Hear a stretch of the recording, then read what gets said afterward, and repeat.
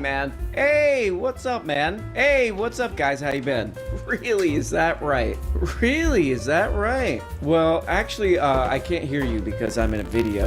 You're in a different place, so if you just said something, I didn't hear it. I didn't get it. Let me ask all you guys. I'm not interested. If you were given evidence of Epstein's client list and it included business magnates, world leaders, and they said, you make the choice to publish this, but wrong. It will sever alliances with the United States. It will potentially spark civil unrest in numerous countries. It will destroy several Fortune 500 companies, potentially sending the U.S. market into a crisis or depression. Right.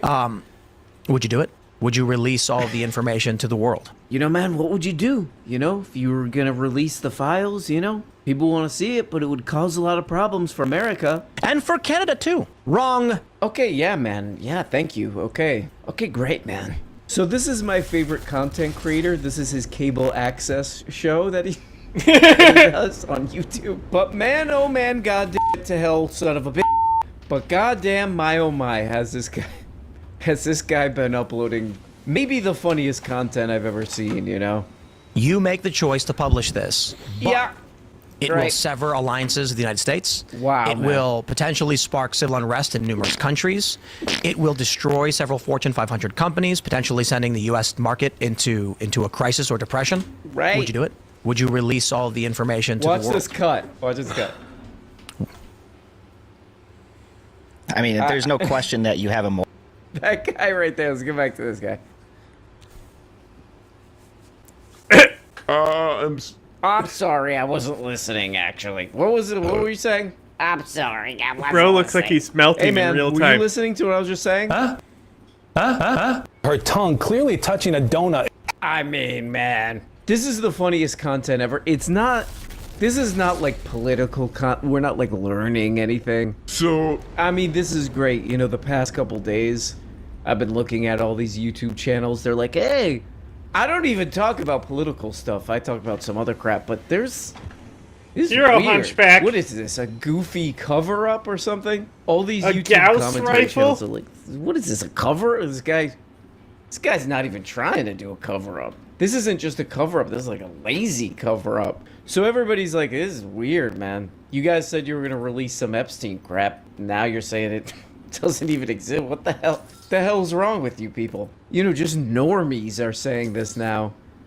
So what Tim Pool has come up with to a rapidly dwindling audience is, okay, yes, there is a cover-up, but... Wait till you hear this. Wait till you hear this. I came up with this all on my own. No one helped. Yes, there is a cover-up, but it's for not just a noble cause, but many say the most noble of causes. We are making fun of a differently... There's nothing to follow. We are making fun of a differently abled person. We already know everything there is to know. But I believe... Like, you're not going to know the whole what story? He's saying. It is for a greater cause. Okay, so that's the current story. Oh, yeah, they are covering it up, but for a good cause, man. Not only for a good cause, but they're saving people's lives, goddamn you. You should be grateful that he's covering up that pedophile stuff because it's for good. Oh, no. Pendejo. Okay, so that's the story we're going with now. And by the way, that information, that little calculation was always available. Oh no, releasing this could cause a problem. That was available from the beginning. Let's go back 4 months. Here's a video from 4 months ago. Let's check this out. I always love the time travel test. You better not. Go back to 2018 and say, in 2025, the AG will release a letter saying that the FBI offices are withholding evidence of a mass ring involving high-profile billionaires and celebrities. People are going to be like, what? They'll say, yeah, the FBI is sitting on documents they won't release because they're trying to release them to the public, resulting in conspiracies that the FBI offices have gone rogue. Now, I do have to mention, the Southern District of New York office had previously tried to prosecute Donald Trump, prosecute his lawyers. They tried to impeach him. The state of New York, then, they're going to try the AG under Trump is going to try to release the Epstein documents, but the Southern District of New York and FBI office in New York are going to secretly cover up thousands of documents. Right. Well, wouldn't that be a good thing, though? Right? Couldn't that possibly be a good thing? Right? Okay. I don't know about that. Nothing ever happens. I don't know. I would have said that you were crazy if you told me that Trump was. Sit up. Is that as tall as you are? Is she not slouching? It's the best content. This is the greatest content, man. There's nothing been and never will be anything like this, ever. Like, wouldn't you, watching this out there, remember what you said 4 months ago? Oh, right. Okay, I gotta remember. I would do this, okay. What did I say 4 months ago? Right. I'm lying all the time, so what I gotta keep it straight? Oh, I said that wretched goddamn New York office. It's sick for them to hide these documents, because these documents need to see the light of day. So if I said that's sick to keep these documents secret when it's New York, the people that I don't like, I probably can't say that it's good now, right? When the story kind of changes. Oh, look, it's when like a little football play. I pretend to like because my audience gives me money for saying that. When he kind of flips on this whole thing and starts seeming really guilty because he might have dementia. He might have Joe Biden disease or whatever. Now it's not looking so great. It's for good. It's for good reasons. To save humanity. I mean, honestly, the public humiliation of this, you know? Where it's like, whoops, curveball, the guy that I've been saying that I love, along with, like, I don't know, all similar guys in the business of politics and wealth are, like, implicated in a global blackmail ring. If I had been promoting somebody like that for years or whatever, and then I was going on my channel saying that that exact person was gonna reveal everything, I think I would just, like, take the money and get, like, an electrical, like an electrician certification or something. Just go do that. You know, yeah, honey, the guy's here fixing the electrical crap that's not working. I think it's that guy from YouTube. Yeah, who was that? You remember that guy? Remember he interviewed Kanye West and Kanye West told him to shut up? Yeah, he's doing the circuit breaker crap now. Yeah, I'm looking at him. Would you do it? Would you release all of the information to the world? Sure, man. Whatever you say. I mean, there's no question that you have a moral obligation to. Right. But who's this we're guy? talking about balancing the scales here in a situation where the scales are seemingly unbalanceable. Right. You know, like, do you take the moral high ground and say we need to release this because the public has a right to it, or do you allow everything to be maintain the stability? How do you make that call? Yes. Hey, Hatman. Hey, we got another Hatman here. Shut up for a second. Yes, I'm with Tim on this one. This is the ultimate self-sacrifice for the greater good, bro. Oh, baby, yeah. Okay. It's for the greater good of the world. And for Canada, too. Aren't they part of the world? Wrong. Okay, they're not. Okay, got it, man. Okay, anyway, Tim Pool has this hardcore singer on here. Making applause and not remembering them. I think that's one of his songs. See what he has to say. I came up with a name for this guy. Henry Wrong Lies. Okay, all right. Hey, don't unsubscribe, guys. Thing to be maintain the stability. How do you make that call?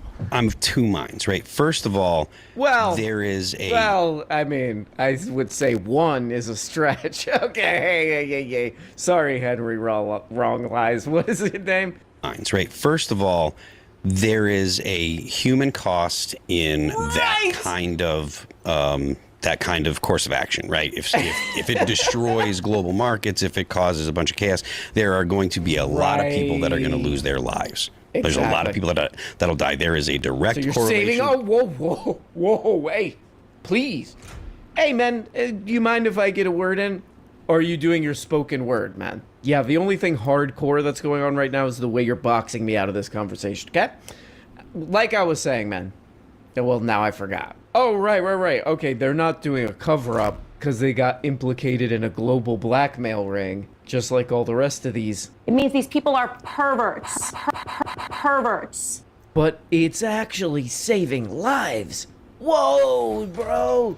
I love you. Between the GDP of a country and how many people die per year. The audience will buy this. Now, that alone would make some people say, no, it's not worth it. Just because of the lives it saved. Now, there's already people that were trafficked. Their lives are already ruined, destroyed. And if you out the people that I don't know what I would do personally, and I'm glad that I don't have to make that call. But Oh my God. Could you imagine the level of responsibility going on here? Oh man, I'm so glad I don't have to make this call. You know, protect so many lives. By the way, we've never explained why that would be, why this is suddenly the case.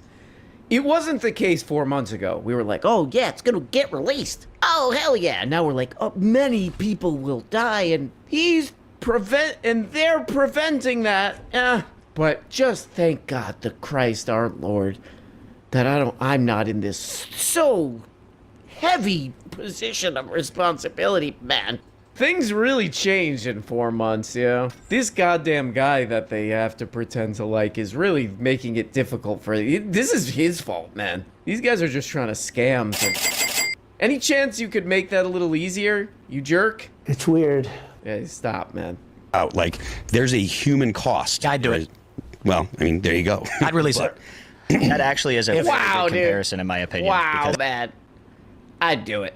I'd do it. I mean, amazing. Amazing, man. Hey, look, this is why we haven't been bullshmitting for like a year. Because it's actually, if you think about it, it's the opposite of what we've been saying this whole time. We've been saying, get out of the way, New York. We need those documents. Oh, actually, those documents should stay hidden, never see light of day. Maybe. Because everyone will pass away. No light of day, because you'll pass away. Thank you. We'll be right back. So yeah, it's actually the exact opposite. Now that the things have changed a little bit publicly, it's the opposite now. Also, I'd like to say I'm a very noble and brave individual. It might suggest, you know, some of the things we've been saying, it might suggest that we'd just say whatever the hell we need to keep tricking people. But actually, I'm an incredibly noble and brave, and I don't want to say heroic, but I will, because I'd release him, man. Whoa! That's it. that is, it's a Rorschach situation, totally. I completely agree. Okay, so just so you've got somebody, I wouldn't. You would. No, I just. Who the hell is this guy? And now for comment, somebody's dad here. Well, what do you got to say, man? Yeah, I wouldn't release it. Oh, why is that, man? I think that global blackmail rings are actually net positive. Oh, okay. Why do you think that? Oh, because he's that toilet. Oh, wait. I'm not done. Also because that. Okay, so just so you've got somebody, I wouldn't. You would. No, I look. I think we It's fine. We sent Trump in there. He's surrounded by good guys. Okay. People, you know, when Kash Patel when he was appointed, there was weeks where everybody who's trying to cover up things they were just tearing their hair out. Okay. Kash Patel can't go in there. It's just the end of the world. It's weird. So we sent him in. We sent Bongino in. These are people who, look, I know people are cynical about this, but this is representative government. You and I can't. Hey, man, calm down. You chose to take this position. Hey, look, I wouldn't. Look, man. Look. Stop yelling at me. Here, nobody's yelling at you, man. Hey, look. Okay, look, if hey, I didn't do anything wrong. Guy's acting like he got pulled over now. Look, I just want to get out of here. People, I mean, this is just. This is a government that wants to clean up, to drain the swamp. We'll never get a better government than this. If these people go in and great guess, Tim. Who is this guy? Yeah, look, they just want to drain the swamp. I mean, protect the swamp, like we were saying earlier. Oh, man. Oh, come on. Oh, I can't catch a break around here. Oh, this is bad. This is really bad. You work and you slave and you steal just enough for a sweet lick of that shiny brass ring. Don't I get a lick? Doesn't Gil get a lick? When is it gonna be old? Whatever this guy's name is. Chance. Hey, come on. Okay, let's really round this one up, man. Let's really hammer this one home. Here we go. This is what we've got. Look, I think it's an addiction. Okay, yeah, it's great. This is what we got. Look. Also, if you're saying look that much, something's probably wrong. Look, look. Look. Hey, look. I'm not in trouble. Look. And it's a moral sickness. And yes, you know, there are similarities. For those who are not familiar with the Watchmen comic, okay. Oh, What man. specifics? Yeah. Oh, hell yeah, man. We're going into... What specifics are really known about Epstein and trafficking? I mean, how many people abused? So, the one of the witnesses that we've heard from said she was sometimes trafficked multiple times a day. Right, but for the most part, a lot of the witnesses, right, like the cases that were actually able to be brought to court, it was Ghislaine Maxwell trafficking girls to Jeffrey Epstein. That's the case that was built. Right? So, what people need to understand is that if that's the case that you're building, then why are you going for evidence to bring down other people? Right? Like, that's just how law enforcement works. They work towards the case that they have. So, that's the information that we have, is the traffic between those two. But, like, Prince Andrew's definitely guilty, okay? We can say that for sure. Clinton, I wouldn't be surprised. You for the 1,000th time, the Marvels and the Watchmen. You know what? Yes, Watchmen. You need to watch your previous videos, man, so you can get the story straight here. Yeah? Instead of now telling the exact opposite story. Oh, we need to... Yeah, there's witnesses they're victims that are public. And those victims that are public are the ones that were trafficked by Ghislaine Maxwell to Jeffrey Epstein. But Ghislaine Maxwell also fucked kids with Epstein. That was their thing. That's what they did together, is pushed teen girls into a bedroom. And, like, they do this fucking imprisonment thing where they send them basically to work camps to break them before they fucking rape them. To drain the swamp, and by drain it, I mean totally protect it. They're not actual war everything camps. Will go. They're like real bad. Oh, we have a great job for you. Anyway. But it starts with Ghislaine Maxwell. I've seen it.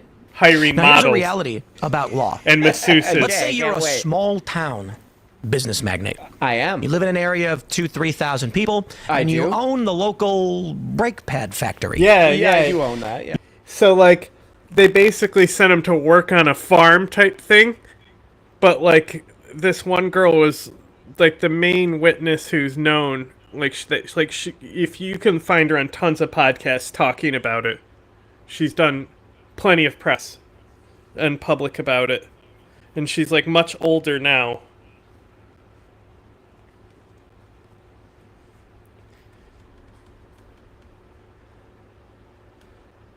I don't know the name off the You're top the of my head. CEO, and It's you're been caught, so long. I don't know, with some ladies of the night. You don't go to jail. You don't get charged. Man. Never happens. Yeah. Because the cops will see you, and they'll go, "Oh no." The mayor, their boss, will say, "Do you have any idea what will happen to this town if you arrest this man for the crimes he committed? It's a victimless crime. Just do nothing." Okay? It was him and some lady. We know it's illegal. Yeah, it doesn't if you're in this small town and you get arrested and you go to jail, and that puts the big factory at risk. Jobs could be lost, and the town could go under.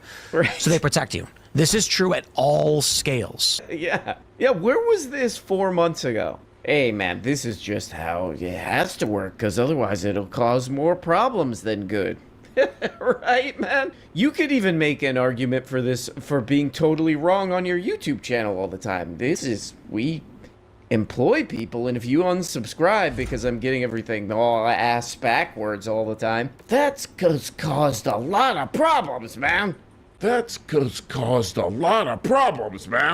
Oh, okay, I forgot about this. There's a development on this amazing story over the weekend. What the hell is this? Oh, it's Truth Social. I never really been on here before. This website doesn't seem to work. Also, have they shadow banned Truth Social? It took me a lot of scrolling to find this. Is it truth? A tweet? What is it? From the president, I had to scroll like 3 pages to get to this. You know?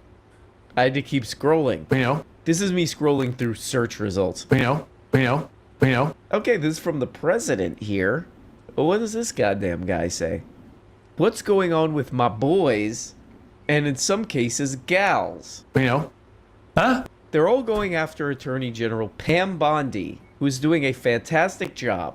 We're on one team, MAGA, and I don't like what's happening. We have a perfect administration, the talk of the world, and quote-unquote selfish people, why is that in quotes, are trying to hurt it, all over a guy who never dies. A guy who never dies, Jeffrey Epstein.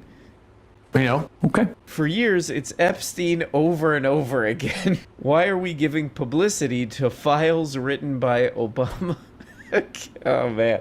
Is this self-incrimination? Like, is this legally permissible? There are no files, and if there weren't, they would be written by people who are not good. Written by Obama, Crooked Hillary, Comey, Brennan, and some other losers. And something, but what's the laptop from hell again? I have a laptop that will never connect to Bluetooth, so I call it a laptop from hell. It's a laptop from hell. This thing never works. The left is imploding. The FBI and all this crap must be focused on rigged, stolen election of 2020 and arresting thugs and criminals, instead of spending month after month looking at nothing but the same old radical left-inspired documents on Jeffrey Epstein. Okay. Is there like a requirement now that you have to have dementia if you're the president? Well, yeah. Yeah. Am I the only person in America, though, that doesn't care about this story? I hate this story. It feels a bit Reddit at this point. Yeah, it feels. It's exactly what it feels like to me. It's Calm just like down. I'm done. Who cares? We'll figure it out. Hey, shut up, Drew. Calm down, man. Shut up, Yeah. Am I the only person in America, though, that doesn't care about this story? Probably. I hate this story. It feels a bit Reddit at this point. Yeah, it feels exactly what it feels like to me. It's just like, I'm done. Who cares? We'll figure it out. We'll not figure it out. We're going to find out when we find out. I think it's pretty important if all of your governments and your academia and the media and that is run by a PR ring. I think that's pretty important. Probably with your government, too. Unbelievably so. I thought that was an own. Okay, man. Okay, you laymen out there, lame men out there. You might not get this, but this is Dr. Drew, okay? He used to do a show on MTV at like 4 in the morning. He used to do a show that would come on after other shows, and I would watch this show every once in a while, and it would be like, somebody would call in, and they would be like, I peed in my pants in front of my crush. And Dr. Drew would be like, In other words, Dr. Drew is a certified expert in the great art of psychology, man. Dr. Drew listens to people's problems, psychological ones, and he goes, huh? So he's doing some real psychology here. He's like, who cares? Hey, this story that's been like probably one of the biggest, craziest stories of our lifetime, And all the people who watch this show are rapidly getting off board because we're saying stuff like this. Who cares? But, despite all this, the comments are extremely positive. What does this guy say? I have nothing but disgust. Disgusting. And disdain for anyone who says we shouldn't care this. Okay. This guy was so pissed off he couldn't finish the comment. I'm disgusted by anybody who doesn't care this, man. Huh? You get what I'm saying. People that are beholden to blackmail, and what does that mean then as far as agendas and levers of power that blackmail are held over? is a part of how our government operates, apparently, which I was not aware of. I've been made aware of by several people. Okay. I would just assume that. If we go back to like Oh Hoover, my God. Yeah. It's just I'm pretty What sure a gun. some kind of blackmail is always. Go back to Thomas Jefferson and the affair he had. This is an interesting approach. Come on, man. This is probably some of the craziest content I've ever seen. This is sparking some of the craziest content. Come on. It's always happened, It's funny that they're actually saying it like that, this kind of thing is, It's called the back of the throat, we could even give them a little bit of credit if they were like, this kind of thing's terrible. We really got to deal with this. This has also historically happened. I mean, that's not relevant. That doesn't Doesn't somehow excuse this or anything like that, but we got to put a stop to this. But if you're doing, it's always happened. This is a little suspicious. So some pretty good arguments here so far to clear this up. As a content consumer of this kind of crap, this is really cleared up for me with these three main compelling, shut up guys, arguments. The first one is, oh no, the thing we've been saying is bad is actually good. And we were also saying anybody who keeps this from being exposed is bad, but now that's good, maybe. Then argument number 2 is, who cares? Then number 3 is, it's always happened. Anyway, what else do you want to talk about? Oh, there was a high school somewhere where somebody was playing a sport. Somebody was involved in sports somewhere. Let's move on to that. Okay, is there an actual story about that? No, probably. You know, Google it. Like the blackmail hold we have over, here's a bunch of countries. And Trump's like, damn. I think there's a strong probability it's the One Ring. Here we go. Trump comes into office. Yeah. And before he does, like, we're going to release all the Epstein stuff. Lord of the Then when Rings. they actually dig into it, Dan and Cash are like, holy crap. Oh, yeah. This is like the U.S. hegemonic power structure. That's right. So maybe. What does that have to do? Trump gets in and he says, oh, it's really bad. Oh, yeah. What do we do? It could be like the That's One really Ring where true. Trump is standing at the cliff of inside Mount Doom, holding the Epstein client list. It's and they're Mount like, Dune, not Mount Now Dune. it makes Trump, sense. Now it cast makes it into the sense. public sphere. Expose them. And he Yeah. looks down and turns around at Elrond and goes, no. Elrond. No, it's like in Lord of the Rings when... It's like in Lord of the Rings when... It's Bilbo. Looked back at that guy and he said, oh, I got all wrapped up in this global, probably Mossad or whatever, pedophile blackmail ring. Remember that in Lord of the Rings when he says... What's the guy's name? It's Bilbo. You remember when he said... Yeah, it's like, this guy needs to take a movie break. Or maybe let's venture slightly off, what the first Did I hit things him? that come up on the Amazon Prime videos. Oh, Watchmen, Lord of the Rings. And watch something else stupid. No. Oh! Even Frodo couldn't resist. Wrong. That's at least in the movies. I didn't read the books. It's In Bilbo. the movies, finally at the end, Frodo standing there refuses to cast in the ring. Okay, And it's so he's only an because elf Gollum now. tries stealing it from them. They both fall. And then Samwise saves them. And then the birds come in. The funny thing is, people are always like, how come the Okay. birds didn't just fly them there in the first place? And then Okay, it's like, Tim, you're getting off topic. Getting a little lost here. Now we're just talking about Lord of the Rings. It's Bilbo. This poor guy, man. This is child abuse. Mostly by me, I think. Making fun of this guy it kind of is if I went up to a little kid, hey, moron. And then it's like, guys, did you even watch the movie? They'd be shot down. It was only after Sauron crumbled were the birds able to actually go in. It's like not like you can just fly over artillery, buddy. siege weapons. It'd be war. Anyway, I digress. It's a good job, buddy. You're doing great. Yeah. If I was given the choice, if It's Bilbo. came up to me and he's like, I have a ring that you have to... What did they do with those rings? They were going like this with those rings. If it's Bilbo was like, you have to make a choice between going to hell. You have to go to like he was already dead. What, 7th circle? What are those hell circles? You have to go to the lowest circle of hell and you're gnashing your teeth and shoveling coal or whatever the hell they do in there. Or you have to be 14 years old forever. I would be like, oh, how long do I have to think about that one? This does not seem like a great life that this guy's living. You're stuck in about, your tween era. Everyone's making fun of you, calling you a moron. You live in a compound in the middle of nowhere. Only other morons will come. Only other morons will come unless someone comes to make fun of you. And you have the mind of a 14-year-old forever. Is that worth it? I would say. Ben's it'd be war. Anyway, I digress. Yep. Yes, I think it's something more like the probability is that Trump doesn't want to cast the One Ring into the fire. It's the dirtiest. Okay, there we go. That's wet mouth syndrome right there. That's WMS. Okay. Really hard to listen to. No problem. On top of the content being utter hilarious garbage, the guy's definitely got some condition here with an overly wet mouth. Okay. That mouth's going. Okay, no problem. The probability is that Trump doesn't want to cast the One Ring into the fire. It's the dirtiest, disgusting, vile, and evil. But he's like, we control this now. The ring is ours. It is a gift against the enemies of the United States. I'm sorry, it is a gift to us to use against the enemies of the United States.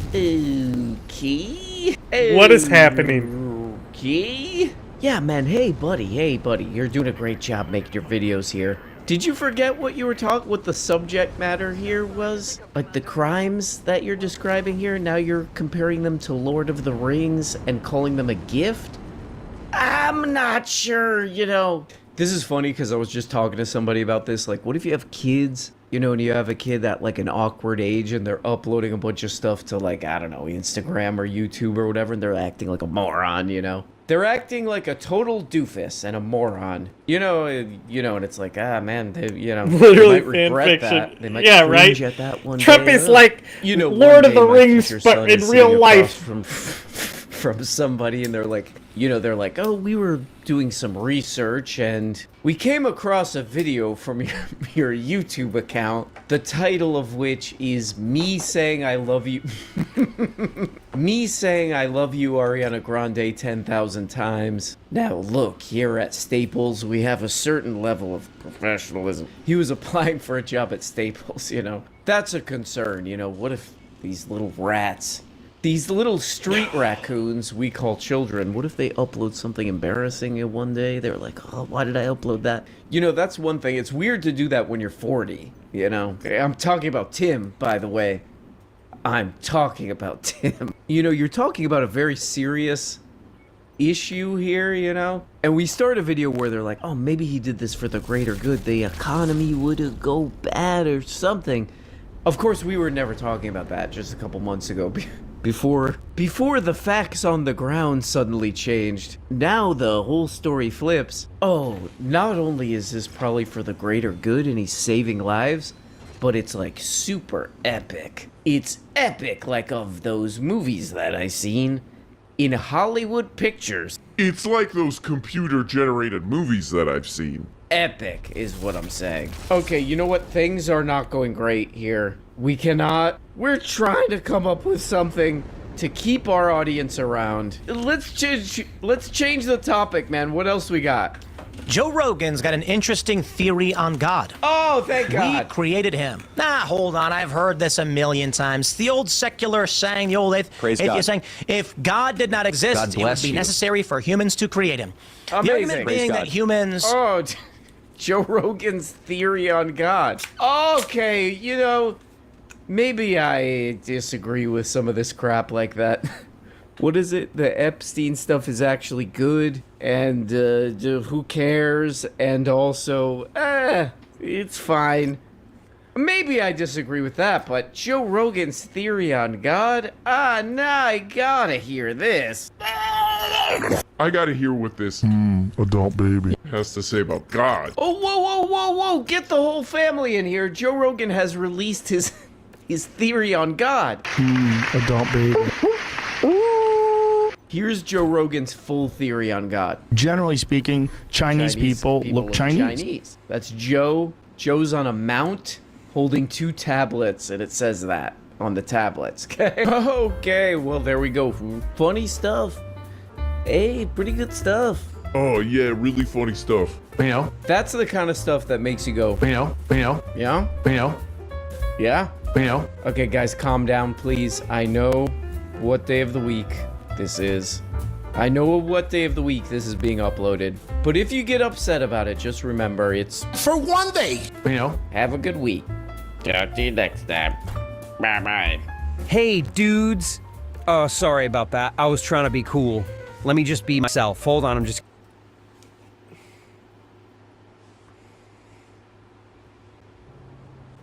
Andrew Schultz weighed in on Mamdani. And this is sort of the classic, when these guys figure out, like, oh, I'm behind the curve here. How am I going to get back out to, like, you know, how am I going to get my numbers back up or whatever? How am I going to claim people are starting to sort of notice some of my shtick? This is what they do. This is a sort of like an adoption. They used to call this like savvy. This is what like moderate centrist pundits would do 10, 15 years ago. They'll make some acknowledgement about the guy, but then go like, this is all pipe dream stuff. None of this stuff is going to happen. And of course, he doesn't know any of the dynamics here, but this is a fascinating sort of like, this is the reality. The DSA has taken over the Democratic Party, which of course is just absurd. Good news to any DSA member. I would love it. Exactly.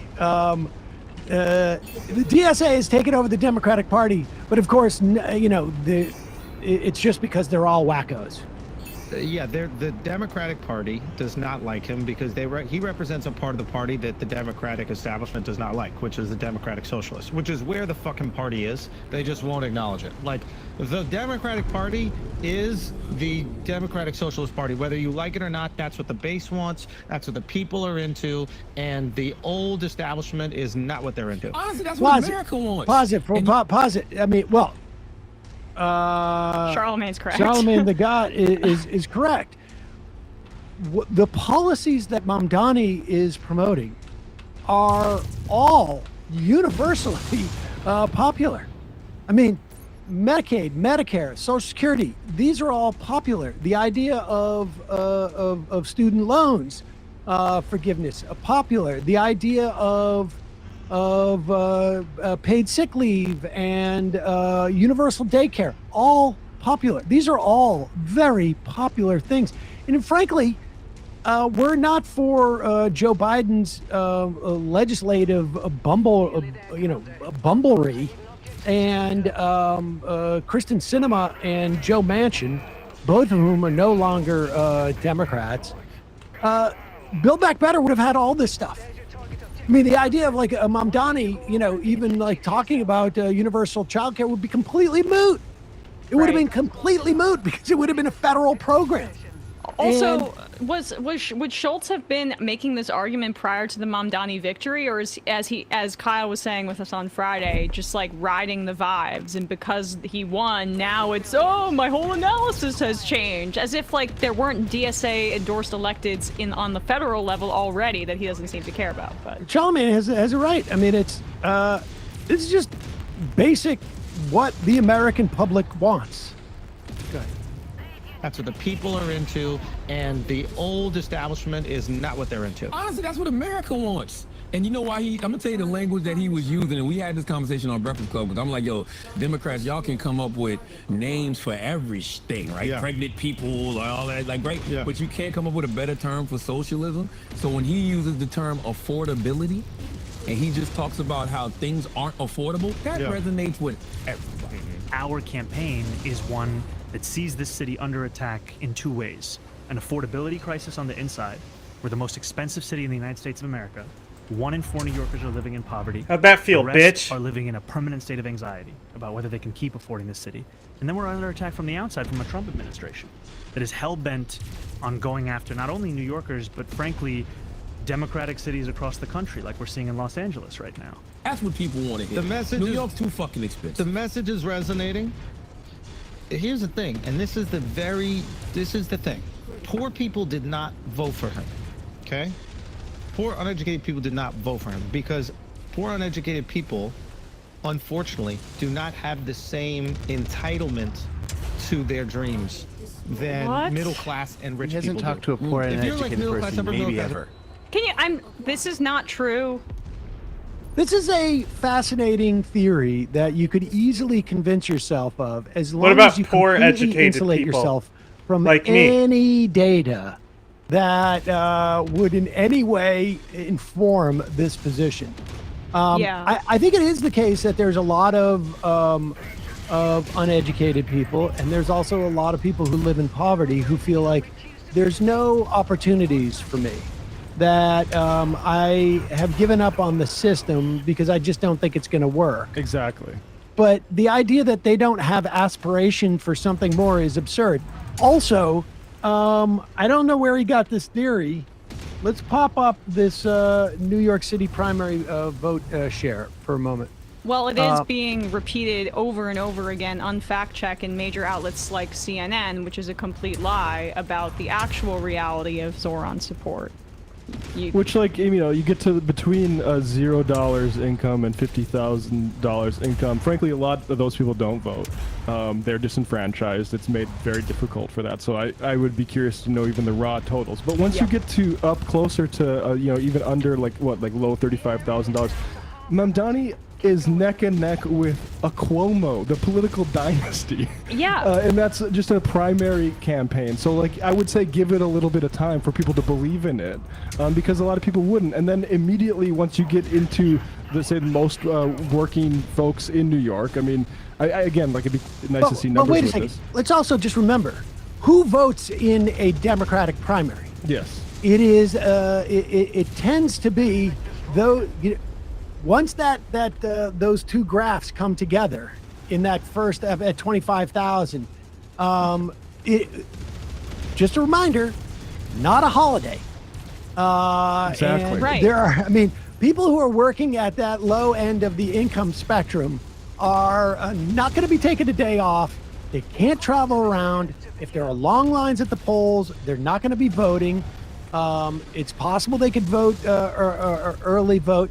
But also, let's be clear, low-income people are going to be one cohort of people who are not going to be voting in a Democratic primary in New York City, simply because they're not in the circles where they're getting that kind of attention. Yep. And to the extent that Cuomo did better, it was because he has name recognition.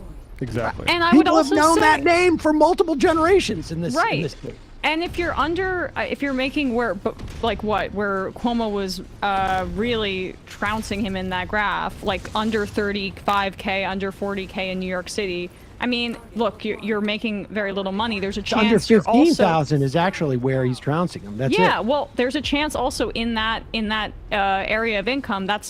You could be like working part-time or semi-retired, and that could also align with people that are older Or wealthier, yeah. or wealthier, right? Because like it's not necessarily that data isn't necessarily like the catch-all, but Let's continue though. Poor Let's hear this. uneducated people did not vote for him because poor uneducated people, unfortunately, do not have the same entitlement to their dreams than middle class and rich people do.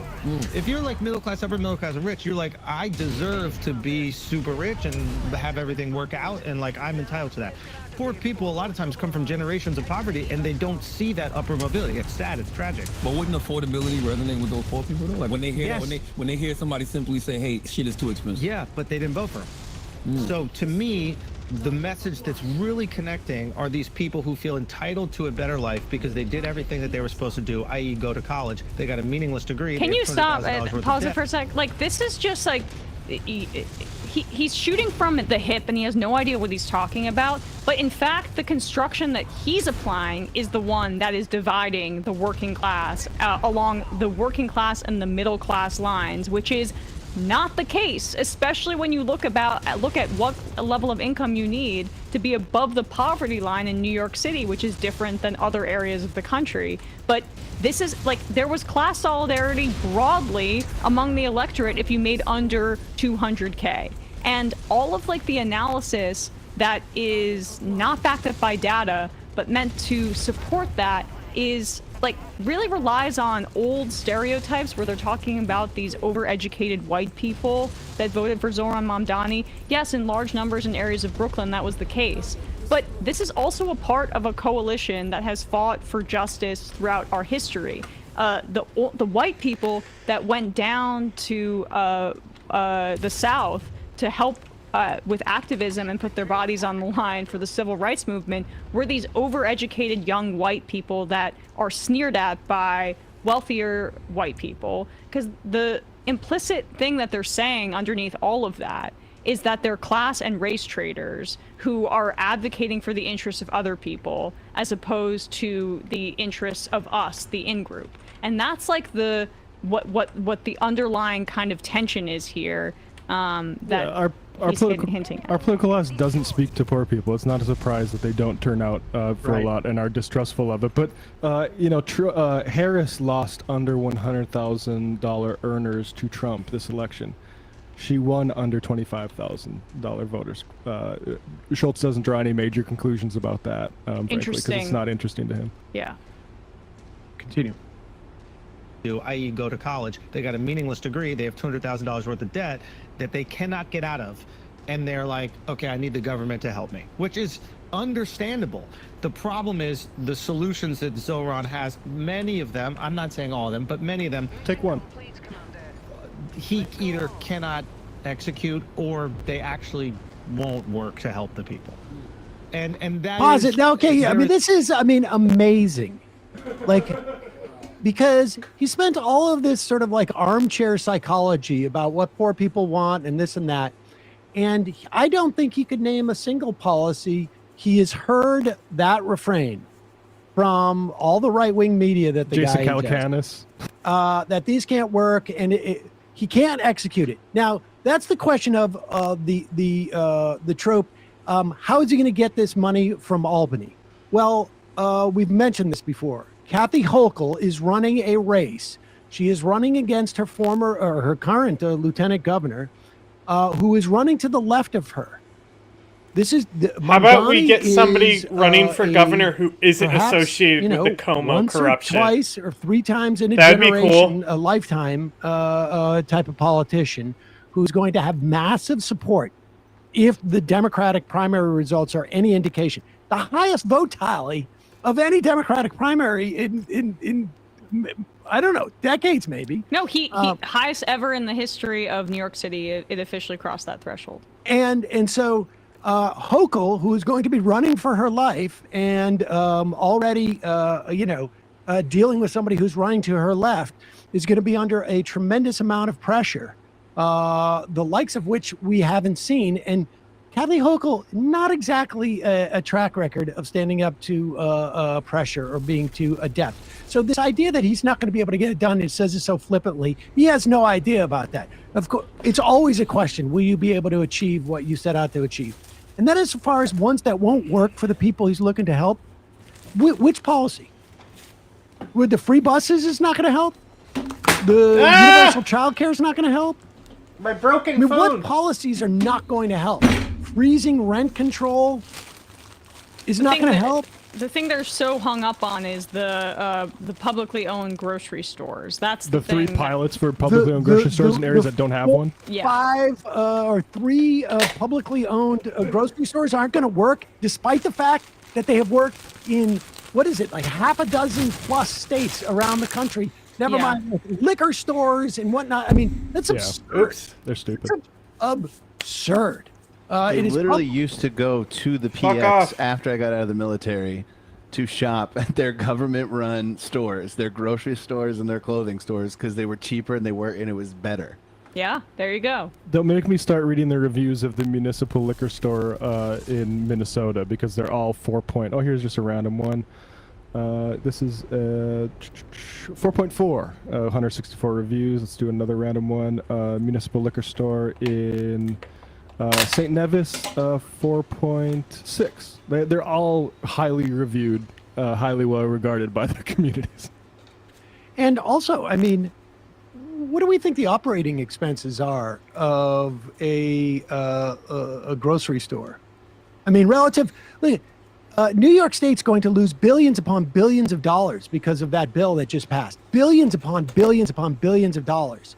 And are going to end up having to slash some of their Medicaid because of what the federal government did. And people are focused on like New York City, which spends how many billions of dollars on the police department? Is it $1 billion a year on the police department? And like the operating costs of 3 or 4 grocery stores in areas that are almost definitionally like real estate's not going to be that terribly expensive. I mean, what are we talking about here?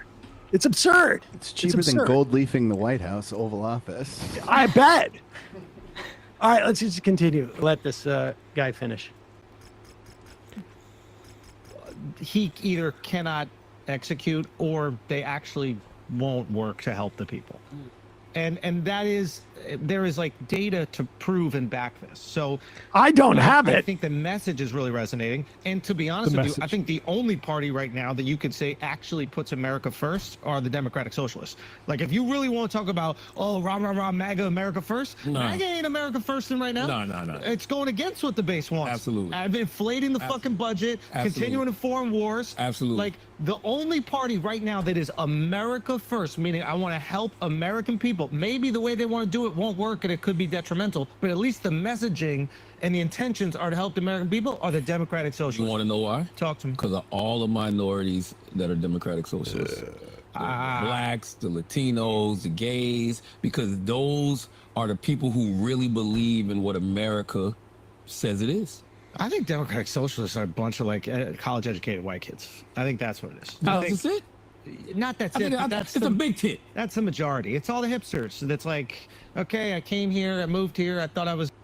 I jumped the gun on my response to that, but yeah, no, that's the stereotype that you're talking about here. But this was by all of the metrics, a cross-racial coalition. Yes, he lagged with black voters, but he turned out Latino voters in numbers. And other parts of like the Asian community, which is also diverse and gets flattened into one category here in New York City, but white people too. And he lost in Manhattan, the Upper East and Upper West Side by a lot. But for communities south of that area, he was very successful too. So like they had the argument pre-made, and they're and like it's so lazy. And if we had real like standards for broadcasting and things like that, this would be considered a major lie, but it's not. And there's going to be a lot of people that believe this kind of thing. This is why there's all the emphasis on his SAT thing and the racial survey, because they're trying to make him a white guy, because that's the only way they can affect Democratic Socialists, because he's so clearly not. The other element about that, I mean, look, this guy's a comedian, but what I find fascinating is how little self-respect he must have to say things like, there's data for this. He doesn't know the data.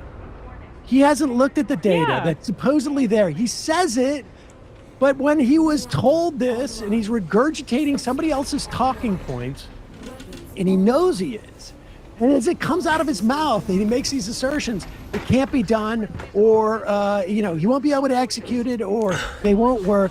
And then he feels like he has to say that there's data. That's the tell, is that he knows he's just pulling this out of his ass and regurgitating what somebody else, he's heard somebody else say. And he has to sort of like, oh, I've just said something that's just sort of like pretty flimsy in and of itself. I don't know the details. I can't pick Trump out just a says program, somebody else said it. But I'm going to say, and trust me, they're a good source. They have data.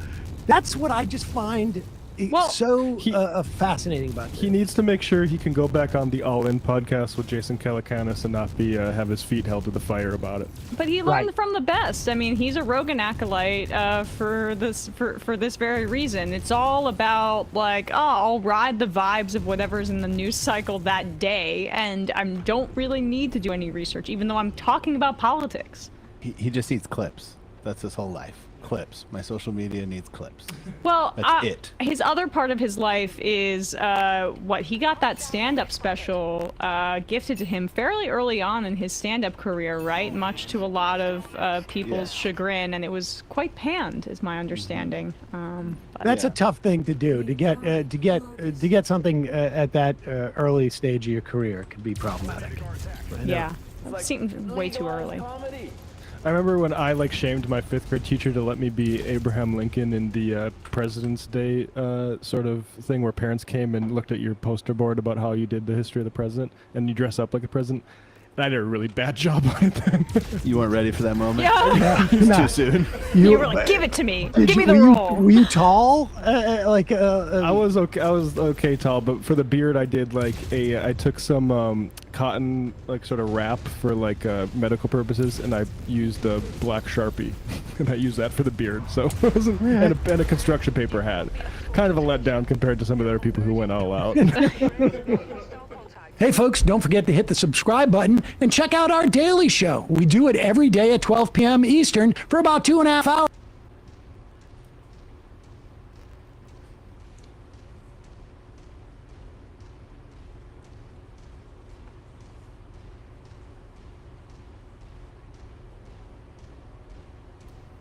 See this doofus. Why is nobody talking about that? This is crazy. Spain have devolved into chaos. Look at this. Yes, the middle of summer should be heaven in Spain, That's a nice but place. not this year. Damn, bro. Like, God, I should move here. This is nice. Please do. Locals are being terrorized by migrant gangs with reports of random acts of violence towards innocent local members of the community. The chaos started when an elderly local Spanish man was brutally beaten out of nowhere in Torre Pachato by a North African gang. So basically, this is what happened. This dude got the shit beat out of him by some migrants, and now it's radicalized. Probably said some racist shit to some Muslims. And they're going out, and you know, they're pissed. They're real mad. Of thuggery sparked outrage in the community, leading to a weekend of wild clashes between locals and migrant groups. Yep. You see him.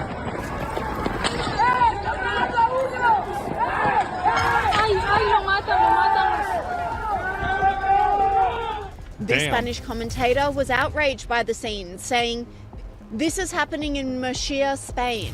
Hundreds of armed migrants are attacking Spaniards just for being Spaniards. How are they not deported by now?" That's what it was. What I've been saying. Isn't it crazy how it just becomes closer and closer to being true every single day? Man, it's coming. Yeah. And it didn't stop there.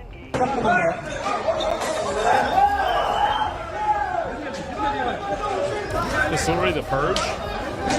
It's not the Purge, but I think that there's a good chance that if things don't improve, we're gonna do Purge. The majority of the population wants. I think that you could have a Purge level event in at least one of, if not multiple, of these European countries. The escalation with this is going to be very, very, very extreme. Everybody says there's no way something bad can happen until it happens. I don't think there's a purge happening. I think that we are a lot closer than people realize. I think that's a pretty retarded thing to say. Than what people realize.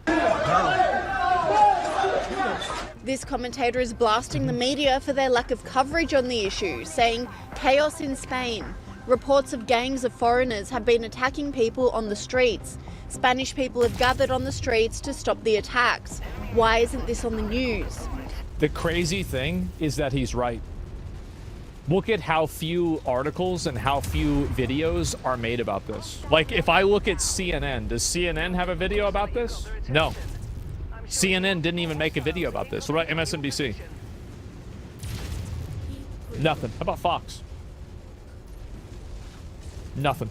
So nobody in the entire American media is talking about this at all, even though there are ongoing race riots that are setting Spain on fire. Is BBC? Nothing from BBC either. Wow. The clashes also have a religious I wonder why. with many blaming the Muslim background of the immigrants for the chaos. This commentator shared footage of a religious march in the streets of Barcelona.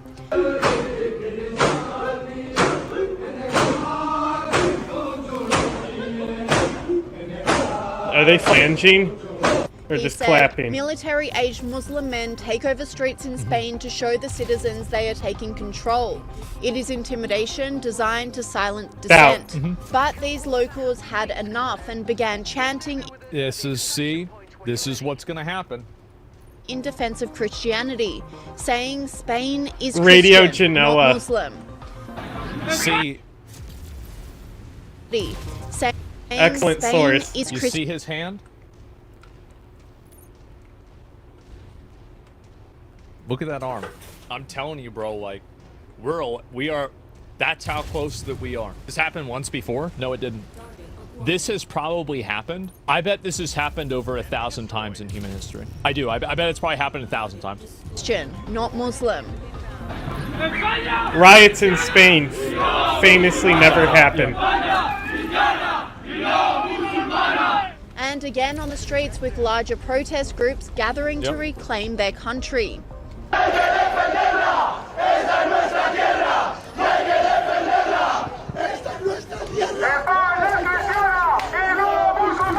Solution equals re-immigration. So the solution, they just want to kick them all out.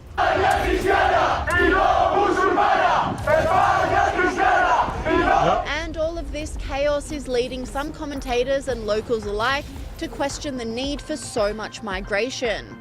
So you now have literally not reality within Spain. Yeah, we'll look because up of more immigration. stuff on Immigrants this. came in, attacked an old man for no reason. Spaniards retaliated, and now the migrants are ganging up to attack Spaniards. Was it And no this is reason or supposed to just be good because for he the was country. Spanish? House prices increase, Which quality one? of life goes down, wages stay low, social capital goes down, there's ethnic conflict, trust in community goes down, community involvement goes down. But yeah, immigration. Police clashed with pro-Spain protesters outside a migrant center in Madrid. With after pro-Spain protesters? What? Oh, man. Oh, God. Ah, jeez. You can't make this up? Yeah. I just... Welcome to Europe. down. We have it rough, bro. I guess so. The government gets benefits, the money, that's the people. This is what I've been trying to tell you. It's worse than you think. That's why Europe has fallen too politically correct. I think that whenever you make reasonable solutions impossible, unreasonable solutions become inevitable. And I think that Europe is headed towards a extreme far-right backlash that will probably be more extreme than Hitler. I think it will be more extreme than that. Fatty. And I think it will be multinational. It will not just be one country, it will be multiple countries. If you can't see this happening, you are out of your mind. More extreme, how? Well, how do you think? Like, really, how do you think? Bro, what? Everybody calls me crazy. Yeah. Go ahead. Okay. Go ahead. And we'll see what happens. I just think you're stupid. Angry demonstrators took to the area following accusations of a Malian man raping a Spanish woman. Accusations?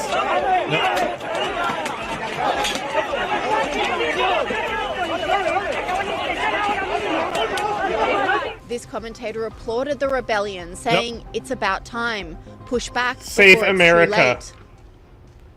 Yeah, wow, and great I think that's the way commentator. that they're going to look at it. Is Some they're going to American. see this as, and I think this might accelerate the process of it more. Is that these people are probably going to be worried that, basically, as like the demographics of the country change, or more of these people come into the country, or they become more integrated into the country, that the ability for them to push back against it will be weakened, which is accurate. And so I think that's true, right? Because like if it's a smaller percentage of people, it's easier to push back against them just logically. And so what will be the turning point? What will cause it? They'll be outnumbered soon. It doesn't matter if you're outnumbered. Like being outnumbered matters, like in terms of like some things, but it's not really a big, that's not a big reason for why something like this would cause it to happen. Yeah, it's not the first time. Well, yeah, and also, like, I think that there's a lot of people that really underestimate how brutal people can be if they get together and they have, like, some sort of, like, fucking cause that they're going after. Yeah, they're called lynch mobs. Like, if you look at, like, history, a lot of really, really big movements happen by very small groups of people who are they're just called lynch mobs. extreme militant zealots. So the entire idea of being outnumbered, like, I mean, you still get 300, right? But like, that's like, it's like, I don't think that. By the way, I don't think this is a good thing. I think that the ultimate, Did you just say look at 300? Is going to be They an lost. authoritarian, hyper-fascist state It's also that is completely not suppressive to any sort of viewpoint. That's something contrary that's to the understood state. well by many I think people. that It's very pop basically history. This illegal migration stuff, what it's going to do is it's going to create the opposite pendulum effect. And yes, it will remove like a lot of these migrant problems. Poor little guy. Replace the migrant Did we problems instantly with new quipple problems. you? It's not like this is gonna just happen and all the problems are gonna go away. That's right, bitch. No, they're just gonna be replaced with new problems. Dude, this That's light what I'm mech is saying. so good. With Elitsa Kadeva. Elitsa, you've got Just more take on their that little announcement leggies from out. Emmanuel Macron. Look at the downvotes on this. People hated this video. They were mad. About that high. Sorry, Zach, you're not on the money here. The Spanish government is letting them in. It's not the same here. You're right. I might not fully understand the way it is for you. and I'm kind of looking at it from the perspective of an American who's had kind of the similar thing happen. No. So if I'm not totally understanding it correctly, that's fine. I'm just like this. But I'm just like the basing lynch it mob. off of what my experience is from what I've seen and learned in history. In defense spending. That's right, Caris. The Like, look at now him. He's not even famous bigger than the sentence trees. Of Emmanuel Macron, to be free, we must be Like, look feared, at these is on the guys. front page of the French daily Le Telegram. The French president also Look at this said fatty. that since the world wars, freedom has never been so threatened. And according to a poll in French right-wing paper Le Figaro, 7 out of 10 French people approve the new defense budget. And the headline here reads, amid crisis, the French endorse their army. And I wonder why. an announcement, of course, that coincides with France's National Day this Monday. That's right, and French daily Aujourd'hui en France here has more details on the parade that we're expecting very soon. There will be around 7,000 men and women marching on the Champs-Élysées, nearly 70 military planes, 35 helicopters, and more than 200 horses are expected there. And French conservative Lacroix, however, has decided to focus on the opening act, the presence of Indonesia as the honorary guest, and the local town has been making headlines. That's right, and British left-wing The Guardian here reports that several people have been injured after anti-migrant unrest in Torre Pacheco, that's a town in southeast. We get closer to New Age Hitlers and armies rising up for World War III, like you said. Yeah, I said this is what's going to happen. Like again, like because people are getting like I don't think that people understand how radicalizing this is making so many people. Of Spain. Yeah, and no, we the had lynch mobs before. On Friday. It's Spain. But, tensions have Will been. I cover World War III for us? Who would fight in World War III? Well, I don't really think it's going to be much of a fight. That's why I said, like, I think that what's going to happen is that people will empower their government to forcibly remove a lot of these different, like, immigrants. And I think that a lot of that will be violent. I think that's what's going to happen.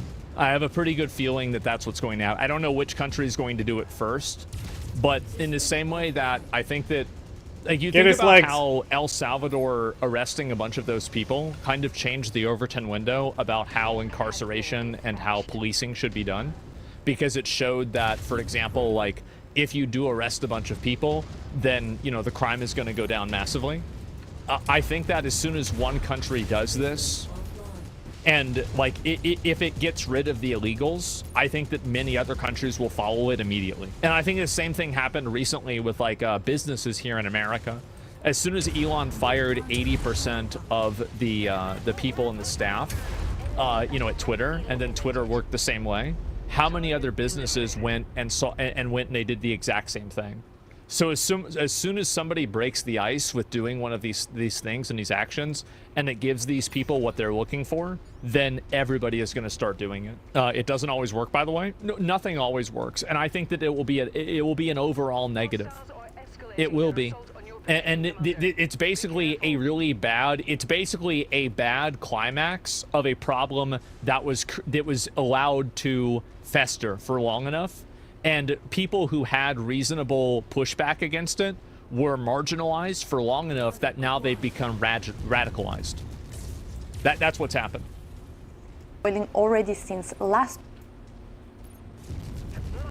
when a 60-year-old man was reportedly attacked by three men just standard of business North practice. African origin, and Spanish daily El País here reports What do you expect? that Intelligent right-wing commentary? groups have been threatening to hunt down migrants, and El País spoke He's a to muck a migrant man. in Torre He's a Pacheco, muck monster. who was one of the people provoked, and he said that he was. And anybody who thinks this is a good thing is delusional.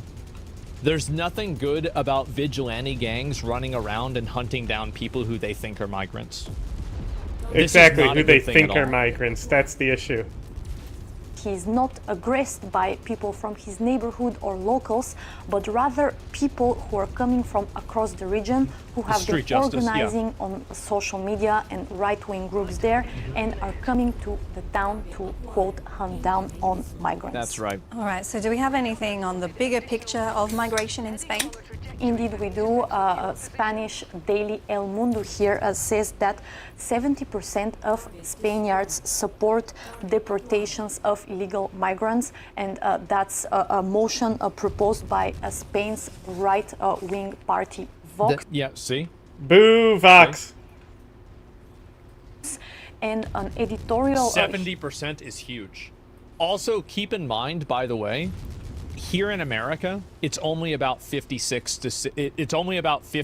60%. So this is like another, like, what would that be, like 20% more in Spain? Here by El País says that Vox is, quote, manipulating immigration. I don't know about that. El País here says that 70's insane. Vox 70's is crazy. Using radicalized and xenophobic discourse and sometimes even conspiracy theories to justify the need to deport migrants. All right, well, staying on the topic of immigration, but now in the United States, you have a story on the United States Immigration and Customs Enforcement. This is some other bullshit, right? And people with Spanish spoken, yeah, exactly. They're asking because the illegals too. I think that people are delusional whenever they say that this is going to stop with the illegals. This will not stop with the illegal aliens. That will be the beginning. Obviously, they're going to start with them. Let me make sure I go back to this. And but that will be where it begins. It will not be where it ends. And so let me go back over here. Migrants start. Yeah, here's more of these right here. And there's even this is even like a live video too. Holy fuck. Yeah, let me see if I can find this.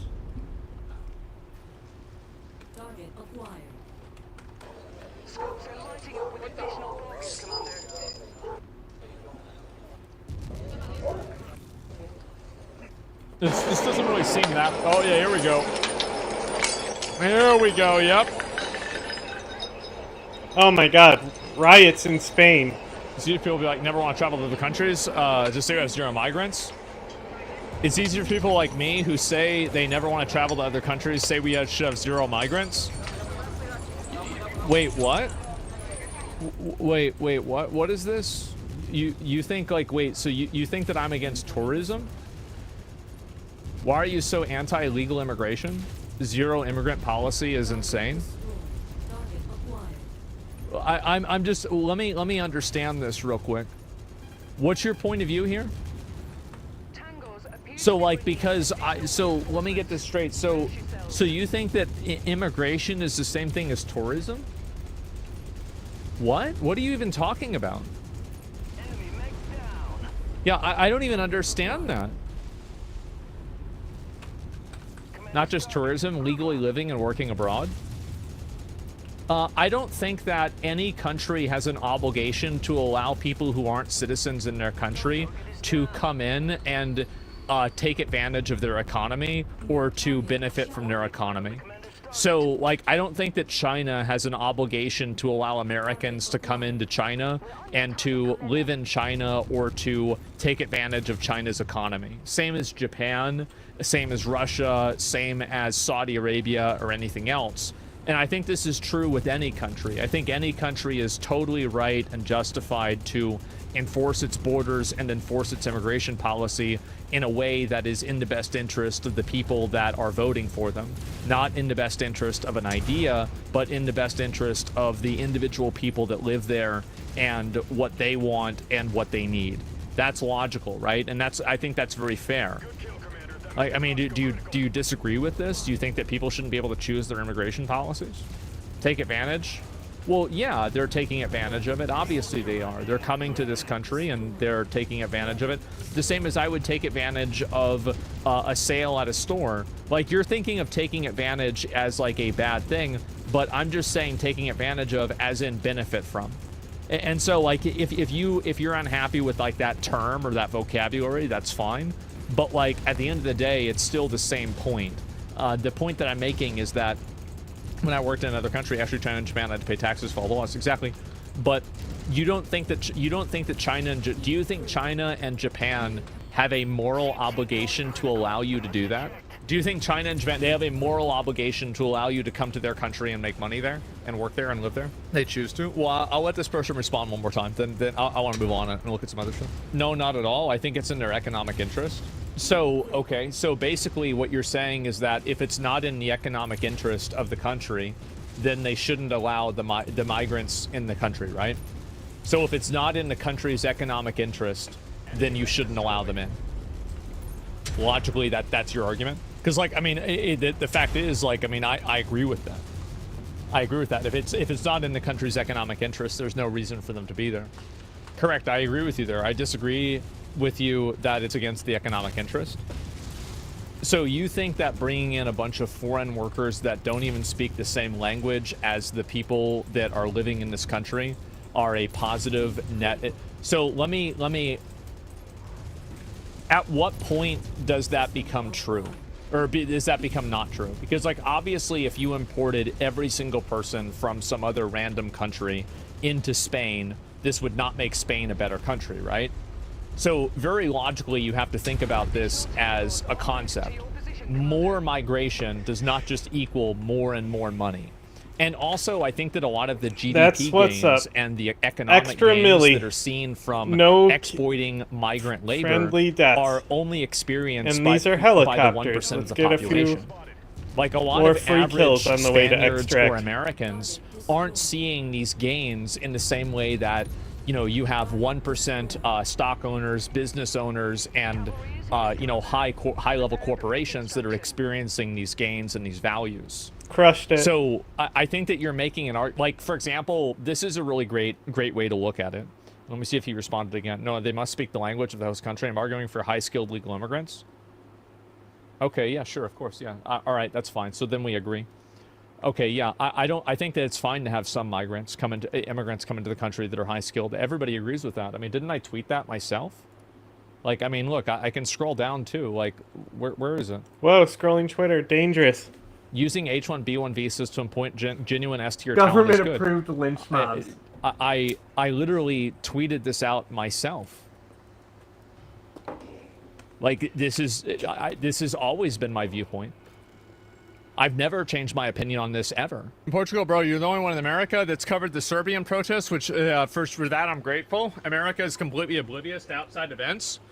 Well, do you guys want to know one of the reasons why I cover a lot of the events that are like multinational and international? I'll go ahead and I'll show you why. Let me pull up my analytics and we're gonna look at some of my viewers.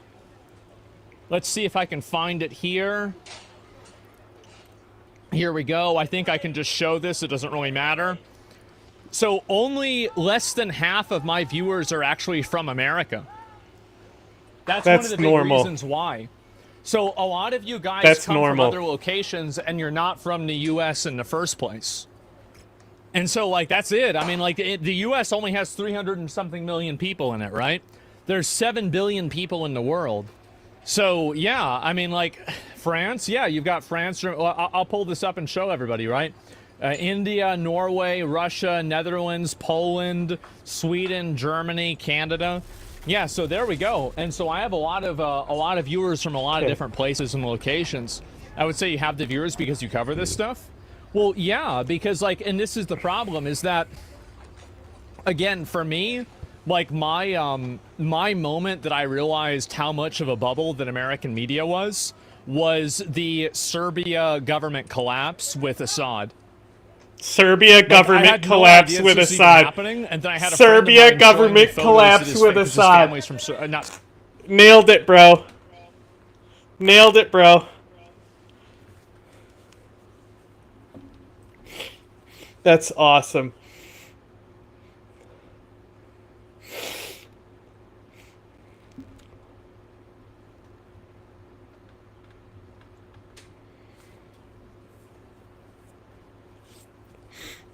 Twitch, we have 68% America. That's probably the highest that I've ever had. Serbia, sorry, Syria? Excuse me, Syria. his family's from Syria. What an idiot. And showing me photos of them like fucking tearing down statues and this entire place going crazy. And I didn't even know this happened. And I was like, okay, wow, like I need to spend more time looking outside of just the obvious Wait, so stuff. an Assadist was like... And so you take on every situation and look at what this government's doing. Yeah, well, I try to be fair, right? Serbia, and also to be fair, Serbia also had those riots. What were the Serbia riots for again? Oh, the collapsed License train plate. station. And then the Chinese like workers that were like the bullshit there and the lack of accountability. If I'm remembering correctly, that's what it was. And that was like kind of an indicator of other problems. And same for relative percentage population watching you from the U.S. and the Netherlands, which is pretty crazy. Yeah, I mean, I think so too. And like, I mean, again, I think this is a very good thing. That's one of the reasons why I spend so much time, what do you call it? That's the reason why I spend so much time doing this, is because I like being able to talk about this stuff, because at least somebody is, because many people are not talking about it at all. And what's this here? Yeah, you still live in a bubble because you don't know what's happening and it is happening after Assad collapsed? No, I don't. I mean, I can't know everything, right? But at least the awareness of knowing that you don't know everything is better than I agree. you know, not even, or thinking that you do. So yeah, let me go back. I'll see if there's a couple more of these here. Oh, there's this one too. Oh my God. Jesus. Anti-migrant groups clash with riot police. There's a 68-year-old man.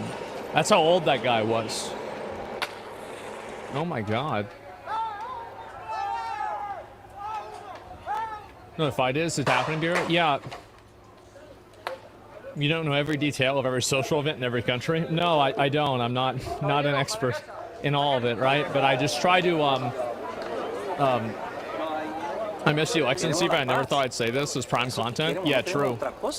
Want peace? Let's cross the red line. Yeah, we'll see what happens. Alright, my scooter, I'm afraid of being hit by a bottle. Yeah, I bet. Yeah, place is going crazy. And so that's it. And so, like, we got all this going on. Like, shit's going absolutely crazy. Nah, it's Spain. Clashes flared between the Spanish and migrant youths overnight, as locals uncovered a group chat calling on migrants to go for the Spaniards. Oh boy. Yep. Residents took to X saying groups of Moroccan youths were attacking lone locals. Violence erupted after a 60-year-old man was attacked in the town of Torre Pacheco, which was blamed on the town's migrant community, though no arrests have been made. Furious locals confronted one man of Moroccan origin, who took out his phone to show he had nothing to do with the attack, but in doing so, locals saw a group chat which called on migrants to go for the Spaniards. You know, here's the thing, because, like, I have to make major political decisions here, right? So, like, these guys, House Curada, obviously sworn enemy. I've already chosen my side with them, so I can't take this, right? And I'm not necessarily tight with House Lau or House Merrick, right? And I'm like, I wish I could actually look at what these houses were about.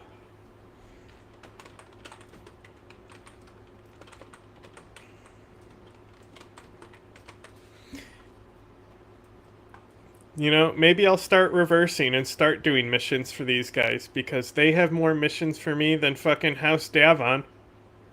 Maybe I'll start unburying myself. I'm only 300 fucking relationship points in debt to them.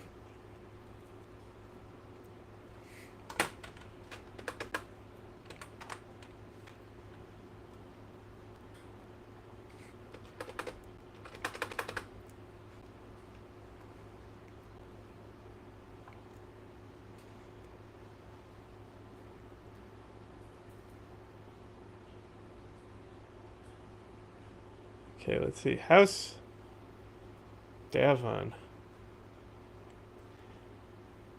This just tells me details on the missions they give me. I want to know about them.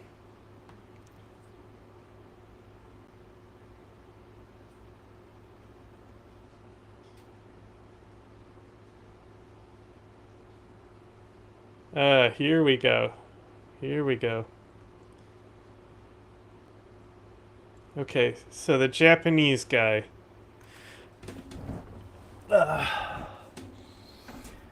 Okay, they're a feudal military dictatorship. Okay, I'm good with fucking them over. Languages: Japanese official, Arabic, English. Led by the coordinator of worlds, an inherited position with absolute authority, heavily influenced by Shinto and Bushido honor. Okay. House Davon. Constitutional monarchy. English official language, French and German. Though not quite as well funded as the Lyrian Commonwealth, the Federated Sons has extremely well equipped and well-trained military force. Although an inherited title like that of most successor states, the first position of the first prince is also the direct head of the armed forces of the Federated Sons, and must have served 5 years military service. Okay, House Liao. Feudal dictatorship, meritocracy. Chinese, Mandarin official, Cantonese, Russian, English, and Hindi. Okay. Oh, fuck yeah. Okay, so we're going with House Merrick because they're both a democracy, a dictatorship, and miscellaneous. English, Chinese, Hindi. Often mistaken for as representative democracy, the Free Worlds League is the only democratic on a large scale,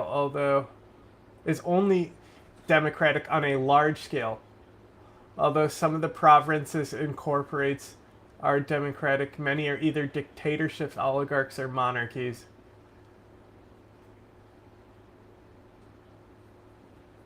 Okay. They're cooler than the two fucking dictators. Fuck them.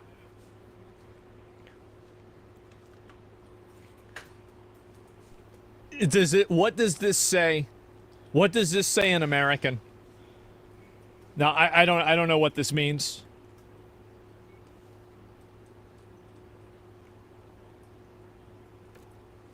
It actually just says go for the Spaniards. Okay.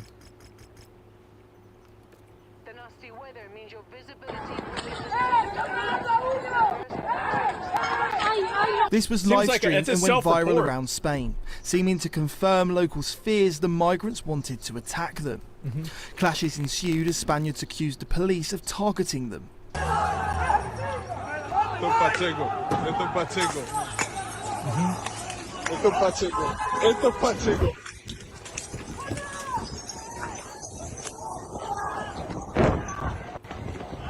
Targeting them? Yeah, definitely.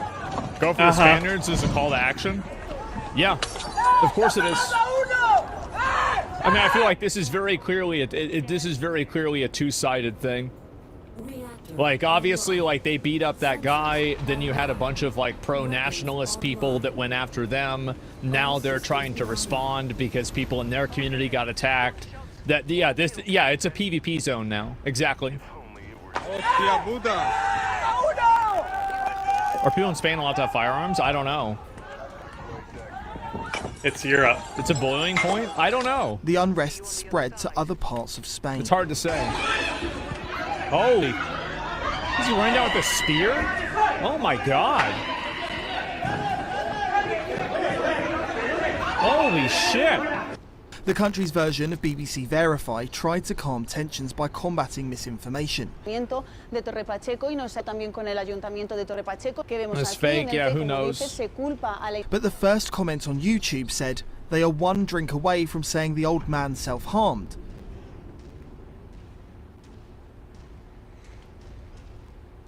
Yeah, I think people are over this shit, bro. Like, people are so over this shit. Truth? Yeah, and this is also on YouTube. YouTube is a very, it's a pretty open platform, so like you can have pretty much whatever opinion you want on YouTube. And because of that, I think that you're going to see a lot of people saying shit like this. It's going to be super common. Perhaps representing citizens' distrust. National newspaper El País said the Spaniards involved in the clashes had started on the migrant community in Torre Pacheco, who were fearful of further attacks. That there was an organised hunt for the migrants perpetrated by the far right. Bro, the migrants started the first organized attacks. What are you saying? Well, maybe that's right. I mean, I don't know. Like, I was just assuming that's what the chain of events was. But either way, it's very clearly that this is, at this point now, it's a two-sided thing. Right, they're attacking each other. YouTube censors heavily. YouTube doesn't censor at all compared to other places, though. It went on to say the groups were outsiders, not locals who got along well with the migrants. That the Moroccans were in fact Spanish, but they felt alienated from the country, which meant they were unhappy, unemployed, and not studying. I feel like, I mean, how can you call them Spanish if you're defining them by another ethnicity? I mean, I think that this is, there's very much a racial and an ethnic component to this. No way. And a religious component to this. Like, you really, I mean, like, if you can't see that, you're out of your mind. You're trying not to see it. In one clip, there's a racial component to the lynch mobs. I can't believe it. Residents while waving a Moroccan flag.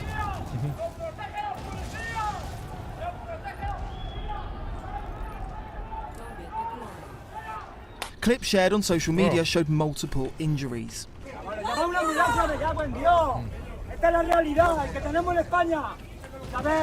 Multiple people had sustained the injuries. What happened to your defenses, guys? guys? One arrest.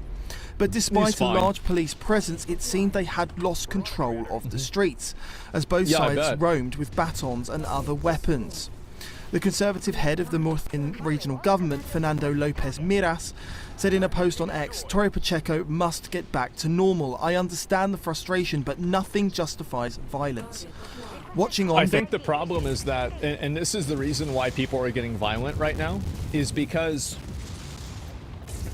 they've tried to... I think that this has been something that's been going on in a lot of Western countries. I don't really know about Spain particularly. But I think the reason why people are resorting to violence is because having he was saying to protect the police, what the fuck? Well, I don't know. But what I'm saying is that violence is always justified. Well, I don't think so. It's that people, they don't feel like there is a democratic or like a diplomatic way of solving this problem. Yeah, because anybody who has these viewpoints they're is Nazis. Marginalized. And I think that if you marginalize enough people, you create a Nazi extreme party radical group. And I think that's clearly what's happening here. And I think this is happening all over Europe. And Leo and his panel said Britain had to get control of its borders if it's to avoid such scenes repeating themselves here. Hello, I'm Bev Turner. Now, it can feel like the money in our bank accounts at the moment does not keep up with the cost of living. And maybe there's a solution. On an elderly man by unknown assailants earlier in the week. 5 people were hurt. 1 was arrested during the unrest in Torre Pacheco, or Pacheco, and it's one of the worst such episodes of unrest in the country Spain has seen in recent decades. So, Paul, I'll say again, I do not want to see this happening in the UK. I hope tensions don't boil over to a point where... it will happen in the UK. And I think that also, like, and this is what's going to happen, is that as soon as one country is able to have, like, a pushback against this that is successful, I think that what that's going to do is it's going to create a cascading effect that will make a bunch of other people feel emboldened to do it as well. And I think that's really what's going to happen. Like, as soon as, basically, it's going to be like dominoes. As soon as it happens in one place, then it will happen everywhere. We see similar things. I mean, I guess you could argue we already did last year with Southport under the guys that, you know, at one point this Axel Rudabakana was a small boat migrant. Yeah. Excellent job, Commander. Is this a sign of things to come? No, of course. I mean, now let's see already we described the people, the aggressors in this situation are far right. It's not far right to want to protect your community. It's not far right to want to protect your country. It's not far right to want to...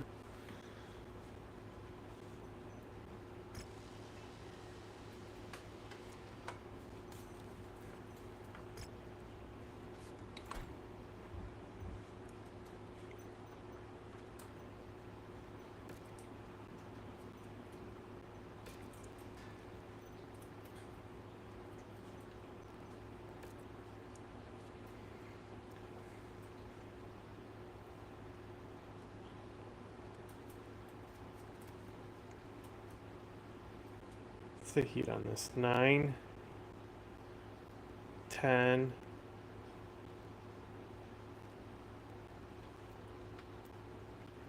See, I might put regular L laser because it builds less heat. It's probably lighter, right? 5.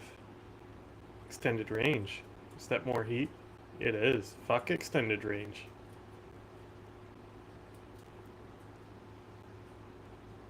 Okay, L laser.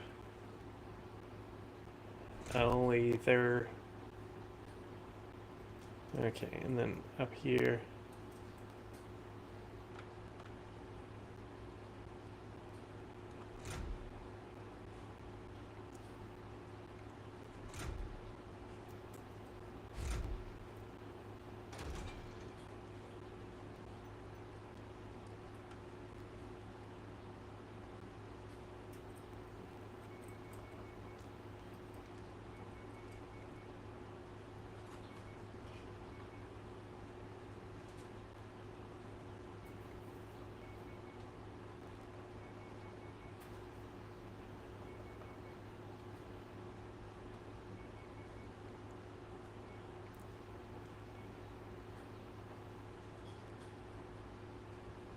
Just make this an even 10.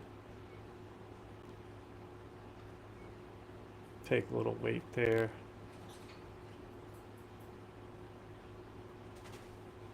Okay.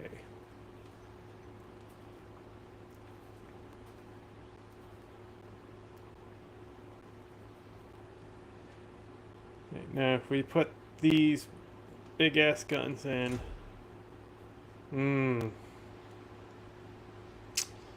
okay, so we need a 6-ton gun.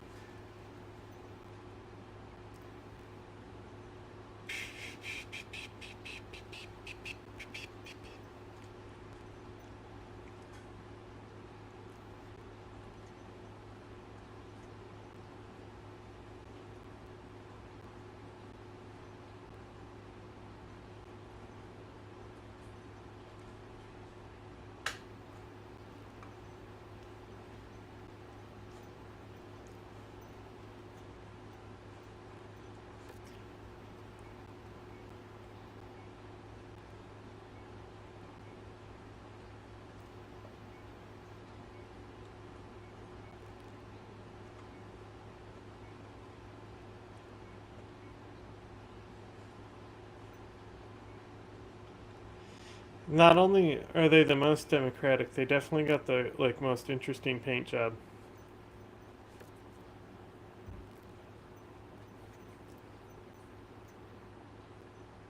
Oh, whoa, whoa, whoa. Where'd that shit just... What just happened?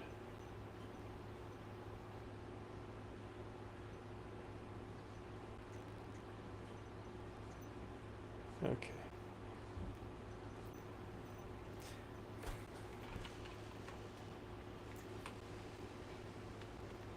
Oh, it's so funny that it's just got a little machine gun. Can it take something else? Can't, right? No, it's only a machine gun in that hand. That's so funny. Little baby. Just a small ballistic slot.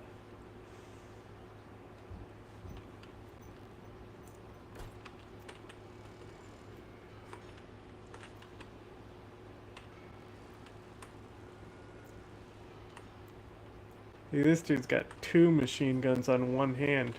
Pussy.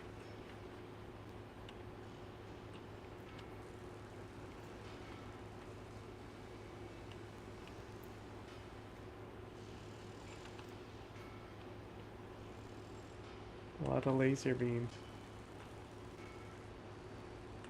This one has no weapons on it yet because it just came out of the shop.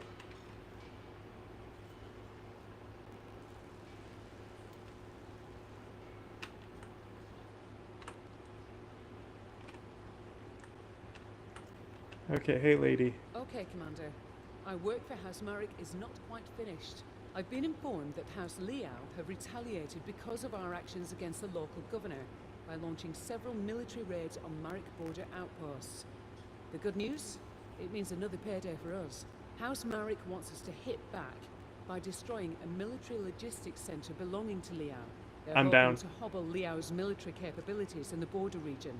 Yeah, And I'm down. in doing so, convince them to back down and allow the refugees to return home. The thing Fuck yeah. I find extraordinary is that House Marek is not going after Black Inferno. It was their egregious actions inside Marek territory that started this whole thing. Instead, they're focusing all their anger and resources on House Liao. If I had to guess, Classic politics, am I right? very powerful is behind Black Inferno's actions, and that whoever it is, they're using that power to shield these bastards. As to who that benefactor might be, or what their endgame is, I don't know. Still too many questions, and not enough answers. For now, we have a contract to fulfill. I've prepared the mission briefing. Once you sign off on the op and get us where we need to go, we can launch. I'm ready.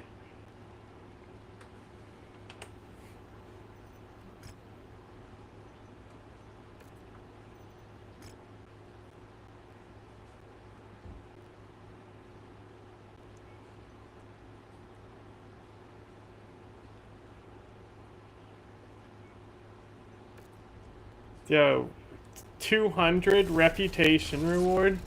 Let's go.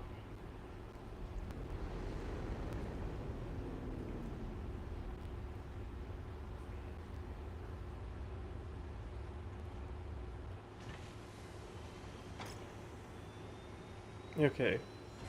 There's assassinated the governor. I mean, this was just explained. We're good. Look, I'm already doing great with them. I've recovered so much favor, but they're still so negative. See, I can't even get all my payment slots because they don't like me very much.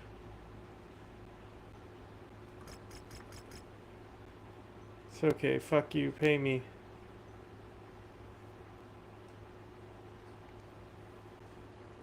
I need to put mechs in cold storage because we already paying $500,000 here. Okay, first give me the contract.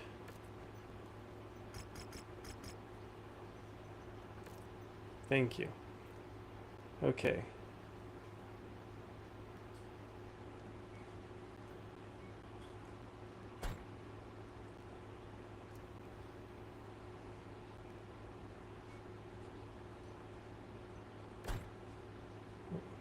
You the missile man? Okay. Nope.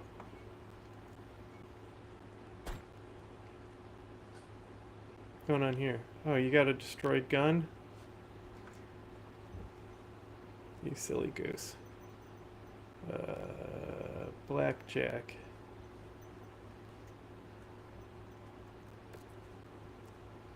I got you, I got you.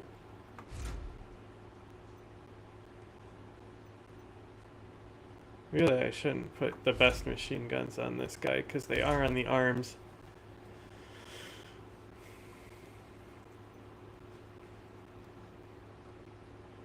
Can I get like a dick hair of armor? Nope.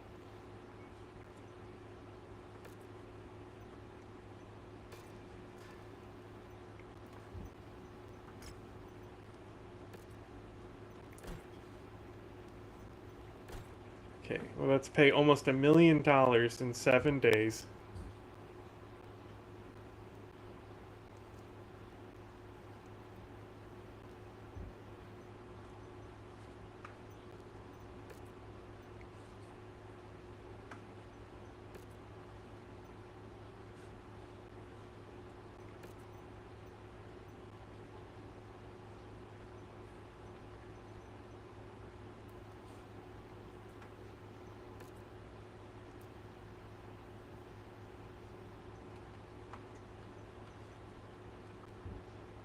There we go.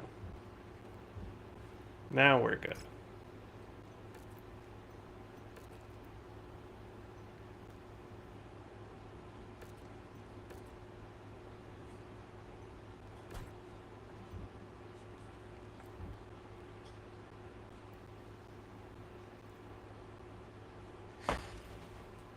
Protect the incumbent culture in which you can well be very proud of without being far right. What's happening in Spain? What's happening in France? The problem is also that if you call enough people far right, they're going to start agreeing with you. And the issue is that when so many of these people, and this is kind of the issue that happens in the US also, and you can see this with like some of the anti-Jew stuff that's in like social media, is that some of the anti-Jewish media is not in criticism of Israel. It is making a generational criticism on Jewish people as a whole.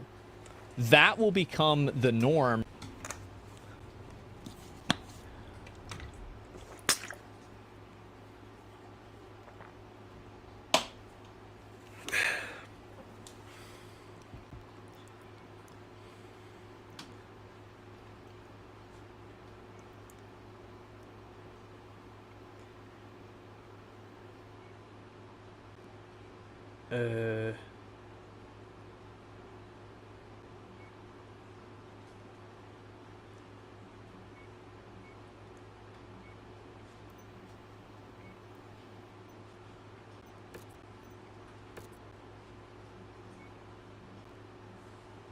My AC is so fucking loud in the background. It's crazy.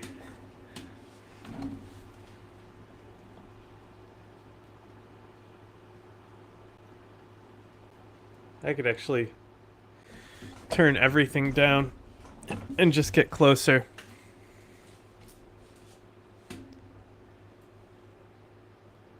Field of view.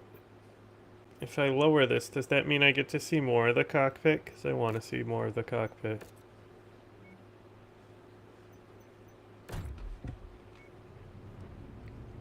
Nope. Other way.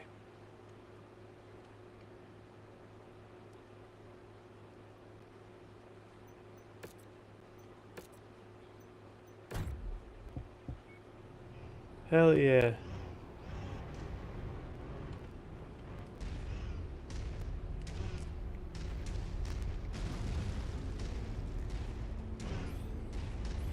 The urban military complex is not far from here. It's mostly an administration and tactical planning compound, so I don't expect a substantial enemy force to be on site, but you never know. Just make sure to take out the main buildings housing the logistics center itself. Those are mission critical. To the extent that, and people will ignore it, to the extent that you label anybody who has any viewpoints that are even tangential to this as far right. And I think that's really what's happened, is that so many people that have had viewpoints have been labeled as far right. What's ended up being the result of that is that now you have so many people that are alienated by it that the label doesn't mean anything. And also the people that are legitimately far right aren't being taken seriously, and they aren't seen as like any sort of an existential threat or problem to begin with. Because when you put a label on everybody that you disagree with, it's the same thing, and it doesn't really apply to any of them. Whenever you have a label on enough people, people start ignoring the label. That's basically what happens. It's kind of like what happened with racist, right? Is that for a long time, racist was like one of these words that you used to be afraid of. But what happened over time is that that term was just kind of overused, and it went on a DR. You radicalize people? Yeah, exactly. And so now, and the boy who cried wolf? Yes, exactly. And once you have enough people, and this is also another big component to it, is that once you have enough people that you have marginalized, they no longer are the margin. You are. And so what happens is that if you radicalize enough people, you can turn those people into a political movement.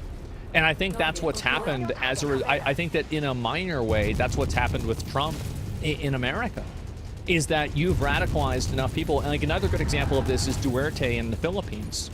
People are radicalized and they voted for somebody whose policy was to kill all the drug dealers. That's it. He won the election. No. So the idea that this can't happen is outrageous. And the idea that this is only something that's in history, like, oh yeah, it happened like a long time ago. No, this is something that happened like 3 years ago or 5 years ago. It will happen again. And I think the problem is that if you make reasonable discourse impossible, you guarantee unreasonable discourse. And what he's saying is true, but I don't think that what he's saying is the final form. I think the final form of this is people saying, I don't care if you call it far right or not, this is what we're going to do.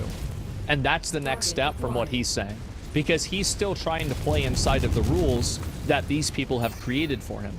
And I think that that's only really happening because there aren't enough people that are extreme enough that can create an apparatus that supports that. That's what's going to happen. What's happened in the Nordic countries, what will happen in the UK is that people are getting fed up. And Bill, you said that you can't stop this overnight. Of course you can. You have to break laws to stop this overnight. But if the laws don't protect... That's how you elected Trump? Trump is nothing compared to, Trump is nothing compared to Duterte. Like, they're not even in the same universe. Like, I understand, like, people want to act like Trump is a really bad dude. Oh. It's not even in it's nowhere even close. Actual people, then break every single one of them. I'm sorry, stand on the cliffs of Dover and use force to stop dinghies coming, because every single dinghy is full of at least 50% of people that would cause harm to the culture of this country. The culture. Send them back to France. Yeah. I would send them back to wherever they came from. I wouldn't care less. It's contrary to international maritime law. I couldn't care less for that either. It's contrary to international maritime law. Why would anybody give a fuck about international maritime law? Like, who's gonna go and arrest them for this? Like, this is, again, this is like an like you're appealing to being, like, this is like Karen argumentation. Oh, but it's against the rules. Fuck the rules. Why would people care about the rules if the rules are set up to make them lose? It's a ridiculous thing to say. Disagreement. No, I don't, this is the point. This is the point. We have got to a point. Well, I don't care. They haven't agreed to France launching a load of dinghies off their coast towards our waters every Just send them back. If those people, just imagine this, Bill, that if you were an aggressor against the UK, you were Russia or somewhere like that, would you not support these immigrants coming across on dinghies to disrupt this country? Well, I guess yes, dinghy is a boat, right? It goes on all throughout the A dinghy is a boat, right? Lithuania, Estonia, Latvia, Russia are flooding in immigration to try and undermine those Baltic countries. They've been doing that across Europe for years, and it's happening in the UK. We have to stop it to protect our country. I couldn't care less what law it breaks. At some point, we are going to have to break laws. And That's right, exactly. And you see how fast this is changing. Like, I would say even 5 years ago, a lot of this rhetoric would be borderline unthinkable to see on media. Imagine where it's going to be 5 years from now. View is that you've got to tackle it with proportionate and legal means. So actually getting the French... That's not going to happen. That's not going to happen. When the proportionate means, like, there's nothing proportionate about, like, you want to talk about proportional, why did that old guy get beat up? You probably can't because he said some racist shit or he looked muggable. Like punish and talk down to and chastise a group of people for not responding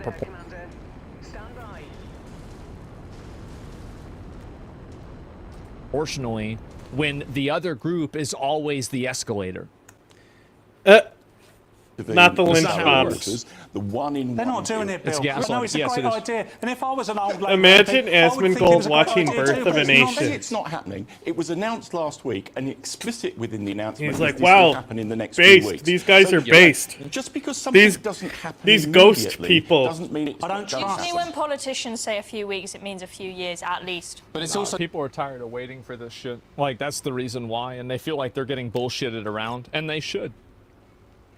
That's nonsense, Bill. It should have given us a date on when it's going to start in that announcement. Next few weeks. Bill, Yeah, that's not a date. That's ambiguous. It's not ambiguous because the maximum of a few weeks is 3 or 4 weeks. If it hasn't happened in that time, you'll be right.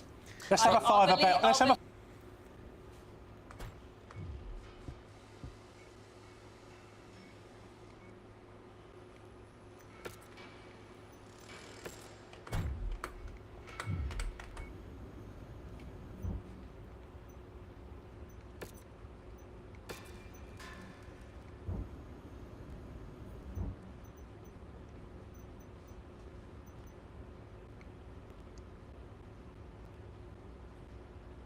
Why am I paying so much? And is that because of the repair cost? Is that cumulative?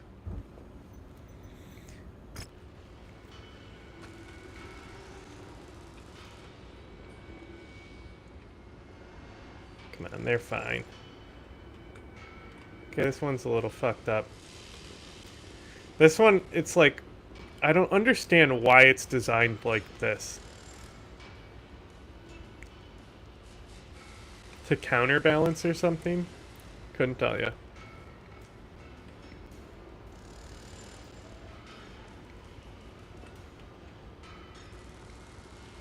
Hey mate, these bleeding Megs are gonna put me in an early grave. Fix one bloody thing and something else goes to shit. Of course, it doesn't help you pilots treat them like you're in some kind of demolition derby or something. You know, yeah, the well, phrase they cost an arm punch. and a leg. It was made for you make jokes. No worries though, eh? Fahad'll fix them up good as new. Nothing better to do, eh? All right. Bro, I that's me, literally mate. paid Rough you day. What can I say? like Best go on and let me get back 2 to million it. But C no bills worries, Commander. You'll be better than you to and fix Honda. one mech You have my word. that's still being repaired right now. That's not even in the main lance. It's not even up here. You only bring it in while we're out on mission, so it's taking forever to repair. But I paid you 2 million up front for that. And you're gonna sit here and bitch to me? Fuck you. How about you do your fucking job?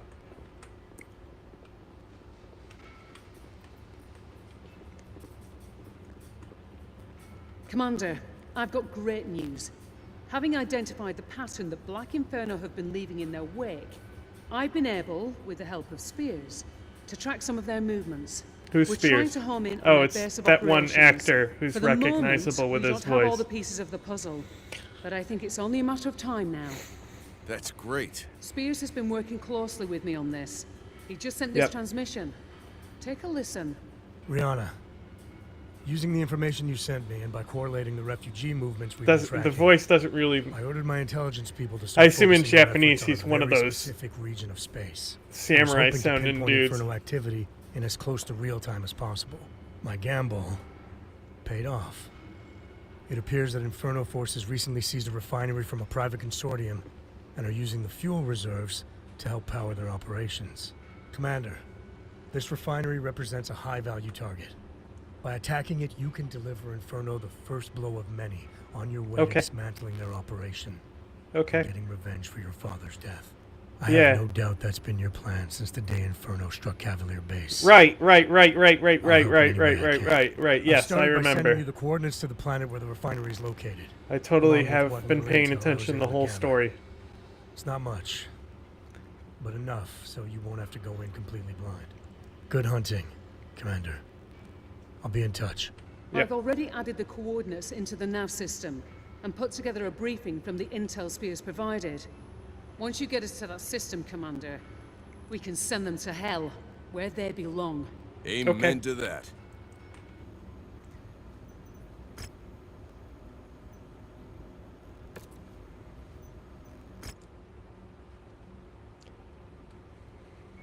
Ooh.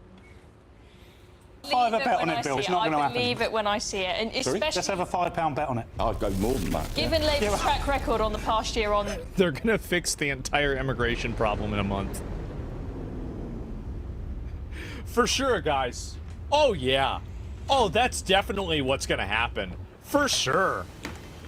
You know, sticking to their promises. I don't think many people are going to buy the saying a few weeks. And also, I'll just say as well, you say progress doesn't happen immediately. It's not just that progress isn't happening immediately, it's just getting far, far worse. Going backwards. Immediately. We're going backwards. 44,000, I think. We're not. 1,200 right. since Net Starmer met migration Macron. is down by half since the general election. And before you say it, yes, a number of the measures were actually in the dog days of the last Tory government agreed. Labour didn't oppose them, and they've actually reduced net migration by 500,000. Every day. I don't think that this person understands what the problem is. They are not happy about the migrants, not only just the ones that are coming, but the ones that are already there at the current point in time. Like the people that are already living there, this is also a problem for apparently people in Spain. This is very clearly also it. And so him trying to make advocacy to like this chart shows the line is going down. Yeah, the line is going down, but the problem is caused from when the line wasn't down. Labour did not reduce net migration by 500,000. The Tories did. They changed the rules on the. Listen to me, Chloe. I just said that. In the dog days of the Tory government, they implemented those measures. Labour didn't oppose them; they supported them, and that has dramatically reduced migration. It's fair to say Labour have tried to take credit for that. They were all over social media boasting about it when we heard that the net migration figures had gone down. They're just playing with the numbers. I mean, we had the transport minister. Okay, so it doesn't matter. It doesn't matter how many people are coming. It matters how many people are there. That's what they don't. They're not getting that. And I think that they are. It's just that that's a more difficult and more politically incorrect conversation to have. But I think that every year and every month that something like this happens, that conversation becomes more and more inevitable. Minutes on the earlier. Have they reduced by half? Yes, they have. Yes, they have. Yeah. But they didn't do it. You may say, Tories. technically they supported the Tories. It wasn't their measure. All right, great debate. I will just say for Doesn't matter. Ofcom reasons, of course, we do not promote illegality or criminality, but I think, Paul, you were referring to breaking laws, international laws, maritime laws and so on, which isn't, isn't the same as domestic British No, I'm laws. not, and I don't want to see any. I don't want to see any violence. What I'm saying is, if you stuck a naval ship at Dover and you used our Royal Navy to stop the immigrants coming across on the dinghies, it would stop very quickly. Yeah, if they want to do it, they can do it. If you just call a national... He's right. Look at Trump with the border here in America. They went from having thousands of people coming over to having nobody coming over. He's totally right. If they wanted to stop this problem, they would stop the problem. National emergency, say the security of men, women, girls, children in this country is under threat. You can do what you want. Well, I'd argue you do what you want anyway. Stuff it. Well, there it is. And so, yeah, it looks like this shit is burning down. And all of this is happening now, too. And you can see very clearly this was a year ago, right? I mean, this problem was just kind of ignored. And that's it. Like, yeah, and that's why things are going crazy now. Our leaders are tyrants. Remember the fist bump border guard? I don't remember. This is like, they're like, oh, rare mech on the market. Okay. Right, and it's an assault mech. Alright, 90 is a huge weight, you know? Like, I don't really need that weight. And then, in here they also got a fucking catapult. And it's not even fucking damage. Like, this is a fucking steal. This is better.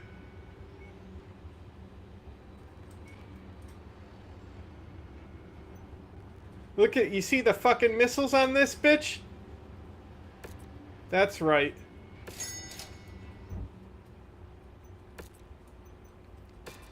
And it's, yeah. Yeah. Now we got a fucking heavy artillery mech.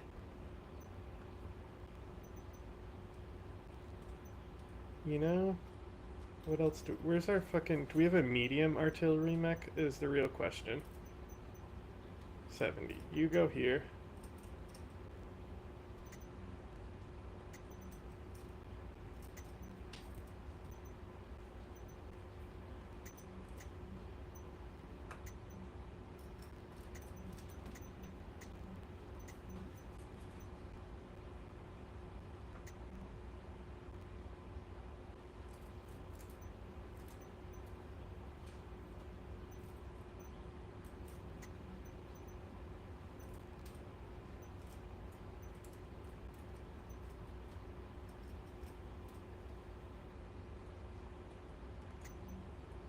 Yes, I have this.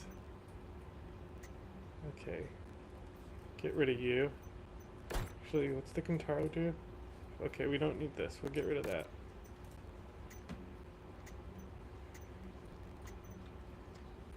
Okay. Remember that at all. They'll go on about breaking the law, yet see Russian subs in the water. People don't care. What has legs but doesn't walk?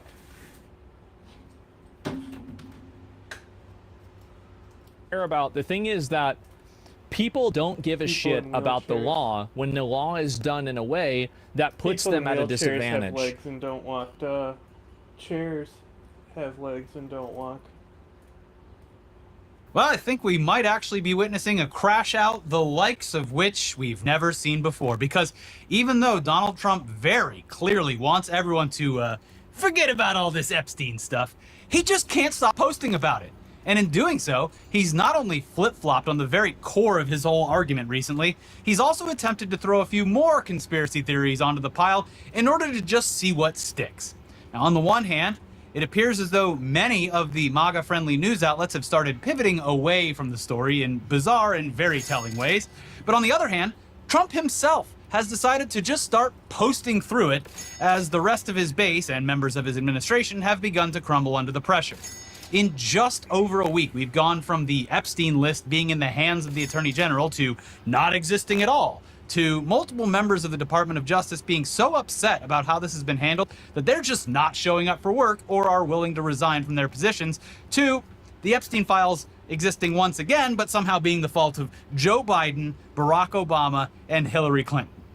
Okay. Crooked Joe Biden, Barack Hussein Obama, and lying Hillary. Yeah. So the latest update came in the form of a now infamous Trump post where he essentially threw a bunch of theories at the wall, again, to just see what sticks. If anyone picks up on any part of this, I guess we'll run with that. And that's a tactic that he's done through his speeches for years, but you rarely see it in a post like this. I mean, it's funny too, because I feel like most of his supporters would be, they're ready to just forget about this, and he's not letting them.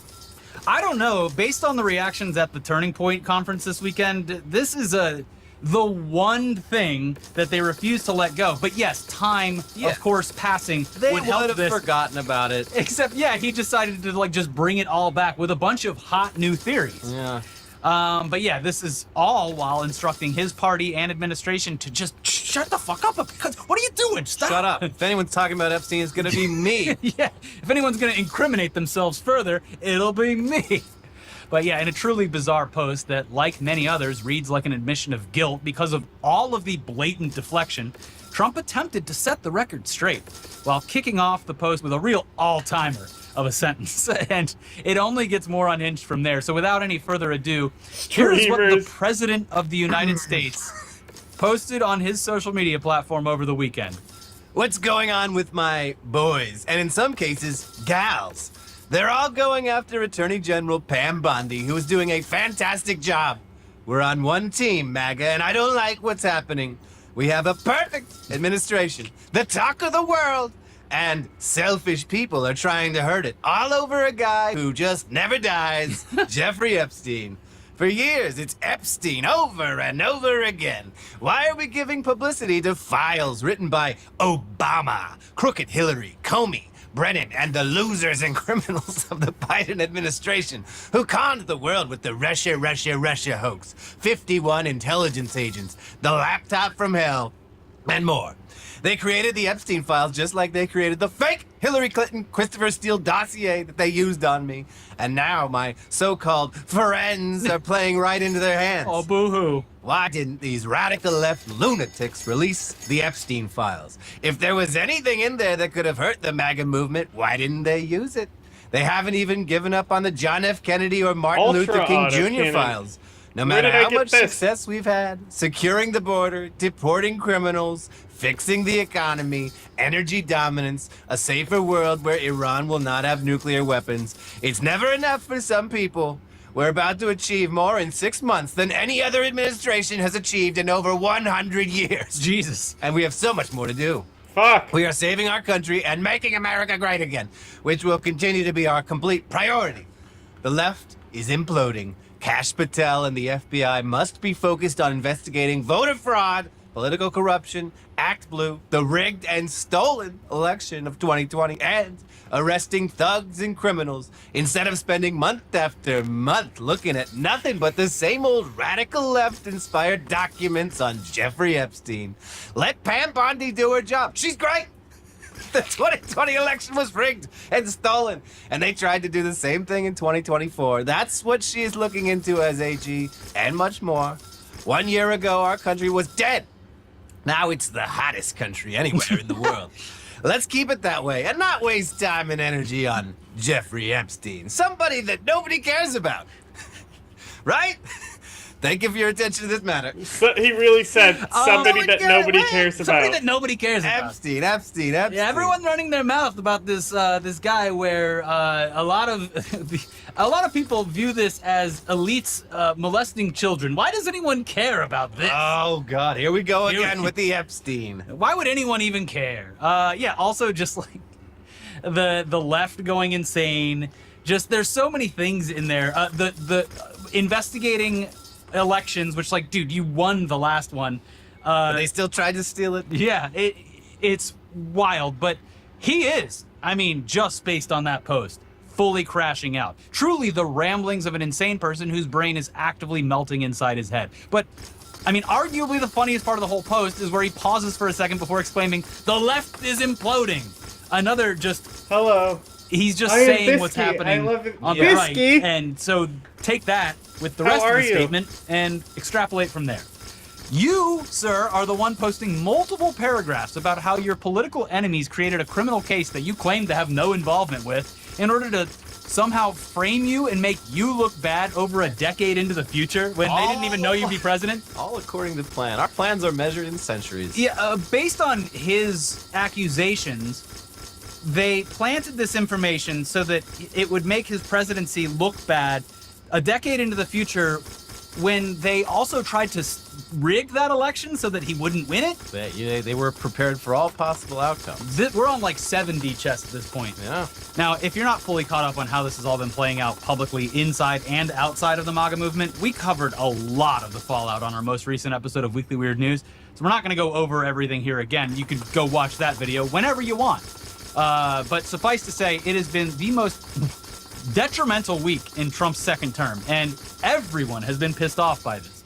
Pundits, influencers, his biggest supporters, and even members of his own administration have been losing their mind, with specifically FBI Deputy Director Dan Bongino straight up missing work and threatening to quit over the way it's been handled.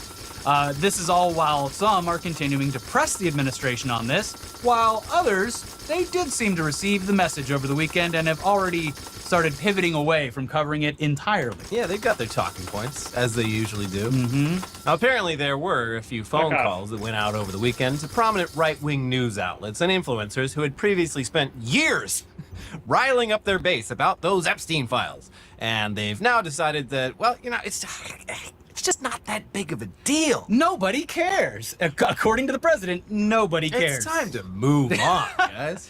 One person in particular who definitely got a very stern talking to and immediately pulled a total fucking 180 was Charlie Kirk, who, aside from hosting a conservative podcast, also founded Turning Point USA. Turning Point USA hosted a large summit over the weekend where the #1 topic on everyone's minds was the Epstein files. Yeah. It came up in numerous panels. Yeah. And everyone that was involved in those panels, or the people that were asking the questions or being interviewed, all seem to be very critical of the president and how he's handled this. It was the elephant, it was the pedophile in the room. Exactly. In 2016, we trusted the plan with Trump, but now Trump has become the deep state. And saying we all want the Epstein files. And I said, come on, Donald, give us those files. Make some noise if you care about the Jeffrey Epstein scandal. Raise your hand if it matters a lot to you. Raise your hand. I sold on the site. I sold it so every hand of 7,000 people. Updating. Everybody cares. And I think the real answer is Jeffrey Epstein was working on behalf of Intel services, probably not American. Epstein is a key that picks the lock on so many things. Donald Trump, he promised them, so he needs to do it. No matter who's on them, we need to release the Epstein files. But yeah, it looks like Trump didn't appreciate one of his loyal followers hosting an event where everyone continuously bashed him over the Epstein files. Nor did he appreciate Kirk's recent comments, which were critical about how his administration has handled all this. So why would something called a crab be a junk over mech? the weekend and gave him a stern talking to. And by Monday, Kirk declared that suddenly he was, quote, done talking about Epstein, and that he's just gonna trust the government from now on. A rare first for Charlie Kirk, trusting the government, apparently, all of a sudden, deciding that he's going to pivot away from being critical of every aspect of it. And on this one specifically, when it comes to pedophiles, he's going to trust the government. It's so funny that conservatives love the like NPC meme and like the current thing chip. Yeah, thing. but that's he literally put a chip in there. He's like, hey, by the way, we're not talking about that anymore. Here's Mediaite with more on this. Kirk's organization, Turning Point USA, hosted its Student Action Summit in Florida over the weekend, which saw several speakers hammer the administration over its conclusion that the various conspiracy theories surrounding convicted sex offender Jeffrey Epstein are all false. CNN's Kristen Holmes reported on Sunday night, President Trump called Charlie Kirk Saturday to express his support for Bondi after being shown a clip of Kirk seemingly supporting Deputy FBI Director Dan Bongino over Bondi at Kirk's Turning Point USA conference in Florida. Oh no, Dan Bongino's gonna get thrown under the bus. On Monday, Kirk addressed his podcast audience saying, plenty was said this last weekend at our event about Epstein. Honestly, I'm done talking about Epstein for the time being. I'm going to trust my friends in the administration. I'm going to trust my friends in the government to do what needs to be done. Solve it. Balls in their hands. That's a weird way of saying that. Yeah, phrasing. Now, Kirk in particular. To be balls in your court. Yes. Phrasing, sir. Kirk in particular is obviously very cucked by Trump, and the article points out that the podcaster has publicly acknowledged in the past that he takes direct marching orders from the Trump White House. In June, he was discussing the dust-up in the GOP over Trump's big, beautiful bill and said, I support the president completely. I support the White House. I was just texting with the White House staff today. Be like, hey, what's going on? This is kind of disorienting. I want to get my marching orders. And they were really quick to respond. Jesus Christ. He admitted. Elsewhere, Fox News has basically gone just radio silent on the Epstein stuff.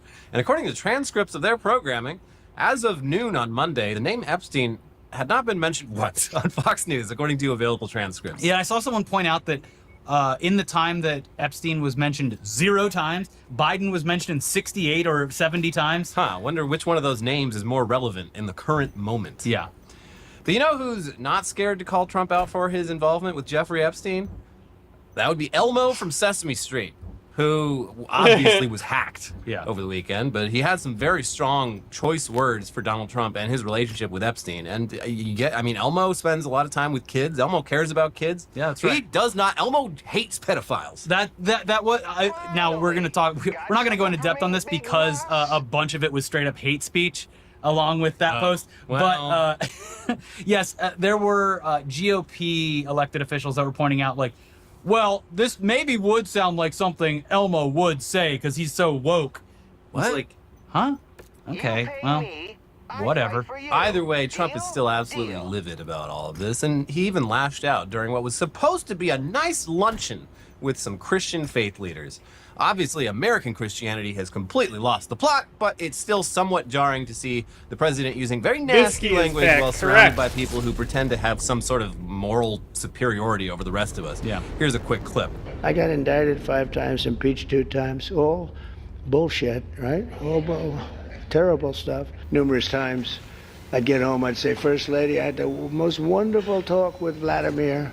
I think we're finished. And then I'll turn on the television, or she'll say to me one time, wow, that's strange because they just bombed a nursing home. I said, what?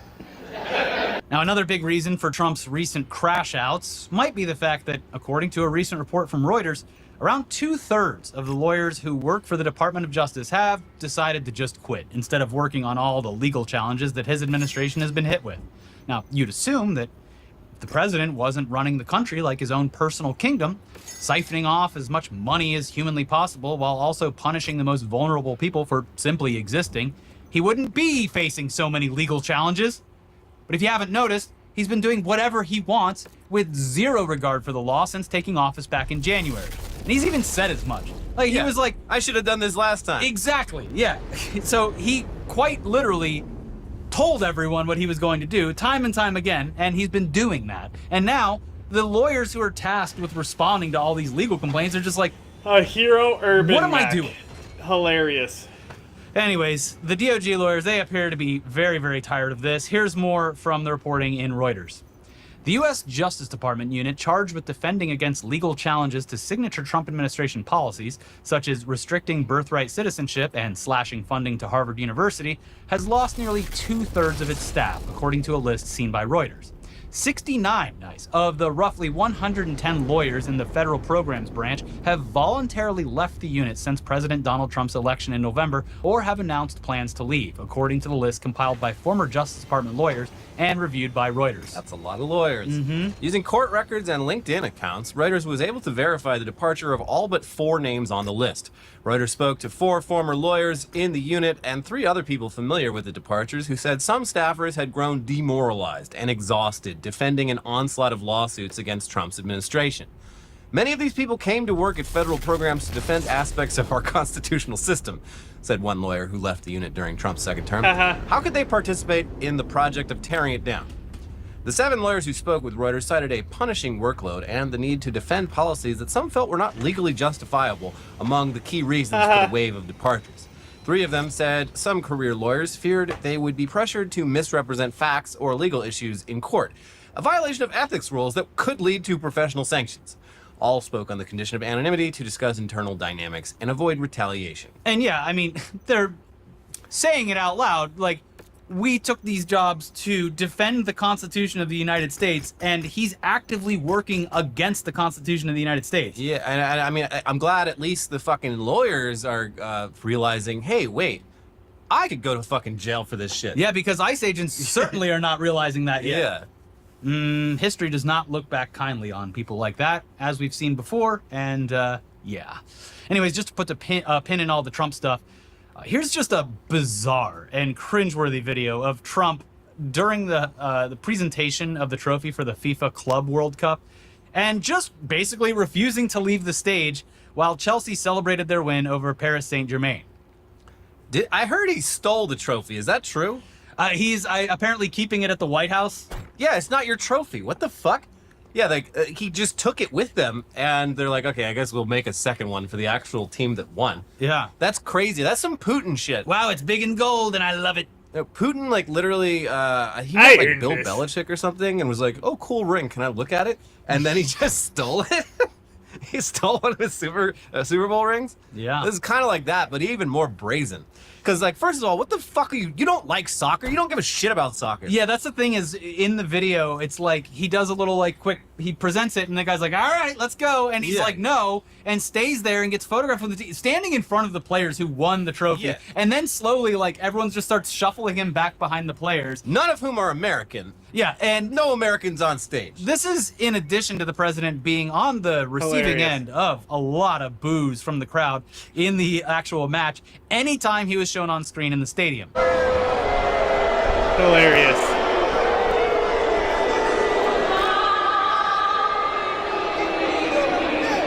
If he had any self-awareness at all, we are sure that this incident would lead to yet another crash out where the sport of soccer itself would be banned from our shores. I mean, it's been close to that for a long time.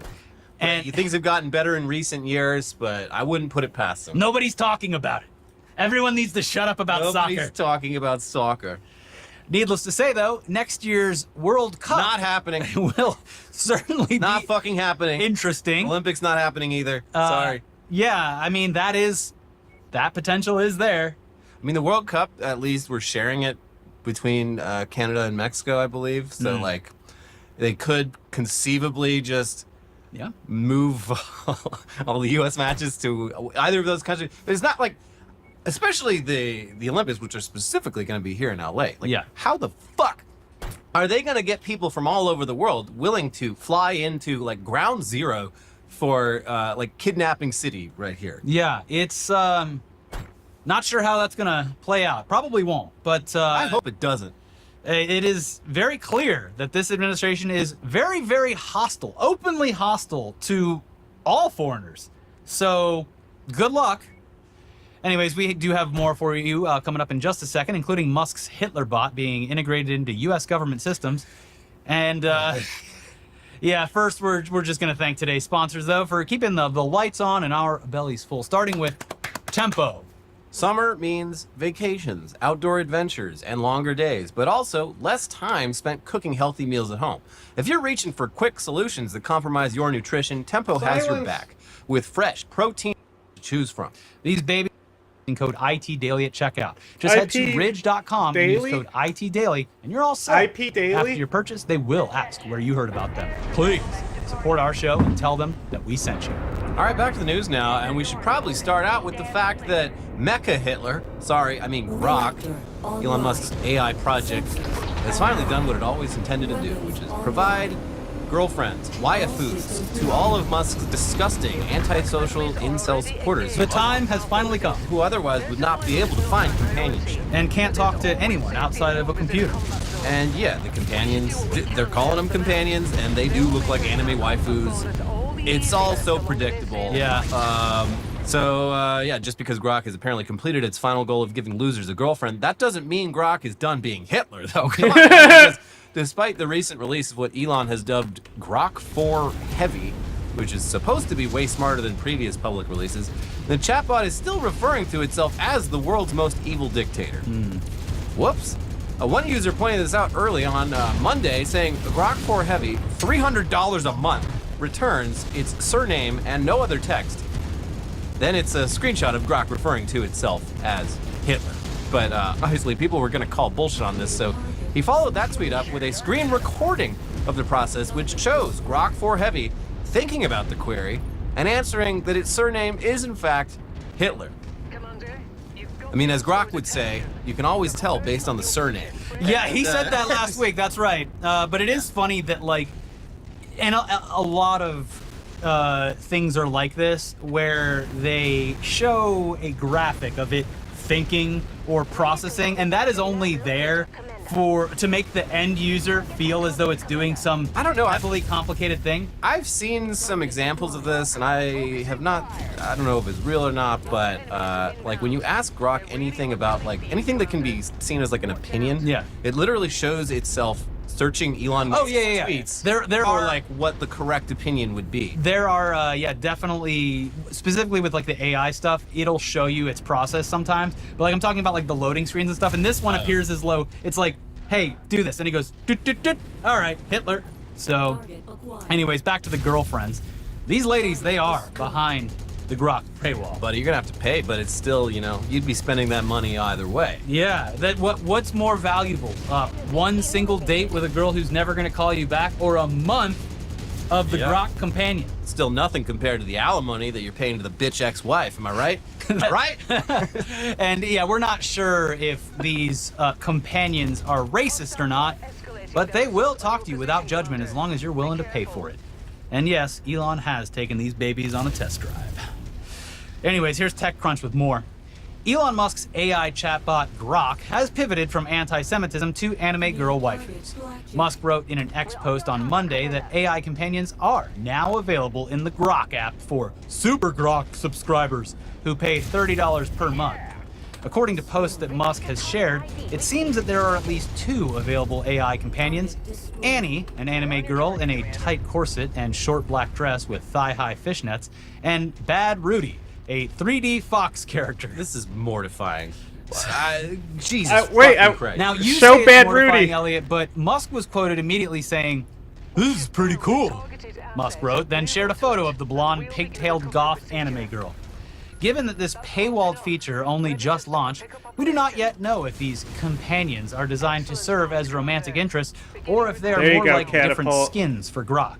They add that it can be risky to depend on AI chatbots for emotional support. No fucking shit. A recent paper found significant risks in people using chatbots like companions, confidants, and therapists.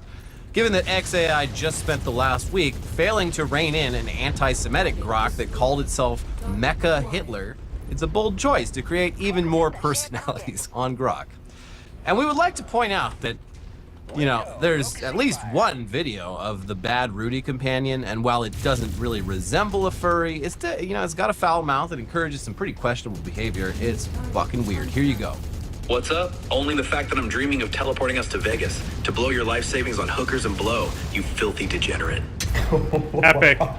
Amazing. Sounds good. Sounds good? Oh, you're in for it now, you brain-dead sheep. I'm dragging you to a shit show where we'll snort glitter off a stripper's ass. Hey, Bad Rudy likes to... He likes to get his nose wet. Yeah, this ain't good Rudy. This is Bad Rudy. Says so right there. And we would show you some clips of Annie, the anime girl, but this video would probably get banned from YouTube.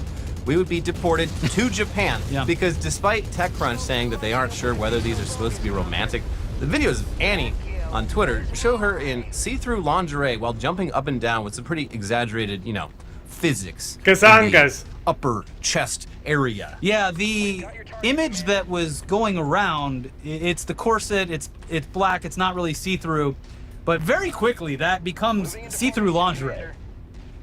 And those things are bouncing around. So it's, really, it's anyone's guess what these companions could be for. Well, I mean, when I'm making the decision between whether I'm going to use fucking Claude or Chat GPT or any of the rest or Grok, I'm going with the one that lets you fuck it. Yeah, big pendulous breasts. Yeah, and I'm using it at work. Yeah, nope, I'm just using AI as a tool. The boss says I need to start using AI at my desk. Well, check this out, boss. This is Grok. Yeah, wow, we're monitoring the computer, and yeah, he's just doing a lot of work with his AI tools over there. Uh-huh. And especially if you're in the federal government, specifically in the Department of Defense, you're going to be able to get away with a lot of work with Grok very soon. Yeah. Work that might just include a fox telling you to go to Vegas and bang hookers, or an anime hooker that is just on your screen like a fucking bonsai buddy, hanging out there and just swinging its tits around.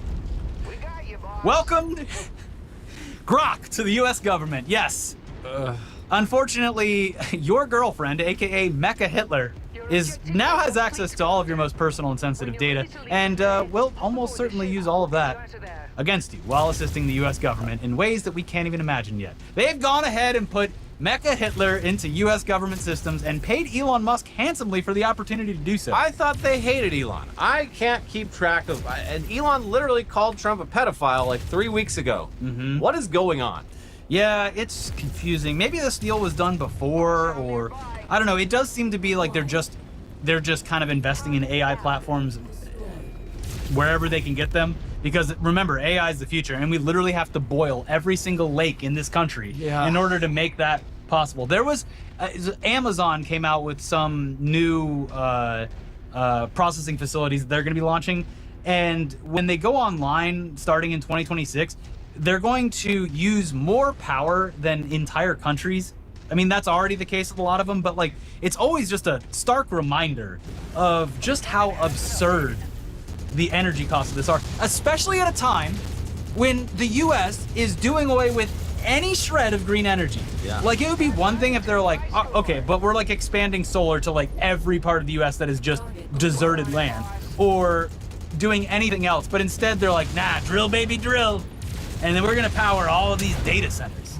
So just look at what's happening in the Midwest, where Grok's data center is, and just think about what the rest of the country is gonna look like. Yeah, the Grok situation's bleak. Very bleak. And seems to be specifically targeted. Anyways, yes, the Department of Defense is integrating Grok into their systems. And of course, this is not going to end well. What? Here's the Washington Post with more on racist Skynet. The Defense Department will begin using Grok, the artificial intelligence chatbot built by Elon Musk's startup XAI, the company said in a post on Monday.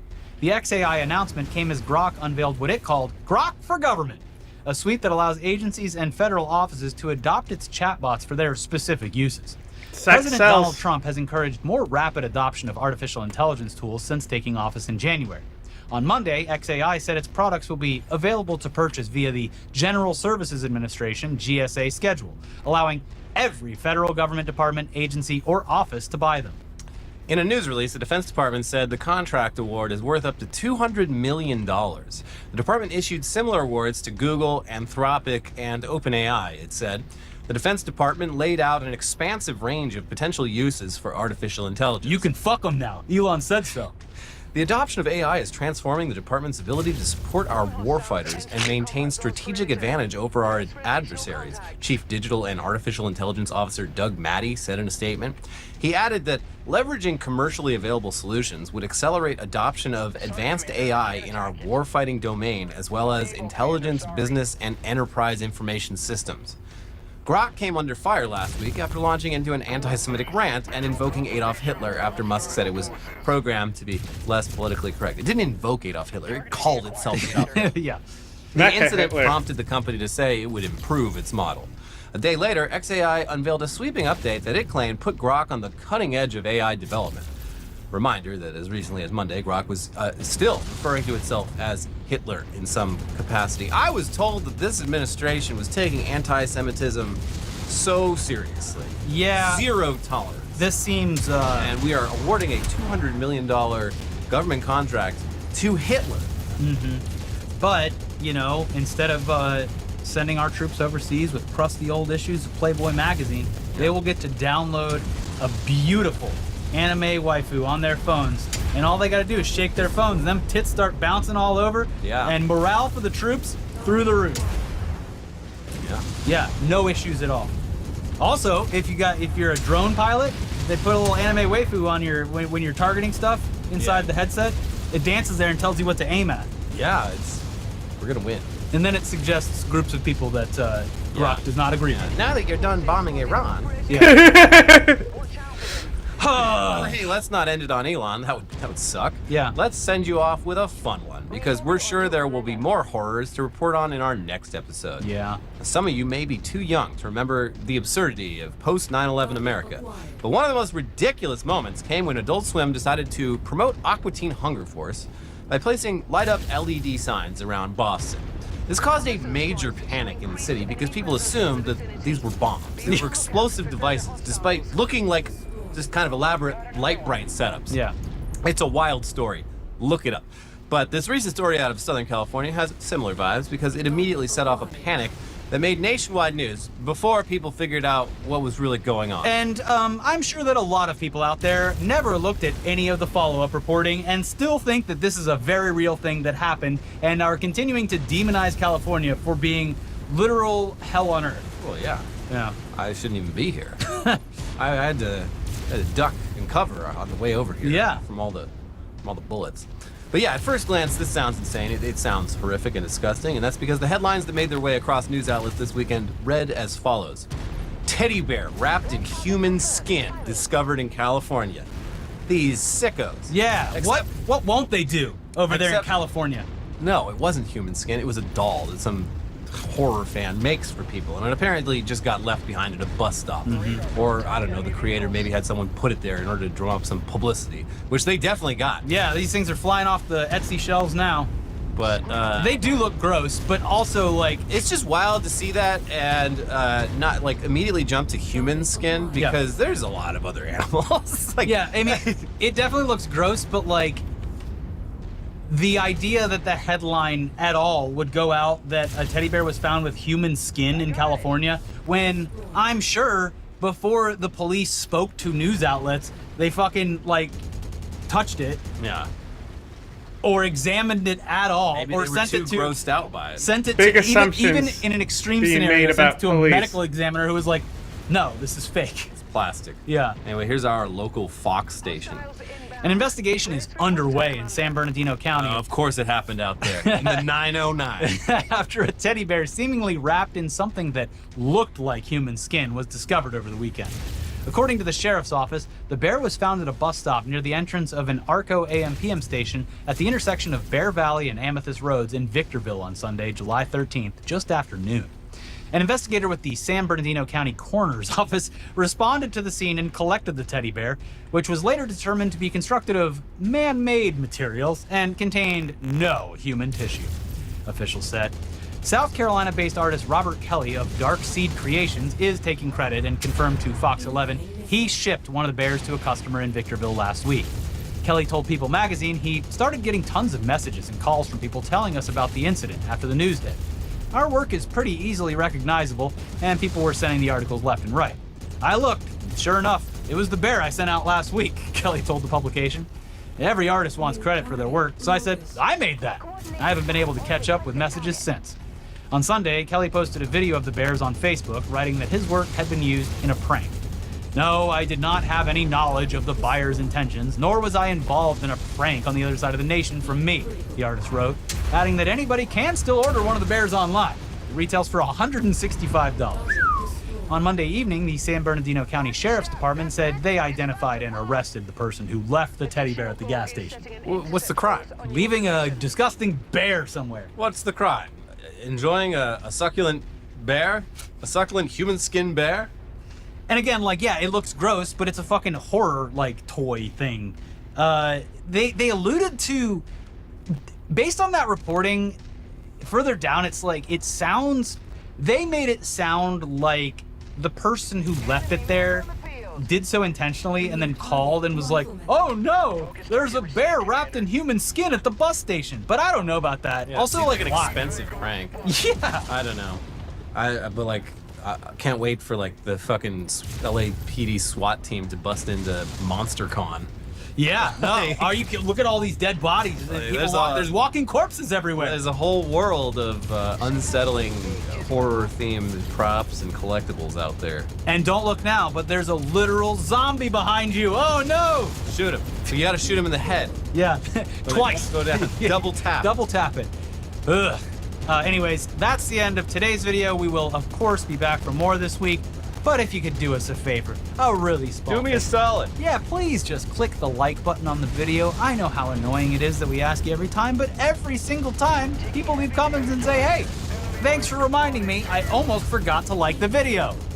And you know what? That's fine. Leave that comment. It helps with engagement. Thank you so much. In the meantime, we do have more videos for you to watch. They're right over here. You can see Ted Cruz leaving the country again during a big problem. You can see a guy who is obsessed with Hooters wings. And, of course, more info on Dan Bongino also crashing out. Guys, it's time to bail. bail. So check out those videos, and we will be back for more very soon. Bye-bye. Bye. You're watching The Legal Breakdown. Glenn, there is a major deadline that's occurring today, and today is the day that Pam Bondi's Justice Department can either respond or not to Ghislaine Maxwell's Supreme Court appeal. They've previously extended the deadline twice, and so can you give a little insight into what that means and what the implications might be for Pam Bondi and the DOJ? It's going to cost more money than it's worth. Yeah, so first of all, Brian, procedurally, lots and lots of defendants who are convicted at trial, who have their convictions affirmed on appeal, a lot of them will try to get the Supreme Court to accept their case for review, but it's the tiniest fraction of cases that the Supreme Court actually accepts for review. Usually when there's some big constitutional issue involved, or when there's a dispute between the different federal circuits, like a circuit court of appeals in one federal circuit decided an issue differently than a court of appeals in another federal circuit. So there's now a conflict that has to be addressed by the Supreme Court, but it's a very tiny fraction of the cases. Well, Ghislaine Maxwell, who was convicted of multiple counts and is serving 20 years for her complicity in Jeffrey Epstein's conspiracy $7 million and sex in trafficking damages of young girls, she's trying to get the Supreme Court to accept her case for review. Interestingly, as you've said, the Department of Justice has twice said, you know what, Judge? We need more time to respond to Maxwell's request to have the Supreme Court accept her case. Now, that could be something or it could be nothing. If it's nothing, it's just because, so many of these petitions come in and they can be pretty burdensome to respond to. So maybe they just need more time. Maybe they are down staffing, given not only the brain drain, but the ethics drain that's like fleeing the Department of Justice rather than work under Donald Trump and Pam Bondi. That may account for it. But maybe the Department of Justice under Donald Trump and Pam Bondi are wrestling with what to do with Ghislaine Maxwell's case. Why might they be wrestling with that?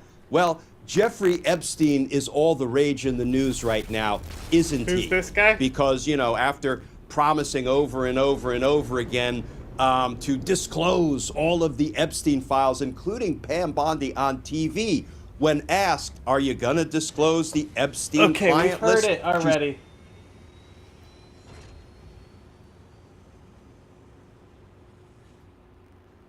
Welcome to Pod Save America. I'm Dan Pfeiffer, back hosting another Sunday show because I simply couldn't pass up the chance to talk to our guest today. Businessman, reality TV star, and former Dallas Mavericks owner Mark Cuban. Mark may be a billionaire, but he's not the typical tech bro. He was a spokesman for former Vice President Kamala Harris's campaign in 2024, a fierce critic of Donald Trump, and is an outspoken advocate for affordable health care and medication. Too bad I can't afford I wanted it to talk right to Mark now about Trump's approach to the economy, $7 how Democrats million can do a better job selling our in policy, damages, and how we get attention in this broken media environment. Plus, I had to get his take on some pressing NBA questions. Mark Cuban, welcome to Pod Save America. How are you? Than when I bought Thanks it. for having me on. I know that's a loaded question in this day and age for a lot of people. How are you feeling? But are you legitimately great? I'm a little bit sore from working out today, but other than that, I have the same concerns that everybody else has, just, about the uncertainty in the world, in the country, but I still, think there's hope. All right, that's good. Well, we'll get into all of that. But I want to just start by maybe with some table stakes here. You were out on the campaign trail for Kamala Harris. You were hitting the battleground states. You were one of her most vocal spokespeople. You were omnipresent in the media and on podcasts. From what you saw on the front lines, why do you think Trump won this election? A couple reasons. One, Democrats try to extrapolate. Everything that Democrats talk about is an extrapolation. If Trump did this, and in their mind they're extrapolating, then the normal conclusion is hell's freezing over at some level or another. Republicans deal with the here and now. They're eating cats and dogs. They're coming to your neighborhood to eat your cats and dogs. There's no question mark about whether or not they want you to have a visceral experience. Democrats want you to think. They want you to understand what, they envision and get you there. Republicans, they're taking your jobs. That's what immigrants do. DEI is keeping your husband, your son, your wife, your daughter from getting a promotion. Those are here and now things that people can, whether it's true or not, assign to themselves and say, this really could impact me. And do you think, Democrats, we are probably overly professorial. We're nerds, maybe that's our problem. But I think in this one, the extrapolation, right? The idea is Trump is going to do these things. He's now ended up doing a whole bunch of these things. Maybe it sounded hyperbolic when people were saying it. He's going to deport all these people. But it's not just about what he does, right? Yeah. It's the conclusion. Like you said, you're professorial, right? The conclusion is always the end of the world, right? The conclusion is always it's the end of the country. The conclusion is this, demographic is done. They're over with. People, when they live their lives day to day, they don't, we watch movies to see the end of the world, right? They don't think about end of the world consequences. They think about what's happening to them today. And often it's just an excuse. Often it's not real, but it's visceral to them, and thinking about the end of the world is not visceral. It is to Democrats, but not to the Republicans I know. Do you think we oversold the case in that sense, that it was not believable? Absolutely. And I think that's the lesson that Democrats have to learn going forward. You can't project. And I think the guy in New York, I always get his name wrong, right? Mondani. Yeah, Mondani. Yeah. We're cutting rents, right? Mm-hmm. We're changing grocery stores. None of that shit has a chance. Doesn't matter. No one did an evaluation and did a risk assessment to say, well, there's a 50% chance that he could extend rent control so that another 50,000 people could benefit from it. No, not a single person does that. They're like, okay, this could impact me. I mean, what's the difference? Like, it's like what a Trump guy told me in 2016. He said, I'm like, I know this guy, Dan. Why are you voting? Mid-50s, right? Lifetime Republican. He goes, Mark, I've been voting for politicians my entire life. And you know what they've done for me? Nothing. You know the definition of insanity? And the same thing applies here. In New York, I've been voting for traditional mayoral candidates for a long time. You know what they've done for me? And this guy is walking in telling me he's going to walk on water. He's going to make me more money. He's going to save me money. He's going to make my life better. Is it true? Does it matter? Because what's the option? And that's Trump 101. Is it true? Does it matter? If you say it enough times, people believe it. I think in the Mondani case, and this is I think this is probably true of Trump too, is maybe I give voters too much credit, which is that I think they know how hard it is going to do some of these things, but the policies that people say show who they're going to fight for, right? Like, I think most voters probably thought building a wall and having Mexico pay for it was stupid and probably was never going to happen. But it said to them, like, he really cares about immigration in a way in which I care about immigration. Why does immigration matter, right? Right. Because it impacts my job, or it impacts the jobs available to me. It impacts what I earn. It impacts my pocketbook in the here and now. Benefits the fascists slightly. Kamala talked about price gouging. I need money now. Yep. 37 states already had price gouging laws. Yep. And nobody ever knew that those 37 states had those laws or what the impact would be on them. Yet that was her pricing mechanism. Like that, when I would go out there, I would say, look, your price of Gatorade might go up 9%. Your price of bread, eggs might go up 9%. But under Trump, your price of healthcare is going to skyrocket. Your Christmas presents are going to skyrocket because of tariffs. I couldn't get them to focus on the impact on voters in their lives today. And I think that's why they use me so much, because, I didn't care what they told me to say because I told them not to tell me. I just try to make it pertain to people's lives in the immediate, right, or businesses in the immediate time frame. That's what Madani has done. That's what Trump does better than anybody. That's what the Democrats suck at. And why do you think we suck at it? Because we want to think. Democrats want to think. They want to engage. They want to have conversations. They want to feel smart. They want to look smart. They go to college. These are college graduates. That's what college graduates do. Everything's like a dorm room discussion. And I think that's a big difference. Most people just want to live their lives and hope things get better. And if, both sides are saying things are bad for their own reason, give me the short-term hit that's going to benefit me, as opposed to the long-term possibilities that maybe are a little bit too esoteric for me to even, put any brain cells towards. I assume you think that Bill Clinton and Barack Obama sort of avoided that trap? Did they do things differently, or politics just changed? Different world. Yeah. Politics didn't change. The world changed. Social media changed everything. Social media, every single social media user on each individual platform that supports algorithms has their own unique feed. That's night and day different from the Barack Obama, Bill Clinton world. And look how Donald Trump, what helped him win when Brad Parscale took, Facebook and did micro-targeting. He created the algorithm for Facebook because Facebook wasn't as good at it back then, I guess is the best way to say it. Now, I would talk all the time, you got to reverse engineer. You got to do what Mr. Beast does. He reverse engineers the algorithms to know what's going to sell best and get the most engagement. Go talk to him, right? That's probably your best person to educate you on all of this. But in a world where everybody has their own unique feed, you have to flood the zone. You have to say things that are going to be fed to each individual person in a way that may connect to them. That's like when Kamala first got picked and the Brat Summer thing hit.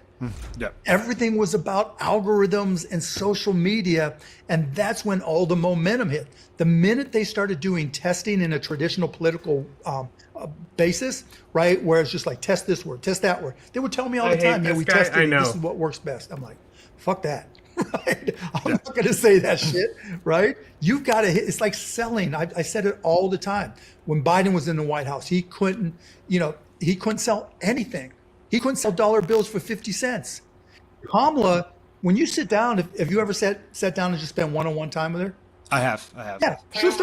Any kind of legal mechanism that allows somebody without the intervention of a court to get something off the internet is invariably going to be used for the same thing, which is somebody said something I don't like and I want it gone. For decades, content creators have fought against oppressive copyright restrictions on online content. Copyright claims are often wielded by powerful corporations to take down videos, suppress criticism, or stifle parody through rigid restrictions on online speech. But now a troubling shift is unfolding. A prominent YouTuber has begun using copyright lawsuits to silence other creators' speech and commentary on his content. I think this moment marks a potential turning point in online expression. These legal attacks that were once used almost exclusively by powerful media companies are now being leveraged by big content creators to attack smaller content creators that they don't like. Today, I'm joined by Meredith Rose, Senior Policy Counsel at Public Knowledge, a nonprofit promoting freedom of expression and open internet, to talk about how copyright law and discussions of fair use are central to the fights over free speech in the digital age. Meredith, welcome. Thank you for having me. I want to start off by asking you, what does copyright law have to do with free speech? Can you explain how copyright and issues around sort of free speech and free expression online intersect in our legal system? Sure. So copyright in its original design is supposed to incentivize people to create new expressive works. This ran into a bit of a problem when the internet really took hold and rights holders were finding their copyrighted work popping up left and right on different websites. And so as part of this sort of grand bargain that was happening between tech platforms and rights holders at the time, we implemented this system called the Digital Millennium Copyright Act. And people are probably most familiar with this in the context of takedowns. And one of the provisions of the DMCA essentially says that if you as a rights holder find your work somewhere, you can send a notice to the platform and say, that is mine, and whoever has uploaded this does not have the rights to it. And the platform is obligated to take that content down. And so what has actually happened with the DMCA is, though it was designed to allow rights holders to, police the use of their copyrighted content online,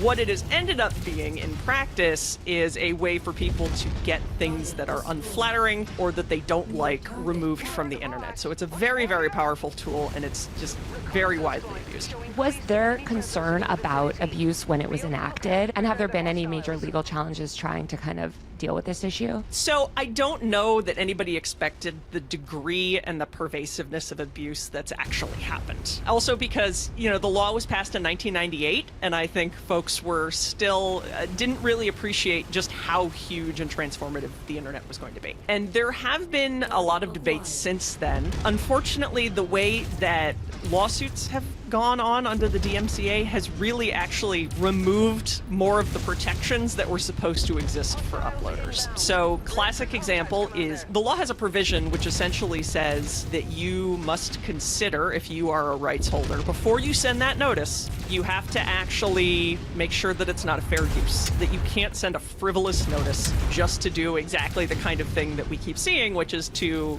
take down content that is perfectly legally fine. In practice, what has actually happened is that courts have said, well, you need to think about fair use. And fair use is so complicated, we really can't ever say that your guess was wrong. And so, functionally, it's kind of a dead letter. And there really aren't any penalties for sending abusive takedown notices, which is why we've got the situation that we have today. What sort of, I guess, role does intentionality play with copyright law? If you encourage someone, for instance, remix your songs and you put it out there and say, remix my song, and then people remix my song and you try to copyright claim on them, does that play any sort of role, or is the law pretty to the letter? There's this concept called implied license, which is essentially somebody told me I could do the thing, or they put it out there specifically with the intention of somebody else using it. So, good example is during the peak of the Drake and Kendrick feud last summer, I think it was Metro Boomin put out out the BBL Drizzy beat and essentially said, go forth and use this one, and I'll promote the one that I think is the best. Which was, for one thing, it was a fantastic time to be online. That was arguably one of the last high points of 2024. But that's an implied license, right? Where he says, go out and do this thing. Or if you just release a beat on SoundCloud and presumably other folks are going to go back and add things on top of it. This actually came out weirdly in a case around tattoos. My recollection of it was that an NBA player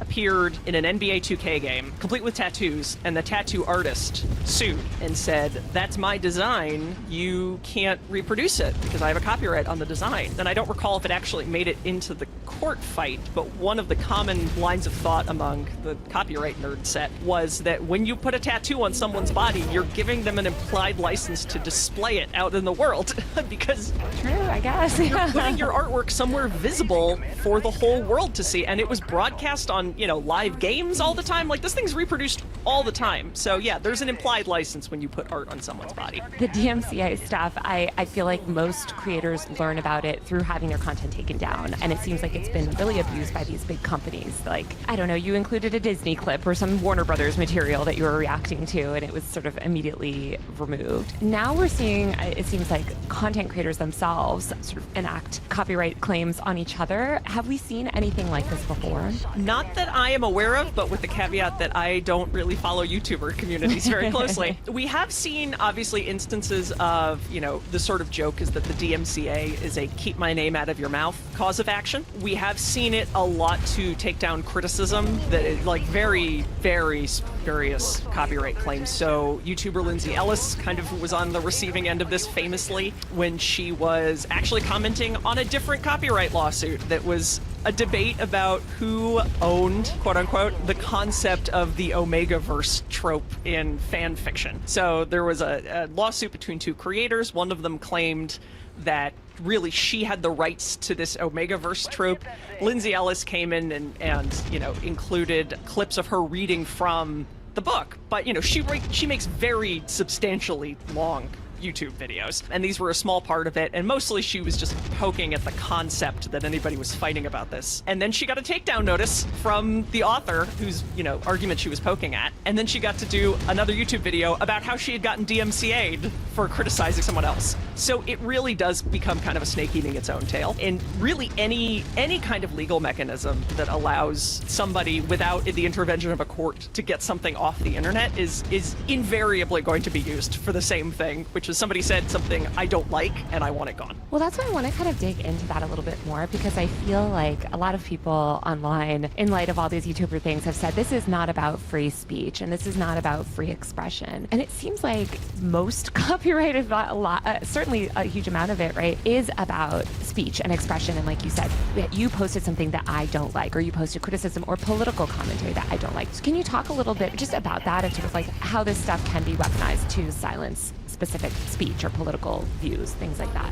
Sure. So the extremely lawyer answer to that is that copyright is really in tension with the First Amendment, right? Because copyright is fundamentally a way of restricting speech. And specifically, it says you cannot replicate exactly the speech of another person under these circumstances. That obviously creates some issues. Fair use is often referred to as the safety valve that lets copyright and the First Amendment coexist. And so fair use essentially says, well, there are certain kinds of direct quotation that we actually think are okay, either for strictly legal reasons or historical or cultural reasons. So Americans love their parody. They really need the ability to make fun of elected officials, for example. If you tried to take, The Daily Show or sort of our satire news programs away from people, there would be a revolution. And so copyright has to allow for these kinds of criticism, commentary, often news reporting. I lost a fucking we'll have to be able to AC-20. quote people directly. And so that's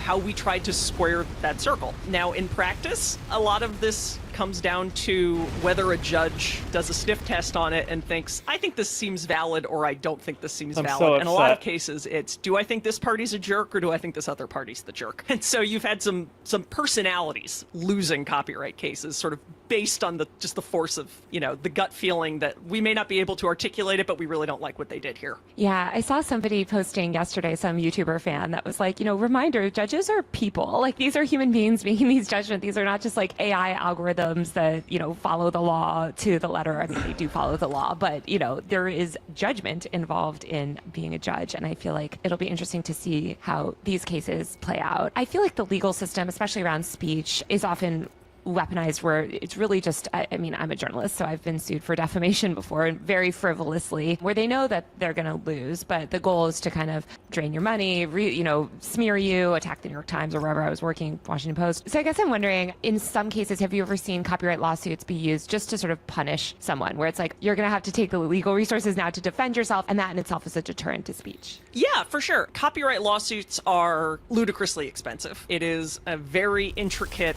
set of law. It's deeply arcane, and I say this as someone who spends her 40 hours a week thinking about it. It is masochism.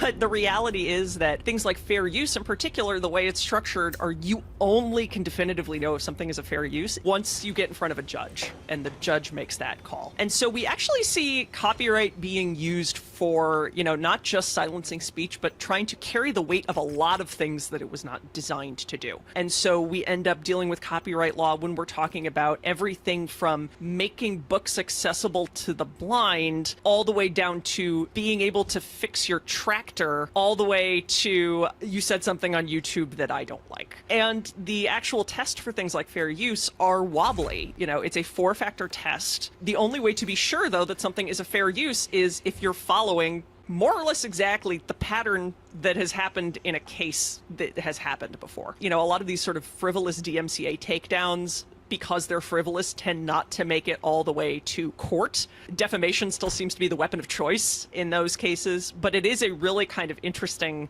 crossover point with things like SLAPP lawsuits, these strategic lawsuits against public participation. They're complicated, they're huge, they're extremely frightening to be on the receiving end of. Damages for copyright infringement, the statutory damages are $150,000 per infringement. So you can stack up very quickly when you run into these things. Yeah, it's terrifying. I mean, I started as a blogger, and I remember this was a conversation even back when I started blogging, because people, you would take certain parts of articles and repost them, and there was always this concern of like, well, is that news organization, am I adding enough commentary that this news organization is not going to come for me somehow? You mentioned the anti-SLAPP protection. Can you explain for people that don't know what anti-SLAPP does? How does it function? And has it ever been used as a defense in a copyright suit? So SLAPP is an acronym. It stands for Selective Lawsuit Against Public Participation. And the idea is this is the sort of fancy legal term for nuisance lawsuits that are designed to get people to shut up. And so we see these a lot with defamation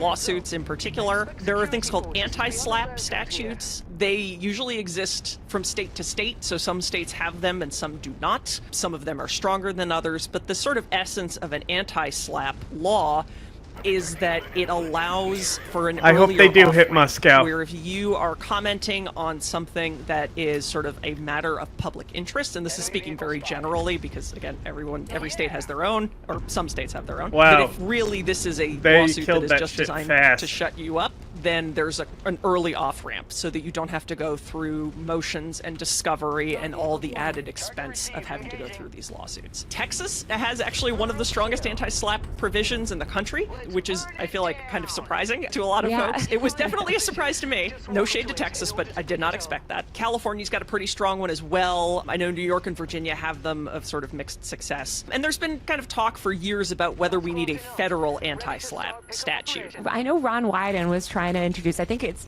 in committee in Congress, it's called like the Free Speech Act or something, but it has not made it anywhere. I'm not hopeful with this Congress and this administration, which is a big fan of using lawsuits against critics. Not super hopeful that this would go anywhere this time. Have you ever seen a successful sort of anti-SLAPP claim in terms of copyright law? I have not, actually. Again, they tend to come up more in defamation, but I have not seen anti-SLAPP used in the copyright context. The copyright cases that tend to get litigated for longer and tend to, sort of make their way up to circuit courts tend to be more sympathetic cases, frankly, and so there's a lot more of a trail on that. So there was a famous case, Google v. Garcia, which had to do with a woman who essentially answered a casting call. It was sort of like might have been like even a want ad on Craigslist, looking for actors to star in a historical period piece. Then she showed up and she said a couple of lines and, you know, kind of went about her day. And then the movie showed up on YouTube, and it was essentially an anti-Muslim screed, and they had overdubbed her voice so that she was saying something Innocence about the of Prophet Muslims. Muhammad, This and is what she got caused death threats Benghazi. for having been in this, and she did not know. And so they attempted to use the DMCA to take down this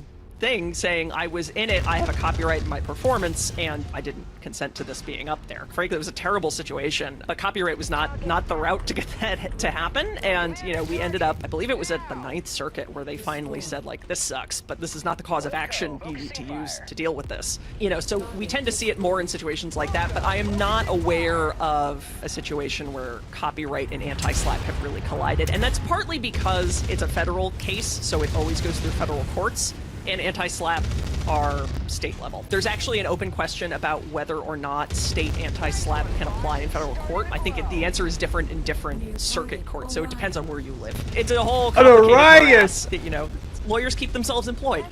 Another reason we need federal anti-slap. How would a content creator know what's fair use? I mean, how are they supposed to determine when they're uploading something, especially if they're slightly altering it and thinking, oh, well, this counts as parody or this counts as, you know, valid commentary? Like, how are they supposed to make those determinations? It's a hard call, and frankly, a lot of lawyers have a hard time doing it. That's why we have to settle it in the courts. As a general rule, though, things that are criticism or commentary are considered to be more strong fair use cases than others. And the more criticism and the more commentary that you inject, usually the safer you are. Things like parody, which unfortunately has a very specific legal meaning, are considered to be sort of the quintessential fair use that fair use is designed to protect. But as a practical matter, yeah, a lot of creators are kind of left rolling the dice on whether or not something is fair use. And if you do find your work taken down, in a lot of cases you have the option to file a counter notice, which says, actually, I think this work is fine, and I want it to go back online. But as a practical matter, those are kind of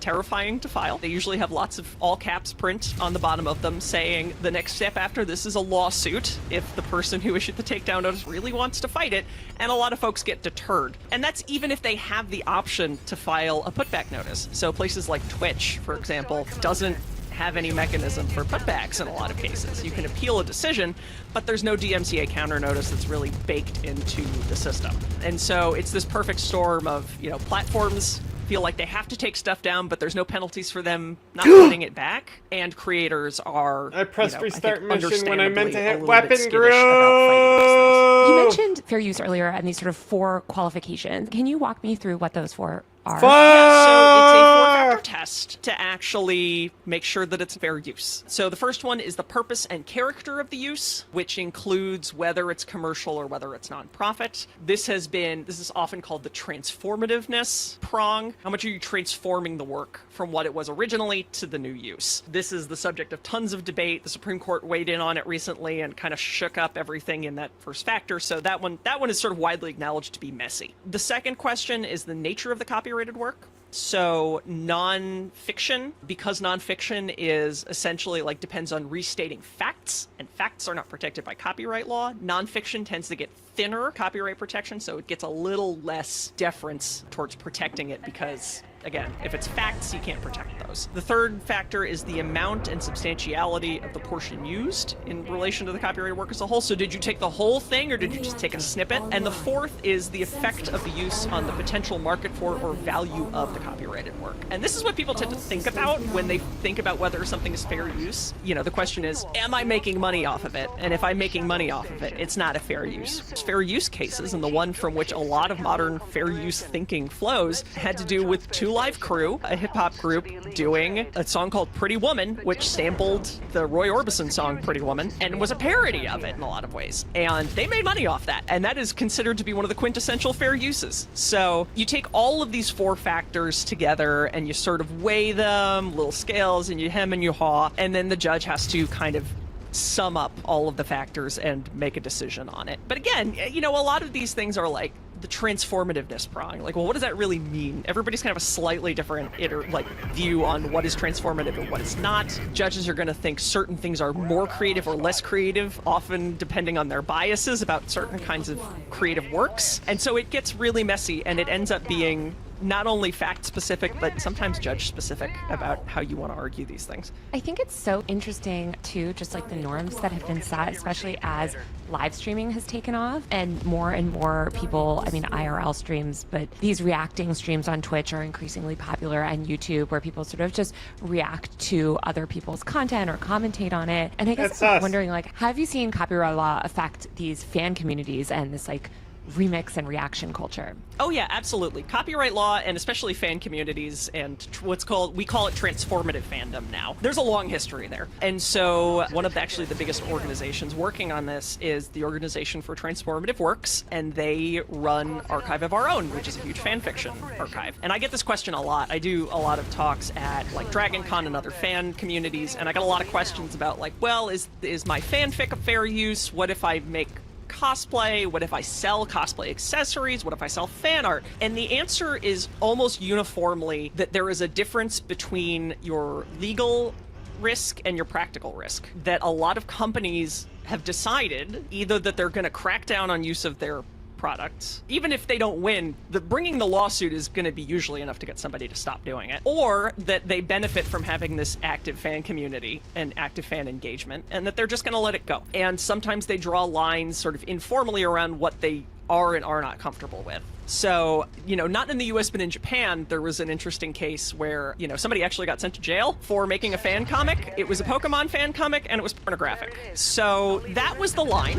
There's sort of an unofficial blacklist of, you don't do fan comics of Disney properties and Nintendo properties and Pokemon properties. And so a lot of it is this sort of social norm. What about Sonichu? Really, more than the law. And, fanfic has not been litigated, mercifully, because I'm not sure anybody wants to stick their neck out enough to get that risk. But yeah, it is a constant threat, and I think the fact that people don't understand fair use, and I say that most copyright lawyers won't pretend to understand fair use. We're all sort of, reading tea leaves. But it's scary, and I think people, try to rely on these soft norms to change their behavior rather than what the law actually says. Talking about Pokemon and Disney and some of these other companies, I think it's so interesting. I've done a bunch of reporting on Skippity Toilet. I don't know if you're familiar. My 8-year-old has educated me about Skippity Toilet. I interviewed the guy who works with the creator and owns all the IP for Skippity Toilet, and they monetize Skippity Toilet and sell the merch, develop these games and all these things. And he said actually that they don't really pursue copyright claims. They get really excited when they've always actually really encouraged people to make their own versions of Skippity Toilet, because it's sort of the way the internet works. Like, the more people are talking about something online, the bigger the brand becomes. And I actually do know one creator who did make Skippity Toilet porn. I don't know if it's quite on their radar yet, so I don't know if that's been litigated, but I think overwhelmingly he was saying it was actually kids that were fans of Skippity Toilet and wanted to make their own stuff. So I think it's kind of interesting, these different perceptions. I would say Skippity Toilet, I mean, it's being made into a Michael Bay movie now. It's about to be, it's like sort of this modern IP versus, maybe the old Disney way of cracking down and trying to control things. Yeah, and so much of it is really just dependent on the creators and the context in which they kind of came into creating. So it's very interesting to watch. I deal a lot with the music industry, which has very specific ideas about what needs to be licensed, and those very specific ideas are everything needs to be licensed. And that went through an adjustment period when hip hop and sampling culture came up, and the lawyers won, and now you have to pay for every sample, even if it's a fair use. Contrast that with video games, where you have companies like Valve, and Valve is sort of famous for really enjoying mods of their games, and sometimes hiring the people who make the mods for their games, because the folks who formed Valve came out of a modding community. And so that's where their priorities are. And then you have a lot of these digital native creators who are just really into the fact that there are fan communities. On the other end of the spectrum, there are a lot of print authors who have very well publicized not great views about fan fiction, which actually in a lot of cases you can trace back to one particular instance where a famous fantasy writer used to actually collaborate with her fans. So she would release essentially a zine or like, short story compilations and invite other people to write in the world. You can see old Star Trek fan fiction that was bound and printed and sold and had forwards by Gene Roddenberry, who was like, this is great. I love that people love this. So this author, collaborated and would often give credit to some of her fans when she published a new mainstream novel. She would say, with like an additional creative credit to insert fanfic author here. That came to a head when there was a dispute with one of the fanfic authors who then claimed that the sort of canon author had stolen essentially the plot of one of the fanfics that she had written and then threatened to sue the canon author over it. And so that was when the sort of detente was reached of authors do not read fanfic of their own work because that is a legal exposure for them. And so, yeah, it's this like very complicated relationship. Star Wars has been trying to navigate this for like 40 years at this point, and they're still kind of working on it. I'm thinking too of these reaction channels where I feel like traditionally people have wanted other creators to react to their content because it sort of elevates the original content. I had a video recently that some big content creators like essentially just watched on their stream, but it made people interested in my channel and actually really boosted the views. And so I feel like there's this culture of like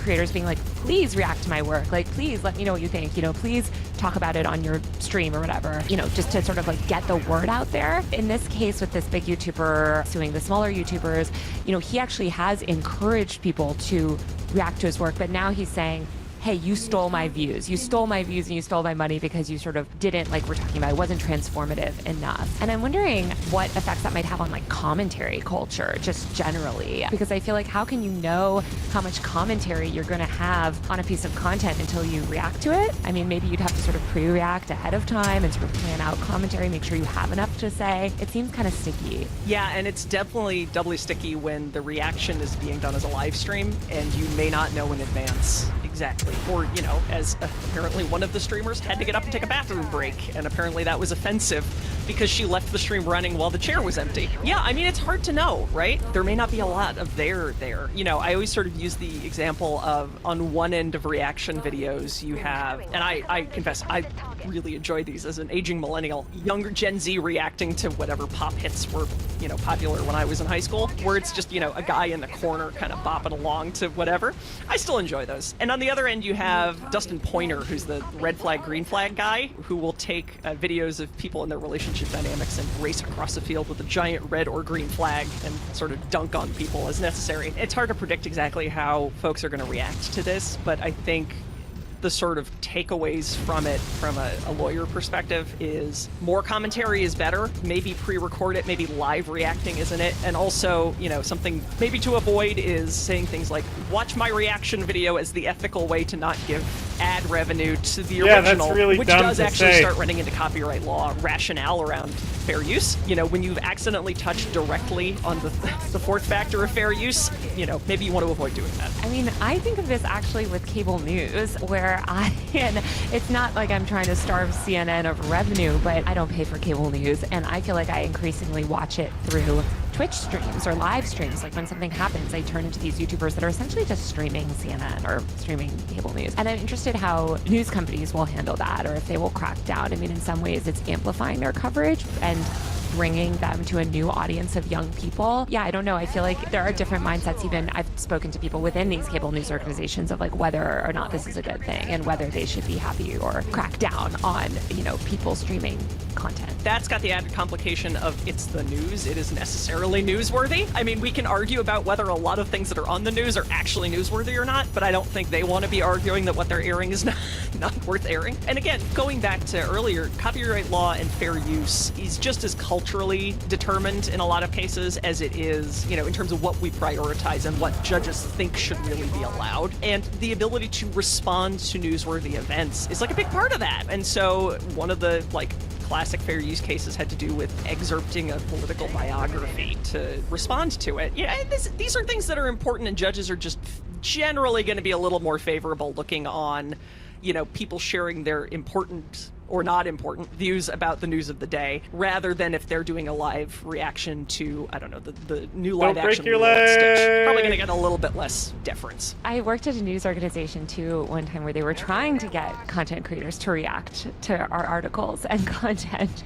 being like, please talk about us. We are still relevant, which I think is interesting too, because yeah, I mean, it's newsworthy, but I think they wanted even the evergreen content to just sort of like make it out there, because the more people talking about it goes back to it, like the more relevant and the more, I guess, yeah, the more notable the story. In terms of like this copyright stuff too, I mean, I wonder if there are any sort of reforms in place to protect speech. You mentioned that a lot of the court decisions have actually sort of eroded protections for speech, but I don't know if there are any efforts that people can get involved with to protect speech. I mean, I just feel like free speech online is being eroded so much and all over the place these days. Yeah, the attack is more or less constant. And I will say a lot of it is that most of the industrial players, frankly, their incentive, if anything, is to like limit the ability of folks to speak freely online, not necessarily due to like maliciousness, but just because they want to cover themselves and their pocketbooks in a lot of cases. You know, and I think some of the threats right now are coming through things like AI legislation. Specifically, you know, we're tracking bills. There's this bill called No Fakes, which is an attempt to, you know, essentially create a licensing market for folks to license out their likeness, but it has a takedown and a stay down provision, which is like the DMCA on steroids, in which you can claim that any video is a deep fake of you and it'll disappear, and there's no way to get it put back. Technically, there's a thing that says we are telling you right now you cannot use this for fake claims that something is a deep fake. Oh, I'm sure that'll totally stop people. That'll definitely stop a lot of folks. And the only way to vindicate that is for the person whose content got taken down to sue the person who sent the note. And it's just, it's a nightmare. But again, it's being written by industry. It's being written by the RIAA and negotiating against the motion picture industry. You know, actual speech concerns aren't at the table in a lot of cases. So, I mean, that's the problem, is like a lot of speech stuff is just on the defensive, sort of by nature. And so, you know, definitely it's a big ask to ask anybody to follow more news nowadays, but I think keeping an eye on AI related stuff in particular, because that is the new hotness that everybody wants to talk about and everybody's kind of panicked about. And the upshot is that in panic, we sometimes get some really bad ideas through, and, you know, just keeping a critical eye on that is going to be really important. As somebody that's fought so aggressively against a lot of, like, I feel like before AI was social media and they were using social media to crack down on speech, and I've talked about these like laws aimed at like protecting child influencers that are really just will censor local news footage, or like things like the Kids Online Safety Act, which I hate and think is bad. But, you know, I feel like there was a moral panic around like social media and kids, where there was a lot of really bad speech, sort of restrictions on speech being placed because of this sort of panic. And now I feel like it's significantly moved to AI, like you said, where I think a lot of people are rightfully concerned about AI in different ways, but it's sort of being used as a pretense to pass stuff. I covered the Take It Down Act recently. Yep. I don't know if you're... Yeah. Oh, yeah. No, Take It Down was an interesting case. And it's, you know, and this is the thing, like, right, there are legitimately absolutely awful things that are happening, and things people are using AI for legitimately awful, like, stomach churning reasons. The question is, what problem exactly are we trying to solve? And I think when something like, you know, you have problems that grotesque that start coming up, people don't stop and try to define the limits of what you can solve all at once. And so, you know, we've seen copyright law sort of dragged out as like, this is going to be the last bastion to stop artists being mass unemployed through, and it's like, whoa, copyright was not designed to carry anything close to that weight. And, you know, and so Take It Down was actually interesting because it was like a profoundly flawed bill in a lot of ways, but at least it kind of scoped itself in a specific way, saying we are trying to attack this specific problem. For people that don't know, it's about sort of revenge, like deep fake porn, essentially. Yeah. It's non-consensual intimate imagery, I think is one of the terms used to refer to NCII, it. NCII, yeah. But things like No Fakes are attempting to address the concerns of, you know, actors who I think are rightly worried that if they have to sign away their likenesses to studios, they're just going to be they're going to be CGI background actors, and there goes, you know, most working actor gigs. Voice actors who are going to get paid to record 10 hours of dialogue for a video game, and then AI is going to make another 90 hours for which they're not paid. A lot of like very legitimate concerns, but then also it's extended to everybody. And I have a very different threat model than you have a different threat model than, you know, Matt Damon has a different threat model. Lady Gaga has a different threat model. You know, we're all concerned about very different things, and like trying to address those things all at once is just gonna unleash the floodgates of some really bad ideas. There's also this point in this YouTuber's lawsuit, I think, where he mentions like misinformation, and what role does like misinformation play in copyright law? Yeah, it has nothing to do with copyright law. If anything, fictitious statements are creative, and those are going to be protected more by copyright law. But it is a weird example of, again, copyright law being asked to carry water that it was not designed to carry. Like, copyright law is not an anti-misinformation statute. It's not designed to counter the spread of libel. It was not designed for that. And so it was an interesting choice to put that in there. I don't think a copyright lawyer would have put that in there expecting to get anything out of it. I think probably to the extent that it's in there, it's just because he wants it on the record that he thinks she was lying. So it's definitely not going to help his copyright case. I think it'll just be so interesting to see how these lawsuits ripple across the content creator community and the commentary community. And one thing that I know a lot of YouTubers and content creators have been aligned on is actually against copy striking, copyright. It's sort of like the worst thing you can do is like copy strike someone, because there's this idea of like hating the DMCA, hating these like copyright owners that try to get YouTube taken down. And now I think if we start to see bigger YouTubers attacking smaller YouTubers or smaller YouTubers attacking bigger YouTubers, like using these copyright law, I don't know, I just think it'll be a really interesting kind of potentially terrifying,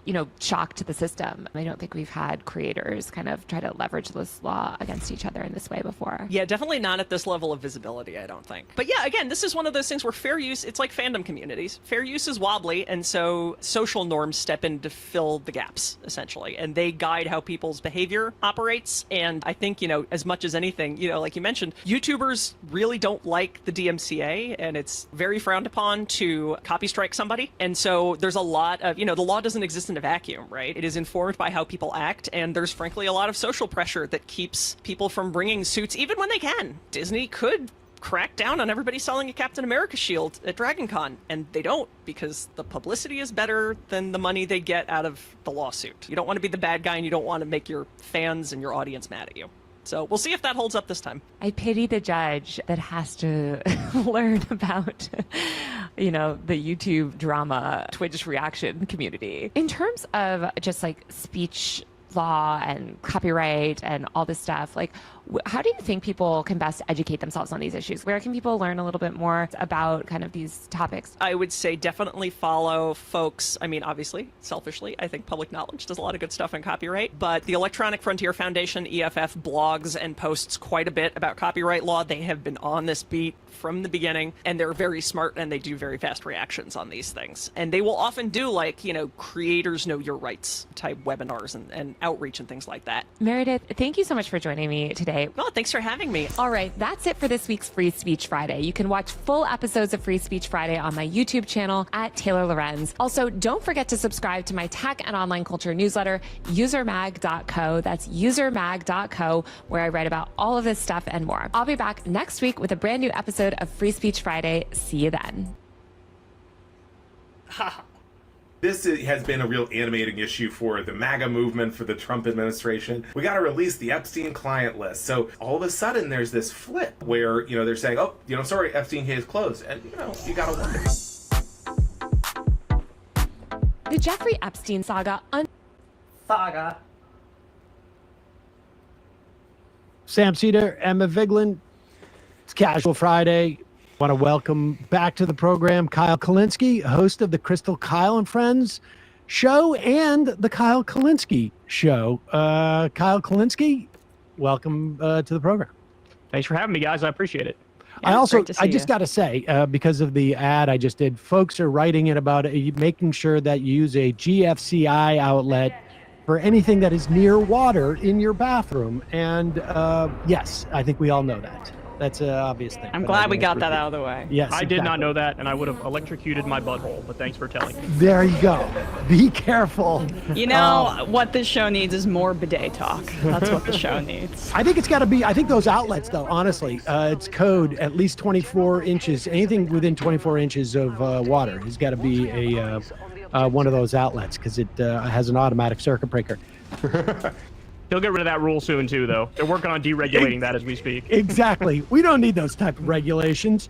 That's how you're going to die, Sam. Electrocuted on the toilet from your bidet. I can think of a lot worse ways to go.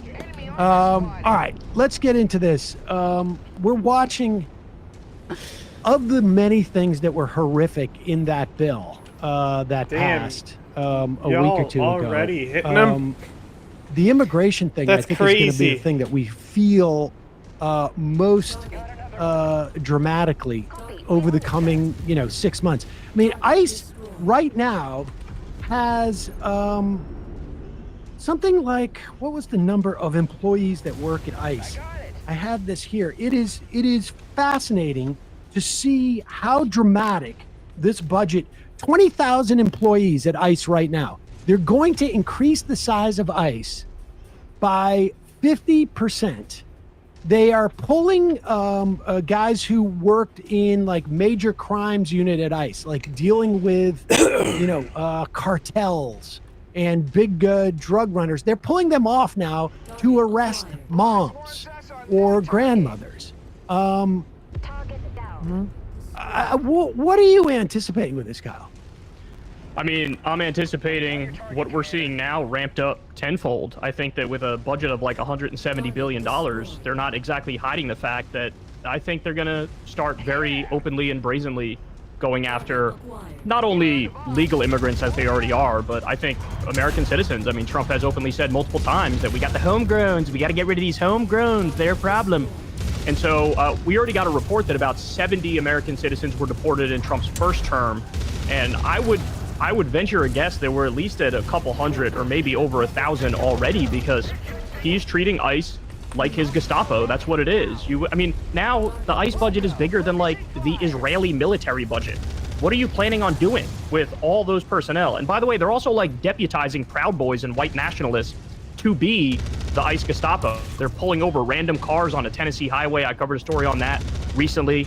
And I mean, you see what they're doing. They're going into doctors' offices and Walmarts and Home Depots, and just expect this in every city. Trump's now saying the next ones are New York and DC, where he's going to try to do the same sort of federal crackdown like we're witnessing in LA right now. It's sort of fascinating to me. We were talking to someone from LA Taco, which was a online like foodie site focused on tacos and community reporting that have basically become a clearinghouse for all of these reports about ICE and all the stuff that's happening in LA. And the host, Memo, I can't remember his last name, but Memo Torres was talking about how like so much of this stuff does not get reported outside of even just their website, never mind on the local news. And that to me is sort of shocking. I mean, when you think about how much the Trenta Agua, which we never hear about anymore, all of a sudden they just, melted away. But how much we heard about that versus, what is actually happening in terms of so-called criminal enforcement. Yeah, I mean, to be fair, it is truly, truly difficult to keep up because every day there's another like 12 different absolute horror stories. I mean, I'm still thinking of the 288 people who were rounded up and sent to a concentration camp in El Salvador. No due process whatsoever. 90% of them have no criminal record whatsoever. Somebody had a tattoo for his brother with autism, and they said it was a gang tattoo, and they sent him there. Somebody had a mom and dad tattoo, and they said that's a gang tattoo, and they sent him there. I mean, how many stories like this are out there now? We just got word that we already have an innocent person who was sent to Alligator Alcatraz, as they call it.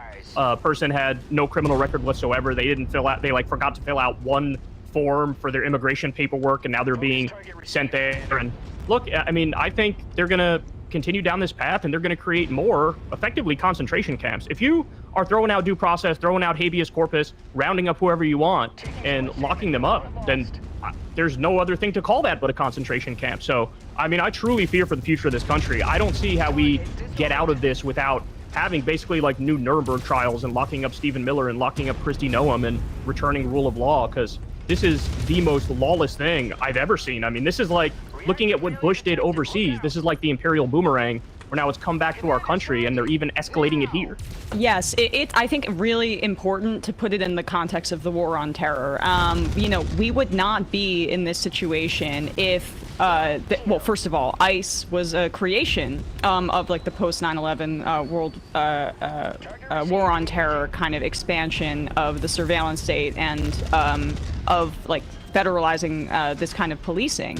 But it is a failure of the Democrats, who didn't seek accountability for the war criminals in the Bush administration, and who kind of continued this level of just rolling back of rights, or didn't at least aggressively attempt to curtail it. And we're in this situation in part because of the expansion of the national security state after 9/11. Yeah, I mean, the Democrats, refusing to prosecute Bush, refusing to prosecute Cheney, making torture just a matter of opinion. Obama saying we look forward, we don't look backwards. That then made it just a difference of opinion as to whether or not your administration tortures. And now we've gone further than that. And now it's, when it comes to due process and habeas corpus, that's just a matter of opinion. And I guess the thing that shocks me the most is the lack of the hair on fire approach. I mean, this truly is a hair on fire moment. And the immigration numbers are plummeting for Trump, even with the Democrats not talking much about immigration, which showed, now imagine they also were fighting hard on that. I honestly think the media, some of the media coverage of Kilmar Brego Garcia was a lot of what led to those numbers going the direction they did, because that was one that Chris Van Hollen going down there. Yeah. And God bless him for it, and God bless any Democrat who is fighting on this. But I still think there's many Democrats at the top of the party who feel like, let's tread carefully, because this is generally an issue where Trump had higher poll numbers, and so we don't want to step on any toes. I think that's exactly right. I mean, I just wanted to, because I do want to pivot to that conversation, but I just also want to say, like, you look at those images of ICE essentially attacking that soccer field and successfessly intimidating the cones that were on there. And I think the net looked like they were, going to go the straight and narrow. And surely those kids at that playground were terrified. But if you look at the gear that they're using, like, I mean, they look like they could be walking down the streets of Fallujah. And it's like, what? Where are the, like, why? Like, why are they? This is such an industry. And it's so much of that, like you say, the imperial blowback. This is all came from programs where used equipment or overbought equipment for the military during the Iraq War. There was a specific program set up to send it back to police departments. And now it's almost like it's not even a special program. It is just part of the whole thing. We're going to gear these guys up like they're going into an active firefight. And I'm sorry, there's no protest that makes this equipment necessary. There's no rolling up on a guy with a weed whacker or a mom working at a taco truck that requires this kind of gear. It's insane. It is absolutely insane. And it's insane how there doesn't seem to be any pushback. You've got we were just listening to that report from California, and on one hand, ICE officers are worried about their safety. Are you kidding me? I mean, it's at the point now where the cruelty and the sadism is the point, right? Like, they've raided schools and meat packing facilities and farms and Home Depots and 7-Elevens, and they deported a 4-year-old American citizen with cancer and no medicine. A woman was arrested immediately after she gave birth. A U.S. Marshal was arrested. I mean, like, it's a horror show is what it is. And if this doesn't really motivate all of us to get up and do something about it, I don't know what will. I did just see a video of when they tried to raid that farm in California. Yeah. There was a whole bunch of people really trying to stop it. They tried to block the car with the road. There was a bunch of people throwing rocks at the ICE car. The ICE officers, they brought in a freaking helicopter for some reason to land it on it's very disturbing. And I'm curious what you guys think. Who is more driving the car? Because every now and then Trump will say, like, we're going to protect the hotel workers. We're going to protect the hotel workers. We're going to protect, he has like 2 or 3 different types of immigrants that he's seemingly nominally okay with. But then, like, the same day or the next day, there will be a massive raid on the facilities that he said we were going to protect those immigrants, which makes me feel like Stephen Miller is actually the one 100% calling the shots, and driving the car, He's outsourced domestic policy, I think, functionally to Stephen Miller, and I'm not convinced he has an outsourced foreign policy too. I mean, if you look at that signal chat with that leaked in terms of that strike against the Houthis, it was Stephen Miller who came in and said, the boss wants this done. When there was a question, he was the one who came in and everybody deferred to as to whether we were going ahead with that attack. And so I think it is Stephen Miller, and I don't think Trump cares, frankly. No, because he knows he can go out and say this stuff, and it makes him even look even better. Like, we'll get to the Epstein stuff, but I think it's Stephen Miller for sure. But regardless, it's Trump. I mean, it's Trump. Yeah. It's Miller. At the end of the day, it almost doesn't matter. It's really just more why would people listen to what Trump says as opposed to like the observable truth that exists every day. Yeah. Because this guy does, he talks out of his ass. He'll say anything at any given point. It's amazing not only how evil they are, but also how incompetent they are. Crystal was just telling me that there were 2 different teams that were sent to negotiate with Venezuela, and the teams didn't know that there were other people from the U.S. government representing the Trump administration negotiating with Venezuela. So they had 2 separate deals they were working on, and then I guess they figured out eventually, like, oh, wait, only one of us is supposed to be doing this. You saw this with Hegseth, too, when Trump temporarily cut off the weapons to Ukraine. Apparently, Hegseth made that call, and then now Trump stepped in and is resending the weapons. It's like, not only are they evil, but they're also completely and utterly incompetent, and it's like, it's just so scattershot how they're approaching governing. Yeah, and it's in part because they're responding to the whims of somebody who's absolutely out of his mind. And like, I think in terms of him outsourcing policy to Stephen Miller like this, you have to wonder if he's begun. We know he knows he's lying regularly, but he has to start to believe some of his own spin because there's nobody around him that's telling him anything different. I mean, when he goes out and says we're not cutting Medicaid, and right. the big ugly ass bill, just destroys the program. It destroys it. Like, how do you explain that disconnect? It's either just basically his complete insanity and disconnect from reality, or he's surrounded by a bunch of conspiracy theorists who give him false information that gets him to believe and work backwards from his conclusion. I think he's so used to lying that it's like lie inflation. The lies get like more and more absurd to the point where he's telling people like, it doesn't cut Medicaid at all. You got to protect Medicaid. There was a report that he was talking to House Republicans telling them one thing you never do is cut Medicaid. And this was at the same time he was pitching the big, beautiful bill, which destroys Medicaid. And so it is so hard for me to wrap my mind around this. I mean, I say this on my show all the time. If the Republicans say they're going to do something good, they're lying. They're going to do something bad. If they say they're going to do something bad, they're telling the truth. They're going to do that bad thing. That's what it's become now. Yeah. Let's talk about the Democratic leadership because the polling, you're right, the polling, and there's a new poll out from Gallup. 30% say immigration should be reduced. That is down from 55% last year. It is a 25-point shift on whether immigration numbers should be reduced. 79% say immigration is a good thing for the country, which is an all-time high. 17% say it's a bad thing. That's an all-time low. And that has changed, it was in 2024. I mean, that's gone up by like almost 15 points in the past year in terms of whether immigration is a good thing.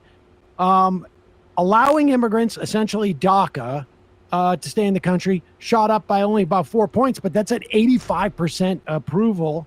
Allowing immigrants to get a path to citizenship is at 78%. Significantly expanding the border wall with Mexico, 53% in 2024, now down to 45%. Deporting all immigrants who are living in the United States illegally back to their country, 47% in 2024, 38% in 2025. Like you say, this has been with not a Democratic Party that is just AWOL on this issue. They have been chasing the Republicans. Like, their argument is, we're going to do what they're doing. It's just going to be, you can trust us more.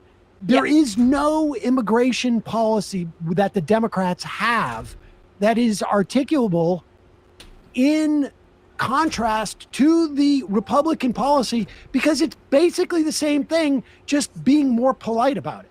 And I just want to add one more number to this because I think it's really important. On Trump specifically in Gallup, it's 35% approve of his handling on immigration specifically, 62% disapprove, and 45% disapprove strongly. Those are incredibly hard numbers of disapproval for him on this issue in particular. There you go. Yeah.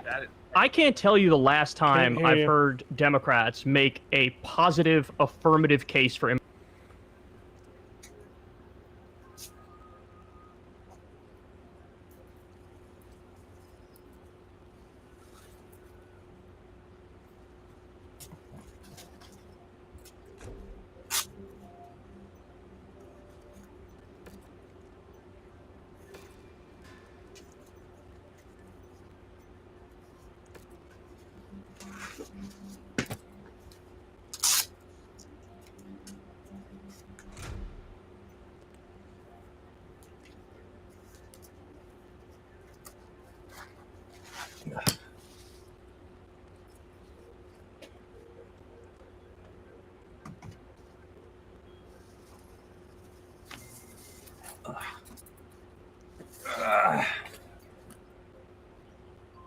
Enjoying all the grunting.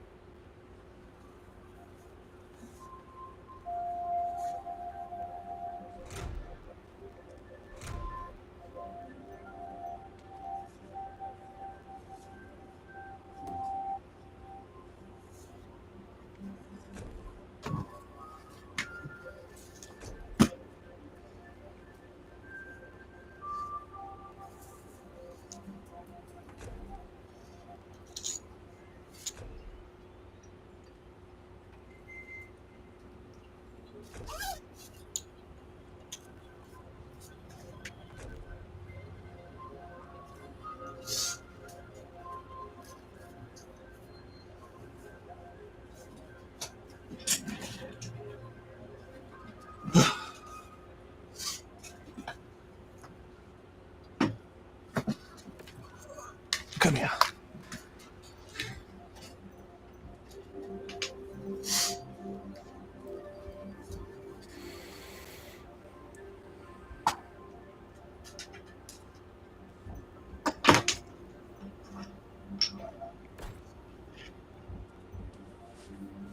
Hello? Hi. Hello? Please don't yell in my ears.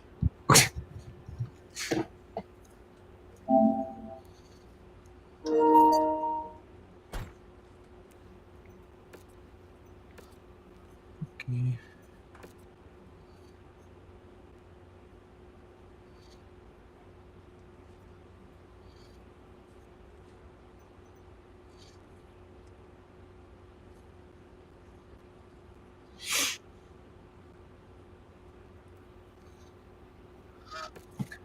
Why is Kyle Kalinske on camera? immigration, which is like really not that difficult thing to do. I mean, the economy absolutely needs it. If you just mass deport 4% of the population, the economy absolutely implodes. In my experience, these are some of the best people that are in this country. They work hard, they take care of their family, they're incredibly polite, they're law-abiding. You know, the numbers are what they are in terms of their criminals at a much lower rate.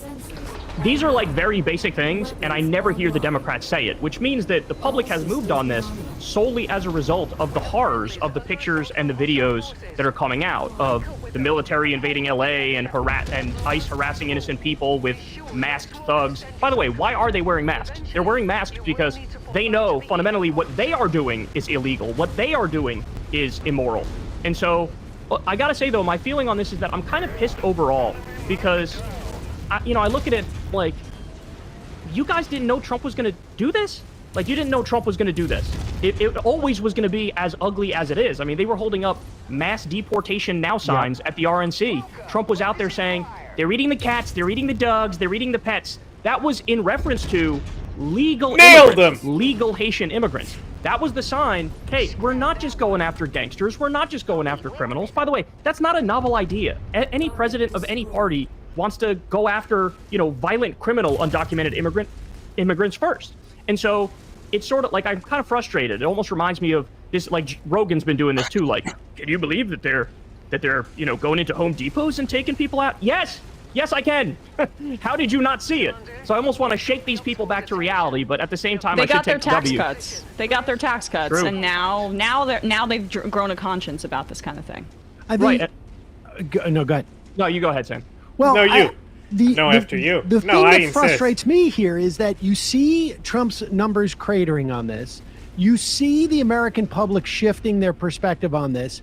And what political party is situated to benefit from this? Right. You would think it would be the opposition party, but no, there's nowhere to land here. I mean, it's fascinating. You're just basically like, it is such an abject failure on the part of Democratic leadership to articulate a position. There is such a fear on this topic, and we have seen last time that Trump was in office, and then it changes because the Democrats don't have any type of pushback on this. This is, frankly, I'm quite convinced it's, we're going to see the same thing with trans opinion polling as well.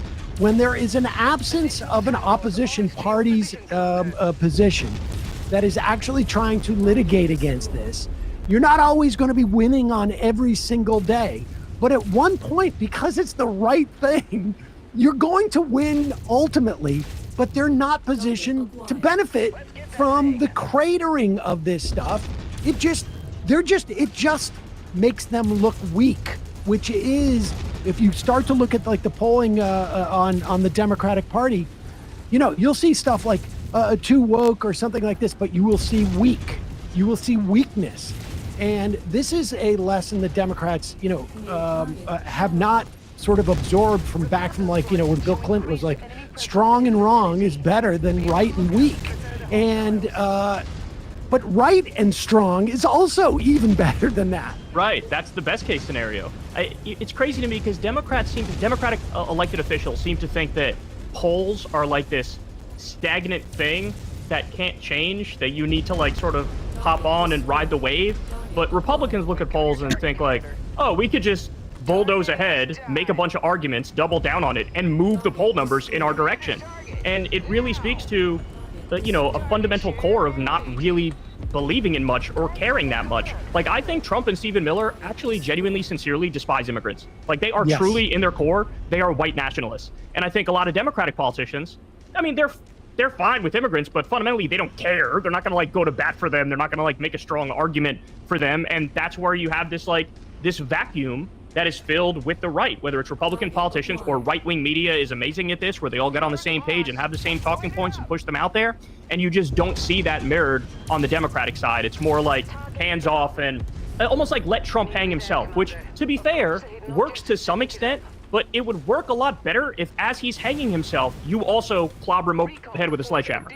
Yeah. Well, it also would create some durability if you do win in those instances, because the next day Trump is elected out of office, people are looking to like, what's your policies? And we're like, well, it's sort of like what Trump's was. But the thing about the polling is interesting because this has been around for a long time. During the Bush administration, there was a journalist, I think his name was Ron Susskind. It escapes me at the moment, but I think it was Ron Susskind, who was interviewing a lot of like Bush officials. And one of them said to him, like, your problem is you're part of the reality-based community. And the idea being that like, you feel like you're constrained by, what people's perspectives are now. We create our own reality by pushing forward. Now, some of that can be completely insane, but the idea that, the fundamental premise that people's perspective on things, fluctuates and is contextual, and it can move with new information or a reiteration of old information.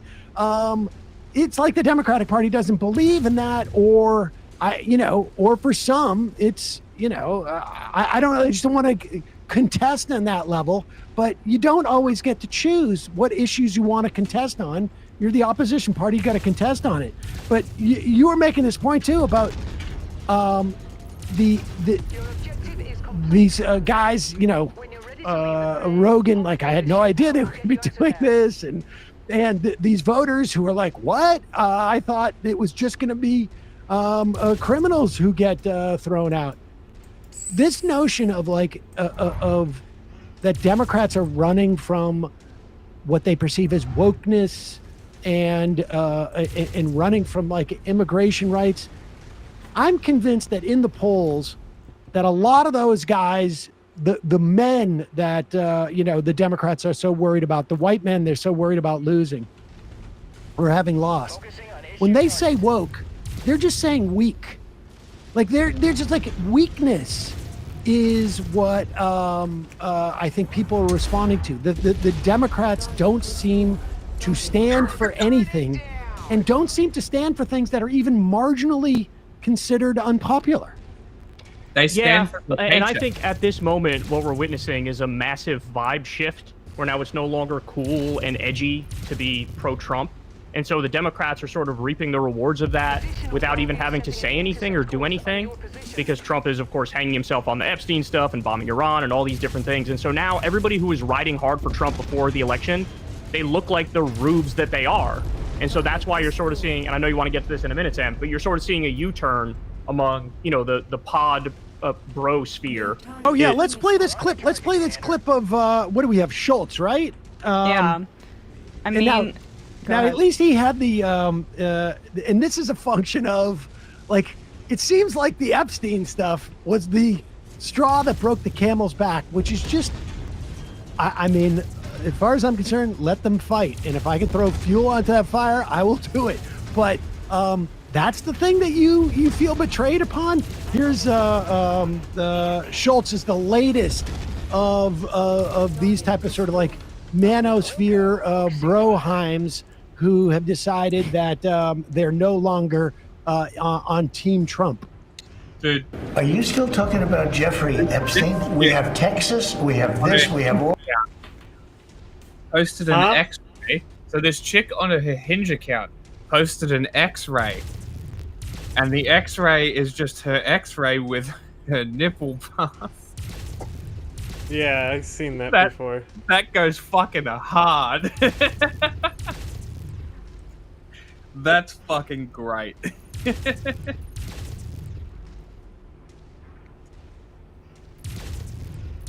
I fucking rate that.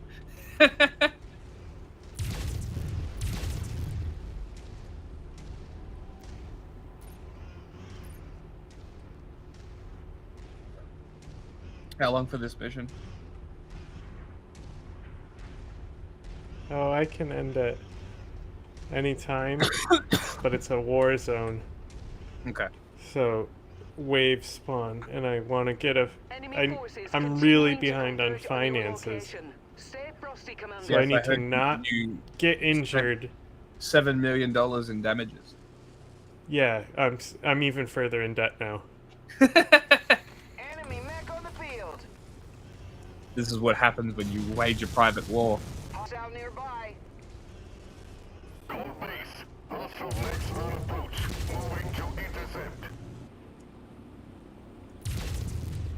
Mercenary problem. Consult Putin about what to do with rogue mercenaries.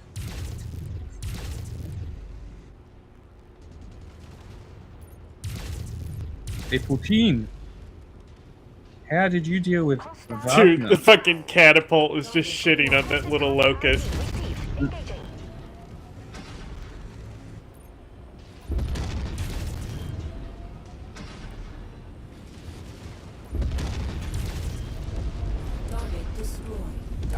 Target destroyed. Target destroyed. Target destroyed. Target destroyed. Target destroyed. I'm not using a catapult. It's a trebuchet still. I think it's got the same missiles as the cat. Isn't a trebuchet just a very early catapult? Yes. Exactly. The trebuchet is a lower level of the catapult. Well, actually, the catapult is first. Interesting. Yeah, the trebuchet is more of an advanced technology. Yes, it would be, yes, because a catapult is more like a slingshot. That makes sense. Look at him going after that little tank. Meanwhile, me and Mr. Range over here, just hanging out. Get at the back. We'll turn the camera on so you see I'm not here.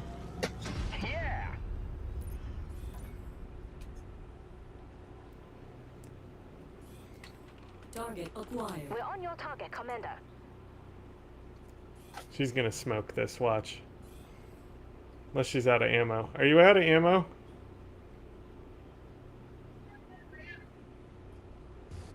She might be out of ammo.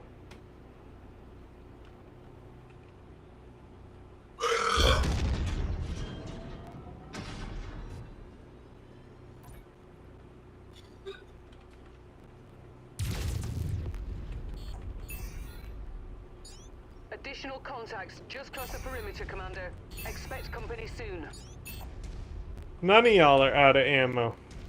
New target, Locust. We're on your target, Commander.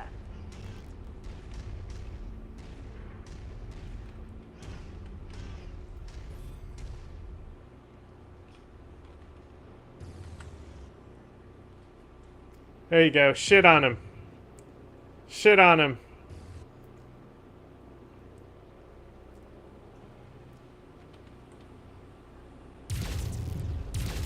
Target acquired. Shared target identified.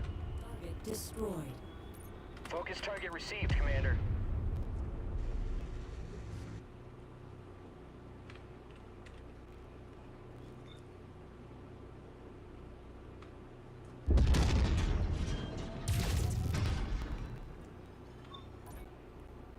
Target acquired.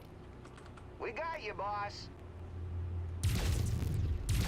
That MiG is about to go critical. Nice shot, Commander.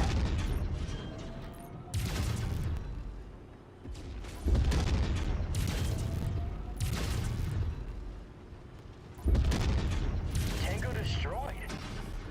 Target. Loco, focusing fire.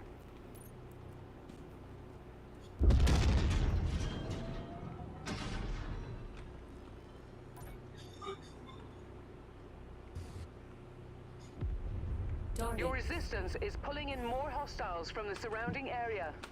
acquired. Focus target has been updated.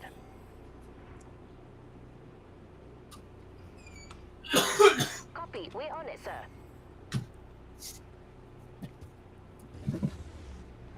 New target, Phoenix. Lens target confirmed. Firing.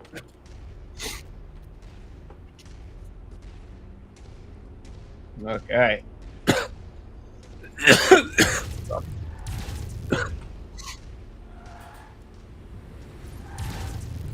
Why video for? All of the things, and are people still talking about this guy, this creep? So we're stupid. Yeah, we're the fucking idiots, guys. That is, I think, what is enraging people right now is it's insulting our intelligence. Like, obviously, the intelligence community is trying to cover it up. Obviously, the Trump administration is trying to cover up. Something changed because they ran on this idea of exposing it all. All these guys had great ideas. Cockeyed Cash, Dan Bongino. He had clips, dog. He had bars. He was ready to tear it all down. He was ready to tear down the entire FBI office. Shut down the Hoover building day one. Day one. Them bitch still standing. And then he goes on Joe Rogan and he's like, listen, do you think if I had it, I wouldn't share it with you? I do. Yeah. I do. I do believe that 100%. Especially when you're staring at me like this, telling me that. Once you protect pedophiles, you are the most cockeyed person in the entire world. So one of two things, in my mind, is it possible. One, you're covering it up. Or two, nothing really happened and you exploited the rape of thousands of children to get your man elected. So which one do you want here? Okay, go into 15. I want to play 15 and 16 too, because 16 is where he's basically like claiming like I didn't vote for any of this. Here's 15 then. 15's good because this backs up your point, Sam, about how when they say woke, they mean weak. Andrew Schultz here basically says there's some people in the Democratic Party, or at least associated with the Democratic Party, who he doesn't think are weak, or that they put America first. The only party right now that to me seems America first is the Democrat Socialist Party. Yep.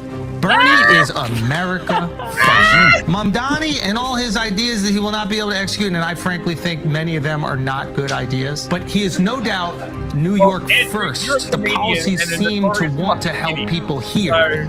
That's what I care about. If MAGA wants to take this America First thing back, they got to start looking out for America. And it doesn't seem like they're doing. Lying to Americans is not America First. There's one lie, which is Epstein did not have a blackmail ring on all these very influential people.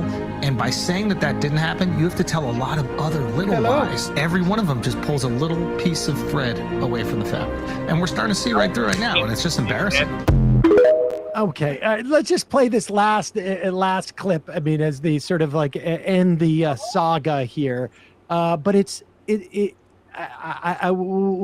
We'll talk about it. I feel very value-tained, I gotta say. People that like, they'll DM me and be like, What? Why he stutter like that? Do you have monitor on? Can you hear yourself? Do I have what? Can you hear yourself? No. Oh. Why? That explains a lot. Nothing, because whenever you talk, it's like, can't hear you. I don't even know you're talking. Well, my audio feedback says it's fine, so it's probably a you problem. It's probably not. It's probably I know what I'm talking about, considering I edit the stuff and listen to the audio afterwards. It's probably not. It's probably I know what I'm talking about, considering I edit. Now it's just echoing me. Audio afterwards. It's probably not. It's probably I know what I'm talking about, considering I edit. Now it's just. That's interesting. Hold on. Let me see if.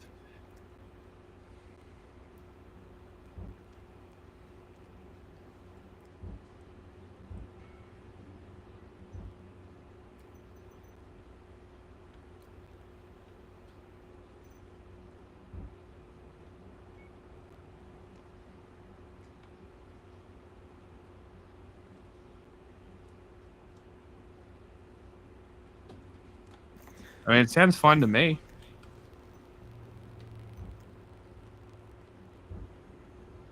I mean, it sounds fine to me. When you were, it's echoing. Yeah, it won't be echoing now. I was just checking. You see what your boy doing? You voted for this. I'm like, I voted for none of this. He's doing the exact opposite of everything I voted for. Yeah. I want him to stop the wars. He's funding them. I want him to shrink spending, reduce the budget. He's increasing it. It's like everything that he said he's going to do, except sending immigrants back. Okay, so wow, crazy, Andrew. What is that even? Of course they're deporting. What is he talking about? They're deporting massive numbers of people. Oh yes, no, he's saying that's the only thing that he has actually done that I am glad that, which is ironic because somehow Joe Rogan didn't get that message, but Schultz did. But I mean, part of the Joe problem Rogan is with, a like coming up with the left's Joe Rogan it helps. is that people who do this on the left actually spend the time to understand what they're talking about. And they can't just go out there and say shit that is absolutely batcrap, crazy and inaccurate and stupid because they know better. And it's, I mean... Did Sam just say shit and then censor himself and say crap in the same sentence? Because that's very fucking funny. Shit crap. With like coming up with the left's Joe Rogan is that people who do this on the left actually spend the time to understand what they're talking about. And they can't just go out there and say shit that is absolutely batcrap, crazy and inaccurate and stupid. No, bat crap crazy is just something he says. And it's wait, seriously? I don't know. He says it all the time. That's hilarious. Junior high. It's a little quiet now. A little bit more. Yeah, I lowered it so I could hear you. And that's just I'm just giving them the benefit of the doubt that they're not just bullshit. Game time. So I would describe Schultz and all the people in this like podcast space, the Rogan sphere, I guess you could call it. They are first and foremost wave riders and what I call narrative humpers. And what happened was basically like to put it simply, they're grifters. And so the vibes have now shifted so thoroughly against Trump that they feel like, well, we got to sort of go where our audience is going. Because I don't know if you guys experienced this. I've certainly experienced it. There was a time where you scroll through Twitter and it's nothing but right-wing slop all day long. And now you scroll through Twitter and everything I see is some left-winger or some liberal just absolutely hammering Trump over the head. There's way more memes and funny memes now on the left than there are on the right. Clearly, Trump has, destroyed this country in just 6 months. Funny memes on the right? He hasn't done a single thing that's positive, and that's all catching up. So now, like, the vibes online are definitely anti-Trump. And they're now realizing, do you want to get rid of the video? This guy, and he's taking us all down. Yeah, hang on. So they feel like they have to shift in order to keep some credibility. So, but here, the other thing you got to look out for is this, though. We've already seen this with Alex Jones and Rogan himself and many others. Is like, they say this now, but what are they going to be saying in a week? What are they going to be saying in 3 weeks? The second Trump gives them some... Can you do the... What did you have? Oh, it's still saved here. Hang on, Hannah. I'm just gonna... Something about killing Higgs, but now we should change it. Because I killed Higgs. I'm just gonna say beating Death Stranding. Sure. Killing the president.